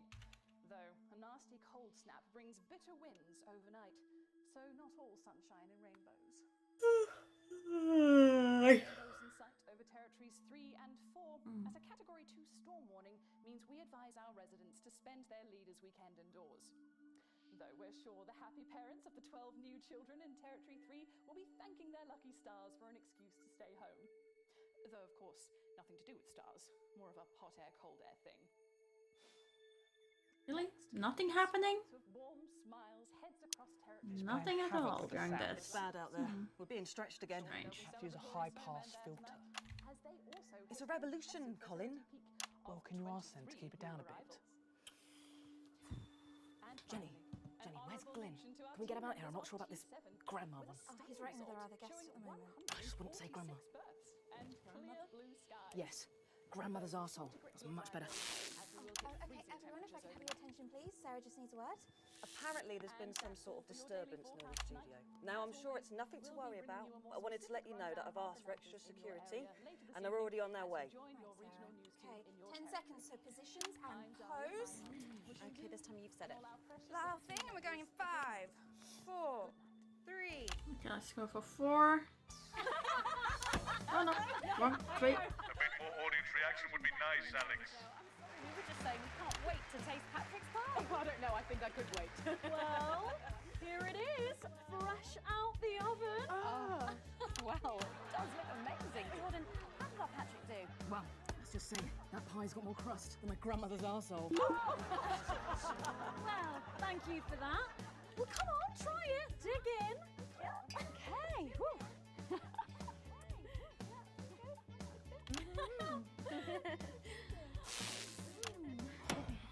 Oh my god. Oh lord. Oh, that's really something, Patrick. Delicious. But now you better go and get ready for that next feature. Every night we play a game of Wheel of Truth with our celebrity guests. But I know what you're thinking. Megan, we've only got one celeb guest. Well observed, viewers, well observed. Well then, I better bring her out. Should I? The surprise guest? What do you think? Here she is, best-selling author, lawyer and thinker. I mean, she's only the blooming team leader. It's Julia Salisbury! Prime Minister Julia Salisbury. Oh dear. Julia, darling. So good to see you. Oh, Megan, you look incredible. Stop it, I was just about to say the same thing. Now, don't get too comfortable. It's time to head over to Robin and Patrick as we play Wheel of Truth. Has the audience gone to sleep? Remember the SFX buttons. I thought you didn't care. That's right, it's that part of the show where we pit our celebs against each other to see if we can break them. That's right, Robin. They're gonna spin the wheel to pick a round, and it could be anything from box of flies to slap my face. They really have no idea what's in store. So up first we have Jordan. Let's give it a spin. Yeah, here we go.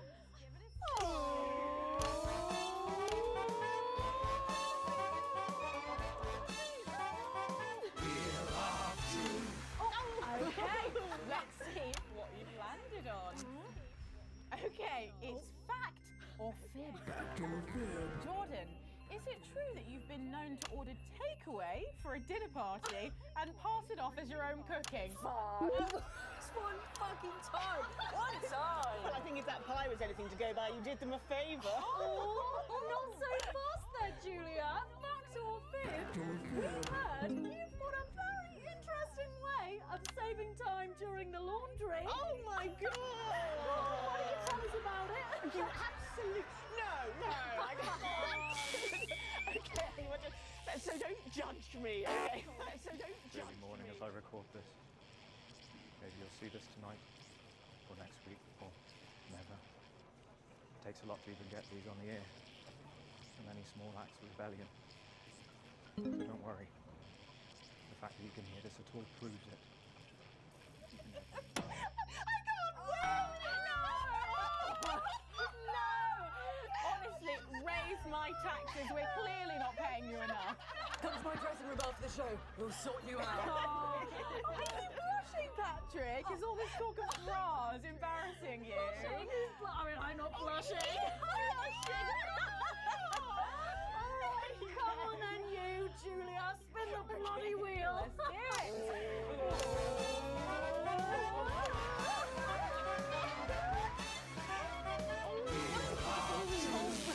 Okay, here we go.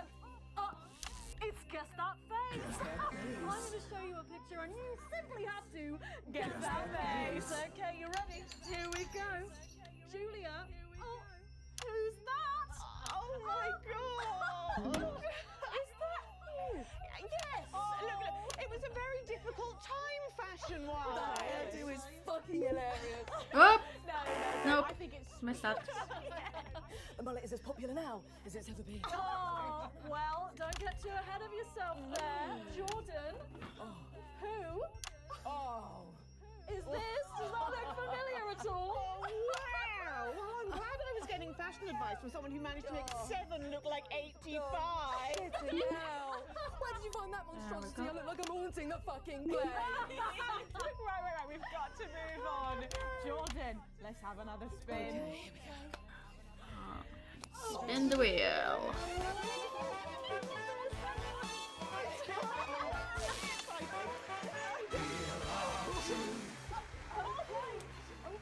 It's my go, Patrick. Go on. Sorry, I'm so keen. Let's go so much. Oh, well, you're in for a treat. Yeah. It's fat or fish. Okay, if you look under your podiums, you will find a lovely fish smoothie. Now, I'm going to ask you both a question, and all you have to do is answer it honestly, or else you'll have to drink the smoothie. Okay? Okay. Are you ready for the question? Yes. Here we go. Which of your esteemed hosts is the more talented one? Oh, what a cop-out. How is it? How is it? Fucking Oh, we made it extra fishy. I need my fucking mouth. Do you know how much these taste buds are worth? Well, we've got time for one more quick spin, so go, Julia, go!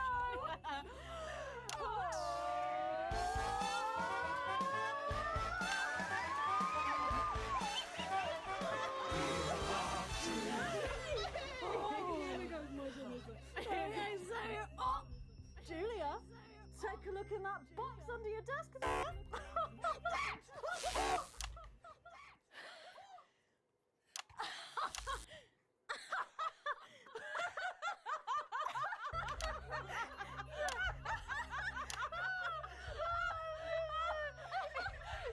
I think Lord Cheeks is trying to get in on the game. Bless him. Julia, what have you got in that box? It's not cheese, is it? Cheese! It's not cheese!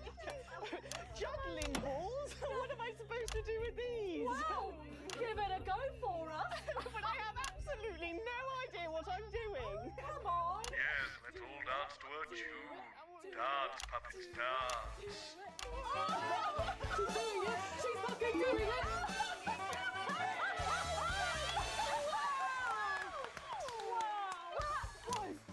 Impressive, I have to say, unexpected. Well, gosh, that was our game of Wheel of Truth, and my God, wasn't that fun? Okay, it really was, wasn't it? But now it's time to head over to Megan in Crafty Corner. Are you taking the piss now?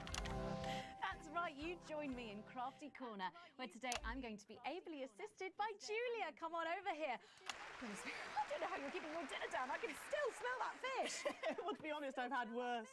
I used to eat at Peter Clement's house. Oh, well, I hope you've got your artsy hat on, because today we're going to be making something very close to my heart. It's our little studio. Look at that. Isn't it adorable? All of us there on the sofa. Wow. Oh, it's gorgeous. Oh, is that all you in there? Yeah, it is. If we can just get a little zoom in, there we are. Oh, I don't know about you, Julia, but I always leave my holiday shopping to the last minute. Oh, every year. I do it every year. Well, luckily these make amazing gifts. Shall we get cracking? Oh, yes, please.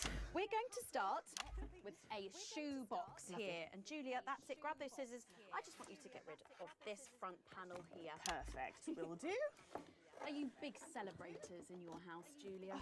Yes, no, in my house we show our love through food, like big dinners, loads of drink. Absolutely right. That's the best bit about any holiday. It's all that food. This bit as well. Absolutely right. Cutting along the line there. Do be careful with the scissors at home. Make sure you're being supervised if you are a child. There we go.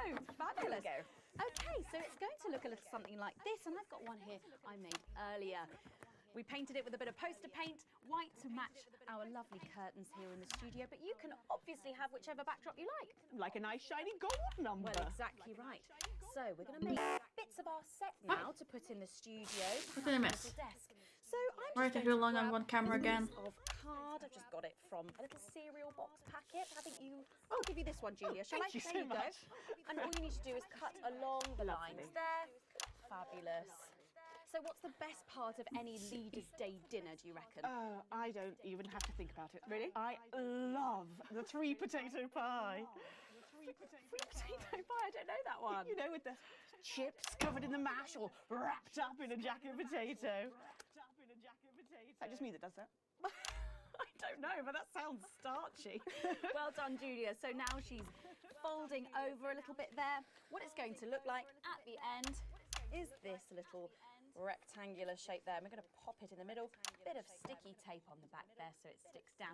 Now we need a sofa. That's what we need next. We're going to make that out of a lovely paper cup. Knocking everything over. Knocking it all over. I got one though, Megan. Good, fantastic. You're just going to cut along the line here, down the middle. Exactly right. Then when you've done that, around the bottom and again around the top. Well done. When you're done, oh, there we go. It's going to look a little something like this. And look what I've done there. I've stuck some felt down. Nice and comfortable sofas. Yes, can't have our tiny Megan having an uncomfortable sofa, can Well, we? absolutely not. She'll be on the phone to her tiny agent and getting someone tiny fired. Yeah. Well, there's only one thing missing, isn't there, Julia? What is that? A higher calibre of guests. Nearly, it's people. So all we've done to make our little people is we've stuck a cocktail stick into a bottle cap. We just need a face for that now. I've got a good one here. I know it well. It's me. I'm going to stick it down there. A little bit of sticky tape. Oh, my felt's going everywhere. There we go. Oh, I'm a bit lonely. Let's take Robin and Patrick over. Sitting down on the couch over there. There you go. And well, I'll make myself just comfortable just there. Yeah, there we go. And these, of course, are all made and cut out of our favourite newspapers or magazines. So you can have any guests you like. Julia, is there anyone else you'd like in a studio? Oh, yes. Well, I'm going to be playing Wheel of Truth with Ronnie from Heatrash. Nice. Yes, but that way. Yes, he's going to be teaching me choreography, and I'll be teaching him foreign policy. And of course, you can decorate them however you want. Perhaps you're a bit, I don't know, nostalgic for the old look of our studio. We've got the blue studio down there. Or even a bit of retro red. I've got Sheila Quickstep being interviewed there by... Sorry, that's not supposed to be... Oh, well, we're out of time, I'm afraid, Megan. It's time for a break. When we come back, I'll be on the couch of chat talking to some of you, and I just cannot wait. We'll be back after these messages. And we're out. Okay, I forgot. before we suffer through the last... I don't know, What's that? I guess I just blanked. Seems to be a little kerfuffle in the corridor. One moment. First volume of my autobiography, Advancements by Julia Salisbury, is now available for all. Wait, there's a caraffle? Stories from my formative years and the uneven past are lovingly narrated by national Should we be treasure worried? Lawrence We've got the Prime Minister here. It's good that she's here. She's the reason for the extra security. Are we going to need it? Possibly. We're back. It's not very reassuring. I know. Good thing I'm not your mum, right? Emerging womanly curves. After much pacing, and I confess, a few tears, I settled on the zipped back, boxy pleated skater skirt in dark blue with white sweetheart blouse and the necklace Harry had given me. Oh, an E, really? And I'd allowed him to frolic in my I know I didn't do good, but I thought I did better than an E.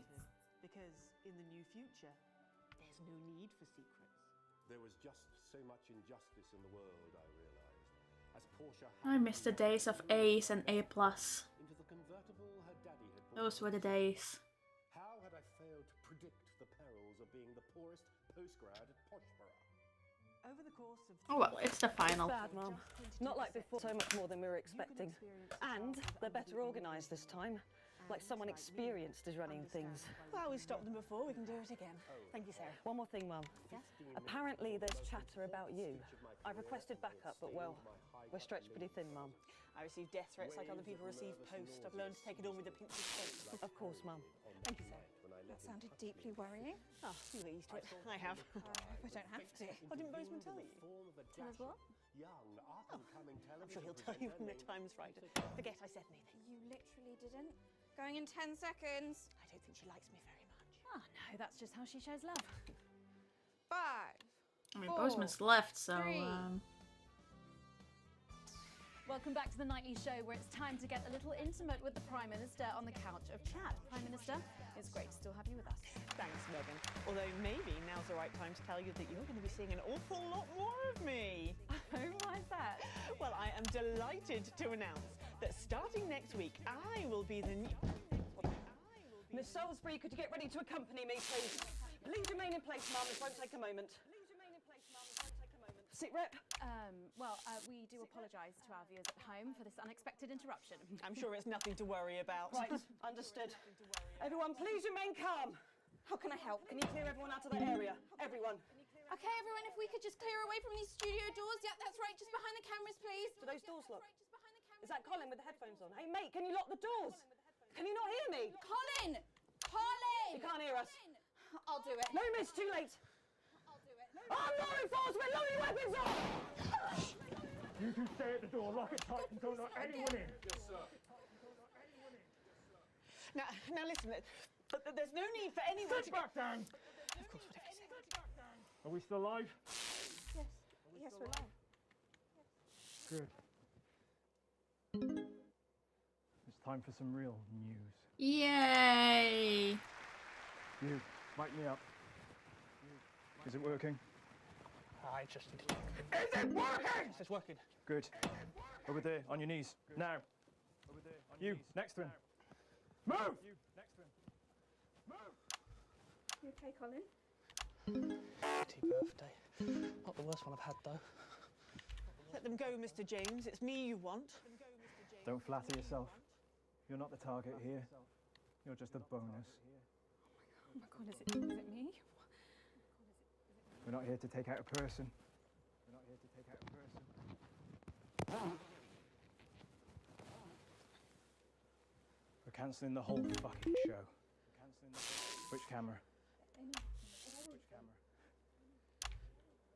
I know you're watching this. In your vans. Planning your counter-attack. Please. Try and control yourselves. Well, I'm sure you know the rest. Alan, we can talk about this. Oh, we will. I have a lot of questions. There's no need for anyone to get hurt. Where was that attitude during the uprising? You know, the night your thugs killed my friends. There are innocent people here. Says the woman who killed 14 million of them. No, I don't feel any great need to answer to you. In fact, get over here. I don't take orders. Come here! You move when I tell you to!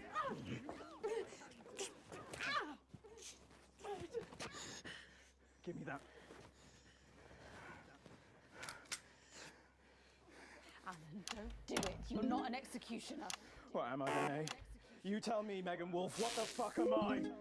Just a man who's just way in over his head. Don't patronise me, you smug bitch. I'm not one of your little helpers. Get over here. Kneel beside her. You're just as fucking guilty as she is. Guilty of what, you fucking psychopath? All of it! She sat there, smiling, and let it all happen. Jeremy Donaldson died for this programme. And she let it become this. Bread and circuses. Bread and fucking circuses! Don't you say his name. I beg your pardon? I said, don't you say his name. You don't get to do that! You don't get to do that! You're angry at the wrong person, love. She's the one that killed him. The first victim of her benevolent slaughter, not the last, though. All I'm hearing is crazy. Then maybe you should hear it from the source. Confess. Confess. Fine. Have it your own way. Stop! For God's sake, stop! We lost Colin. Oh no. Oh no. We didn't need to lose Colin. Colin was nice. My questions. Or she dies next. Yep. Then her. Tell him what he wants to hear. Ask your questions. Better. First question. How did you actually think this was all going to end? In a better world. Bullshit. It's the truth! When we came into power, everything was broken. The system worked for so few. There was hunger and poverty and real pain. But you never saw that, Mr. James, because you were doing just fine, thank you very much. And my side? We were too weak, too meek. It was all good intentions and second chances and playing by the rules. Well, you know where playing fair gets the people at the bottom? Because of fucking nowhere. Someone had to be prepared to actually fight, to do what was required. So I did it. Because no one else was going to. 14 million people. To save the 60 million here? What would you have done? Let us all starve to death? You should have found another way. There was no other way. Is that how Peter Clement saw it? Peter was weak. I loved him more than I have ever loved anyone, but he was soft. He wouldn't have allowed it to happen. And afterwards, he couldn't sleep. It haunted him. I think he would have killed him in the end anyway. But that's on me, Mr. James. What's on you? We're not discussing me. Didn't you hear? Disrupt died on the night of the uprising. Then how have we been watching you for months? Watching me? You're not the only one who knows how to get people on the inside. We knew you'd pop your grubby little head up again, and we've been collecting information just in case you did. There's a recording, a meeting of the so-called disrupt leadership. Tiny hidden cameras, very high-tech. Perhaps the public should see what your bosses are talking about when there's no one else around. We have people at the network jamming your signals, messing with your broadcast room. We'll stop you. We have people too, and they've been doing this an awfully long time. Prepare the footage on screen 4. I guess it's up to the broadcast room. You in there. If you play that footage, she dies. Play the tape. I've seen it. It's important. It's gonna blow us up anyway, so just play the fucking tape. Okay, I don't like any of these people. Don't let them play that tape. Take out those screens.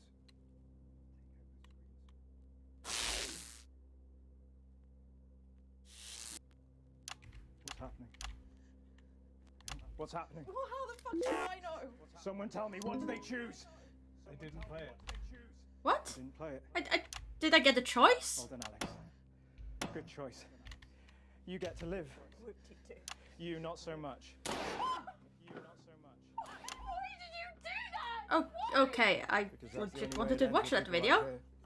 She was never going to stop. Just her and her version of what's best forever. She was a narcissist. They're gonna kill you, Alex. Yes. I know. But the movement will stand a chance. We'll all stand a chance thanks to people like Alex. Oh, Alex is no hero. But that's what heroism is. For people like us. There are so few times in a person's life where they face a decision that could actually make a difference. We're so disempowered. But in those moments, the choices we make combined with the billions made by everyone else, that defines us. We remake the world one small choice at a time. Advance isn't just one person. They're going to have a new leader by morning. Yes, but this one might be prepared to listen. We need elections. We need a choice. I mean, that I agree with. Well, I don't see any of you stepping up.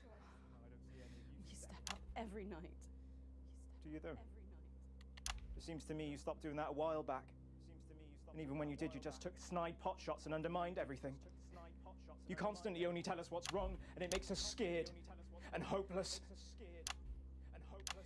Says the man with a bomb strapped to his chest. Go, go! Nobody move! You know how this works? I keep my thumb down on this, and we all get to have a peaceful night. Megan, come here.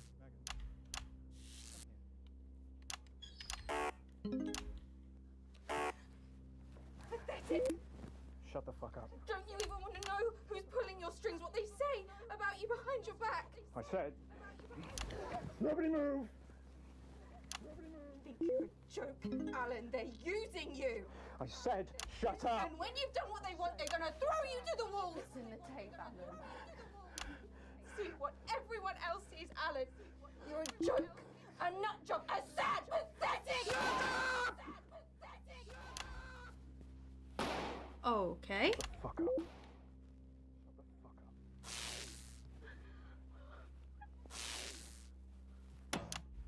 We lost everyone now. Don't blame me. I didn't make the choices.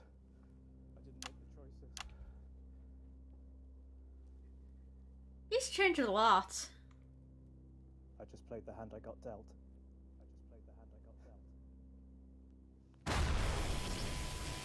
Okay then.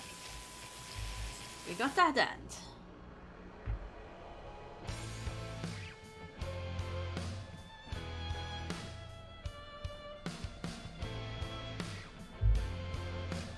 I wonder how many different ways that can go. I wake up tired, broken and wired,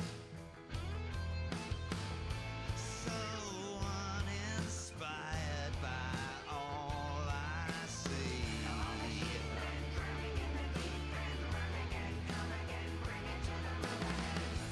You speak your truth.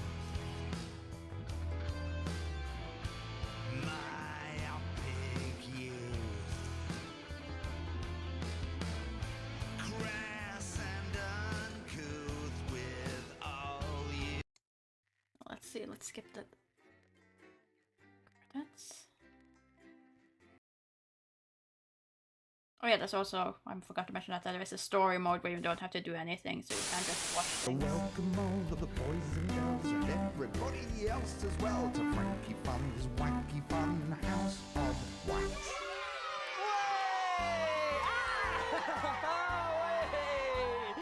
Hey again!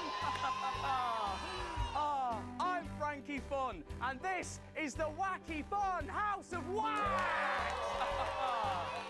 But where's Doofnut? Let's call for him. Doofnut! Hey, there he is. Are we ready for wacky zany goofs galore? I can't hear you, Doofnut. Yes, I'm ready. That's better. Now then. Whoa! It's the bonk alarm. What's going on?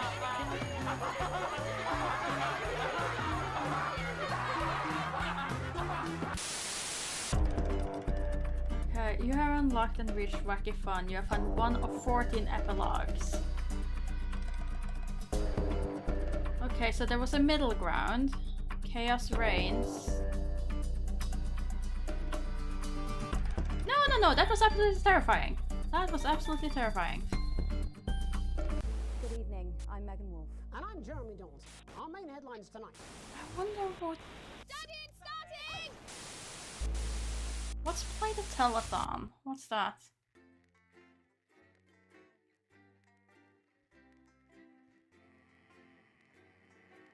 I just want to know before calling it. What's the telethon? Day 56, the telethon.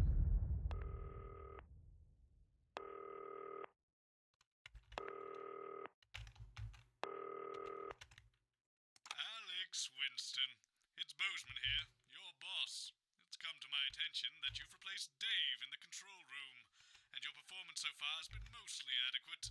However, I'll need to observe myself to check you're up to snuff, and to that end, you'll now be mixing Makes an no old recorded sense. broadcast to ensure you can do the job to my satisfaction.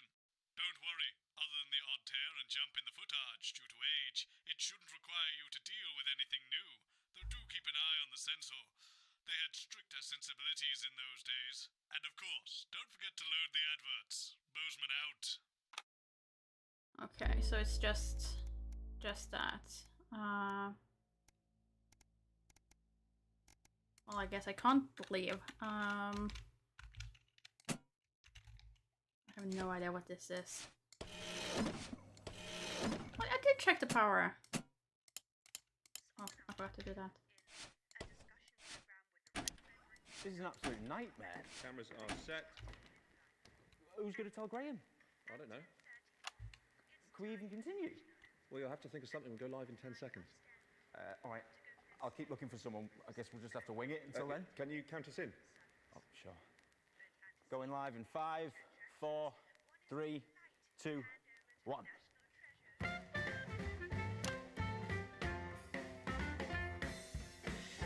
Live from the capital, it's the St Fanny's Hospital's TV fundraiser for dying children. And please welcome your host. It's the Dreamboat, Graham Bannon.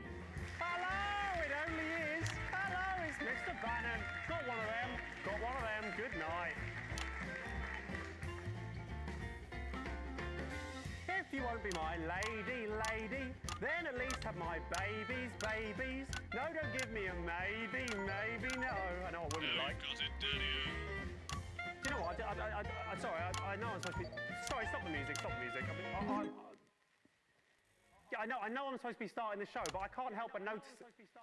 I mean, where's the audience? I mean, who are you?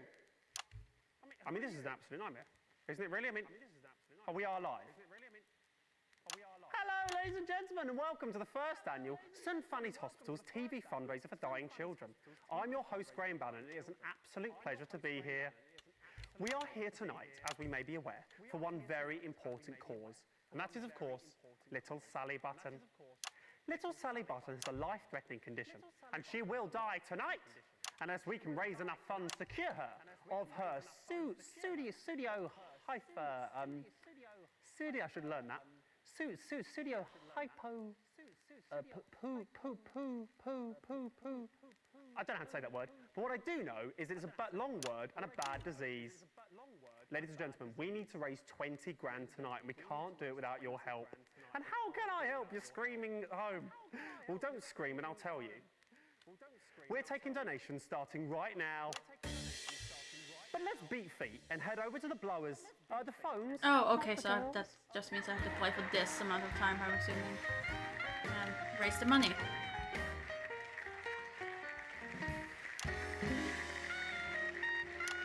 And somehow stay alive. Hello, ladies. Good evening, Graham. Tell you something, ladies, those are some classy chassis, if you don't mind me saying so. All right. So girls, would one of you kitty cats please let the viewers at home know exactly why you're here this evening? Yes, us kitty cats will be taking calls from across the country to raise money for this little girl. If you would like to donate, no matter how large or small, please ring now. I'll tell you, I'll be giving you a ring later. An engagement ring if you play your cards right.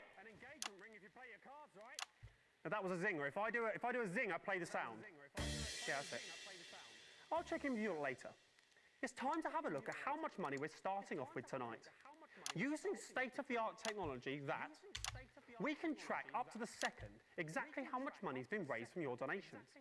Without further ado, ladies and gentlemen, let's have a look at how much we're starting off with tonight.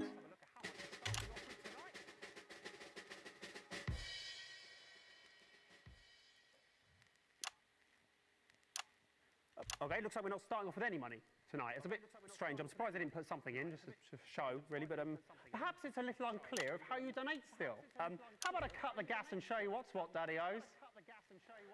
Give me the thing. Okay, so I'll pretend to be you at home. This is role play. You really can do this in real life from your sofa or couch. It's ringing. It's ringing.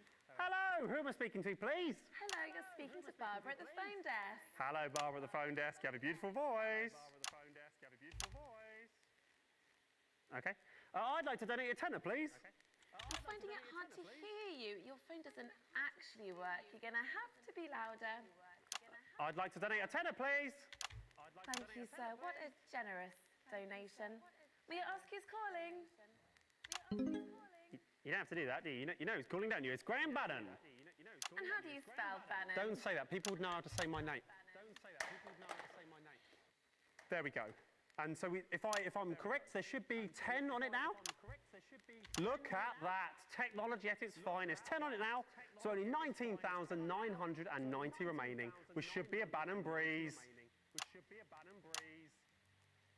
That was a zinger. Yes. Ladies and gentlemen, let's have a rundown of the jam-packed acts we have lined up for you on this jam-packed lineup on this jam-packed evening. Who wrote that? Too many things packed in jam. Jam. Starting off tonight, we have the incredible Raj and Rishik. Following that, we have an amazing acrobat who will do jumps all over the stage and stuff. And then finally, we'll have the Lovely Legs contest to end Act 1, which I'm rather looking forward to myself, ladies. Then, starting Act 2, we're going to have a magician who will do all magic and that. Then we're going to have a fire-breathing man who will be breathing fire. And then ending Act 2, we're going to have a daredevil who will dive into a bucket of water. All right.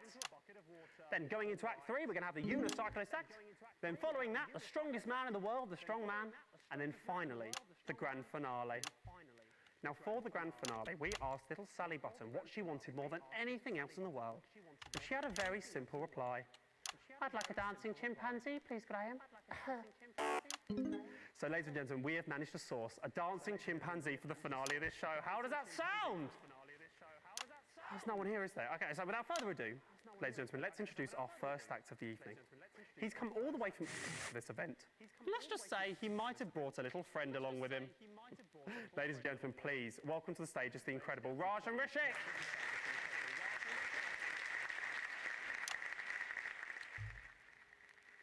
As I said, it is Raj and Rishik to the stage.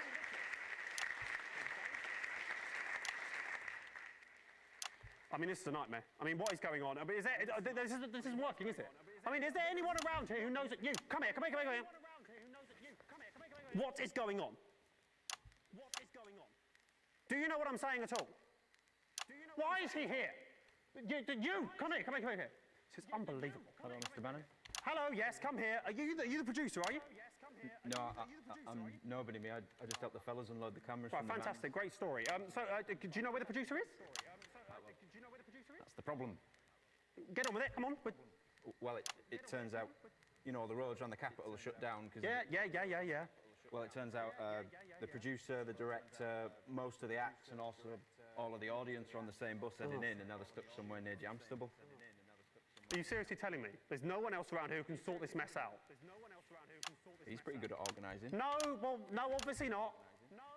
That's not going to work, is it? Look, you're the producer now. Well done, that's great, big promotion for you. Now, what you need to do is go away and find me a version of all the acts I've just promised the people at home. That's not really my thing, Governor. Well, do you know what? It is your thing now, Governor, right? Or a child drops down dead. So off you go do that, quick smart. All right, you can count on me. Okay, very good. Go away. Ladies and gentlemen, it's time to introduce the first act of the evening. He's come all the way...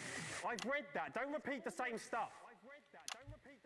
Ladies and gentlemen, they're not here, are they? No, they are here. Well, why didn't they come out the first? Ladies and gentlemen, it's Raj and Rishik.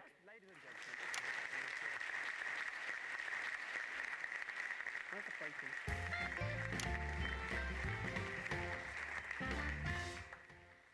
Hello everyone, my name is Raj. And you might be asking, where is Rishik? So here he is. What's your name? Rishik? And what do you do? I am working in banking. That's interesting. No, it isn't. Okay, you have anything Okay, else to I say? cannot do the telethon. No. I gotta go. Thank you for your honesty. But at least we finished the main bits of the game. And I'm probably gonna end up doing one more run just because now I have more feel of the game, but I'm not sure if I will be streaming that. We'll see. Next stream is gonna be on Monday with a new demo. Haven't quite found anything yet. So I'll update that on the schedule sometime today. And then on Friday, it'll be continuing of Mario plus Rabbids. And I'll also need to find the next to play for my next Sunday stream if I'm not streaming more of this. Regardless, thank you so much to everyone who tuned in. And I do hope that you all have a lovely Sunday, what's left of it. And thank you so much for stopping by. And until next time, goodbye.